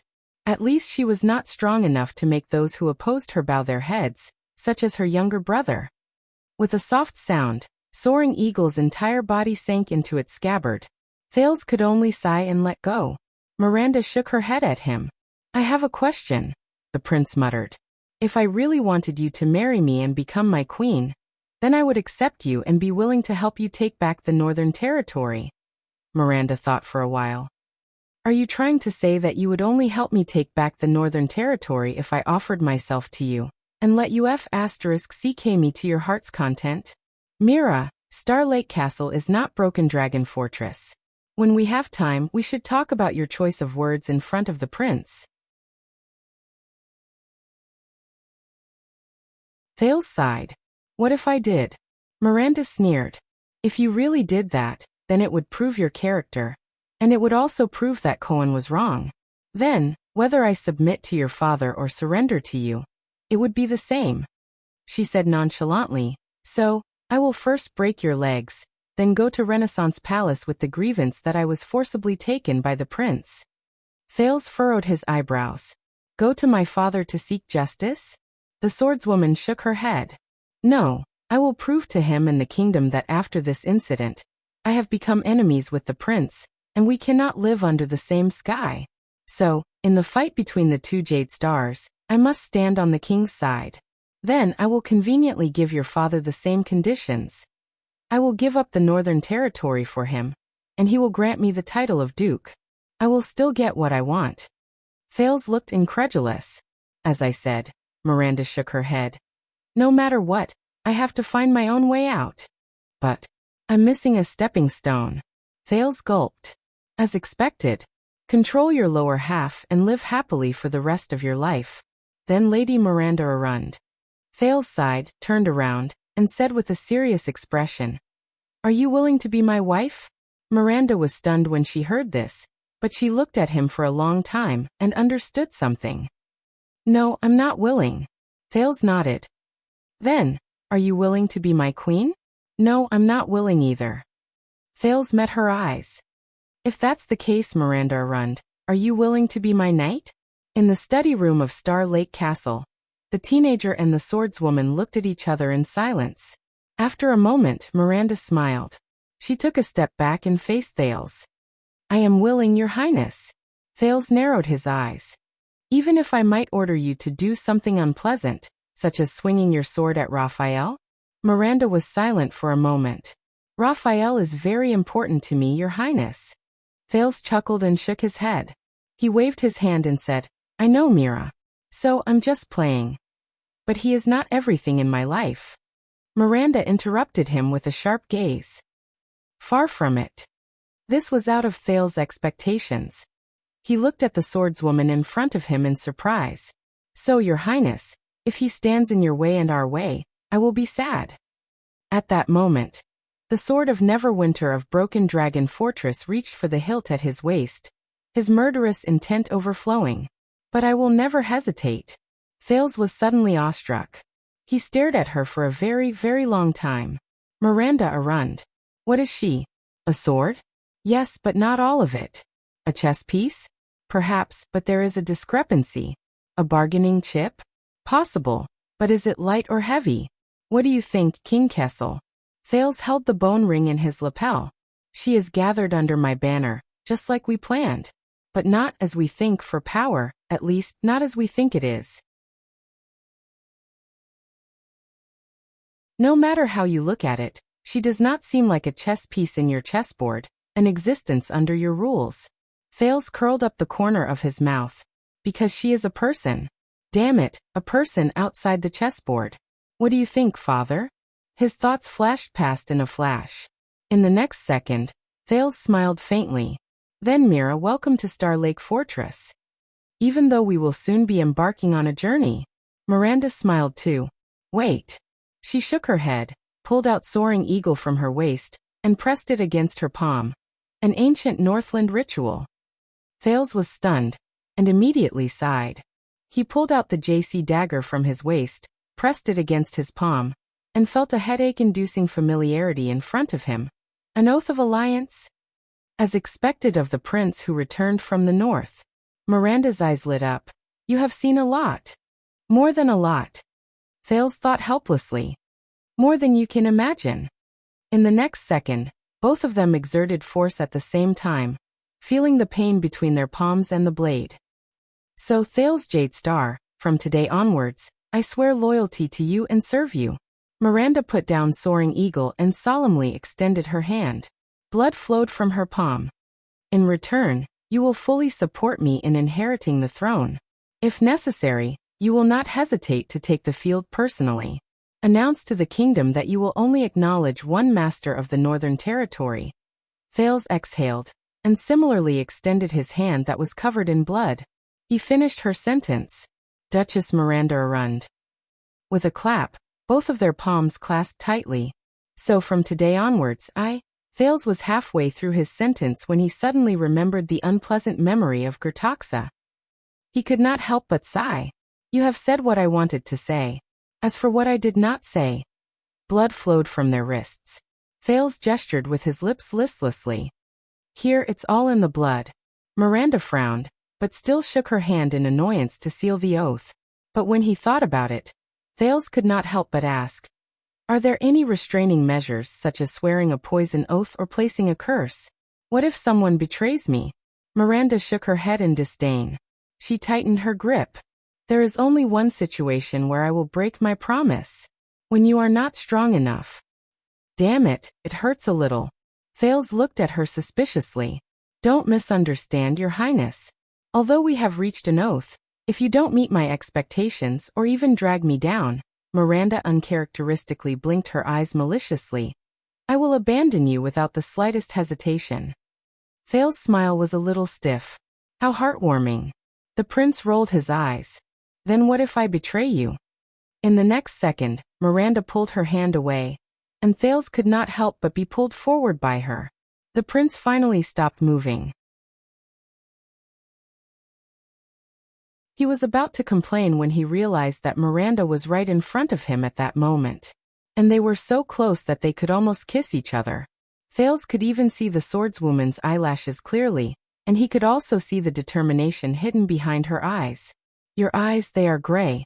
How rare. Miranda observed him carefully and said faintly. Thales had a strange expression on his face. Is that so? Your eyes are also very beautiful. But Miranda's voice quickly turned cold. Remember, you are a descendant of Jade Star, and I am a descendant of Arund. It is unfortunate, but betrayal is destined to be a part of our lives. Miranda's gaze turned cold. Just like revenge. Thales froze. That's why, little brat. In the next second, the hostility on Miranda's face disappeared. It was replaced by a bright and beautiful smile that had never been seen before. But it made people feel a chill in their hearts. Before she turned to leave, she smiled and pinched Thales' stunned face. Be good, don't be naughty. Thales was dumbfounded and exasperated. I am your master. You have to have the attitude of a subordinate, understand? Star Lake Castle is not a place outside the law. With an expression on his face, Doyle walked into the study and watched in surprise as Miranda left with a smile on her face. Could it be? Wow, Your Highness. Doyle seemed to have understood something. He looked pleasantly surprised and clicked his tongue repeatedly. Tisk tsk tsk tsk tsk, congratulations. Thales looked at him suspiciously. What's wrong? What are you congratulating me for? Nothing, it's just hee. In the next second, Doyle quietly pointed at Miranda's back and proudly gave her a thumbs up, revealing an evil smile that said everything without saying a word. Awesome. At that moment, Doyle's smile was so bright, so dazzling, and so sincere. So much so that he did not notice that Prince Thales' expression had unknowingly become more and more terrifying. Doyle, I heard from Officer Sonia that you met her during your night patrol? Oh yes. Your Highness, the fortress flower.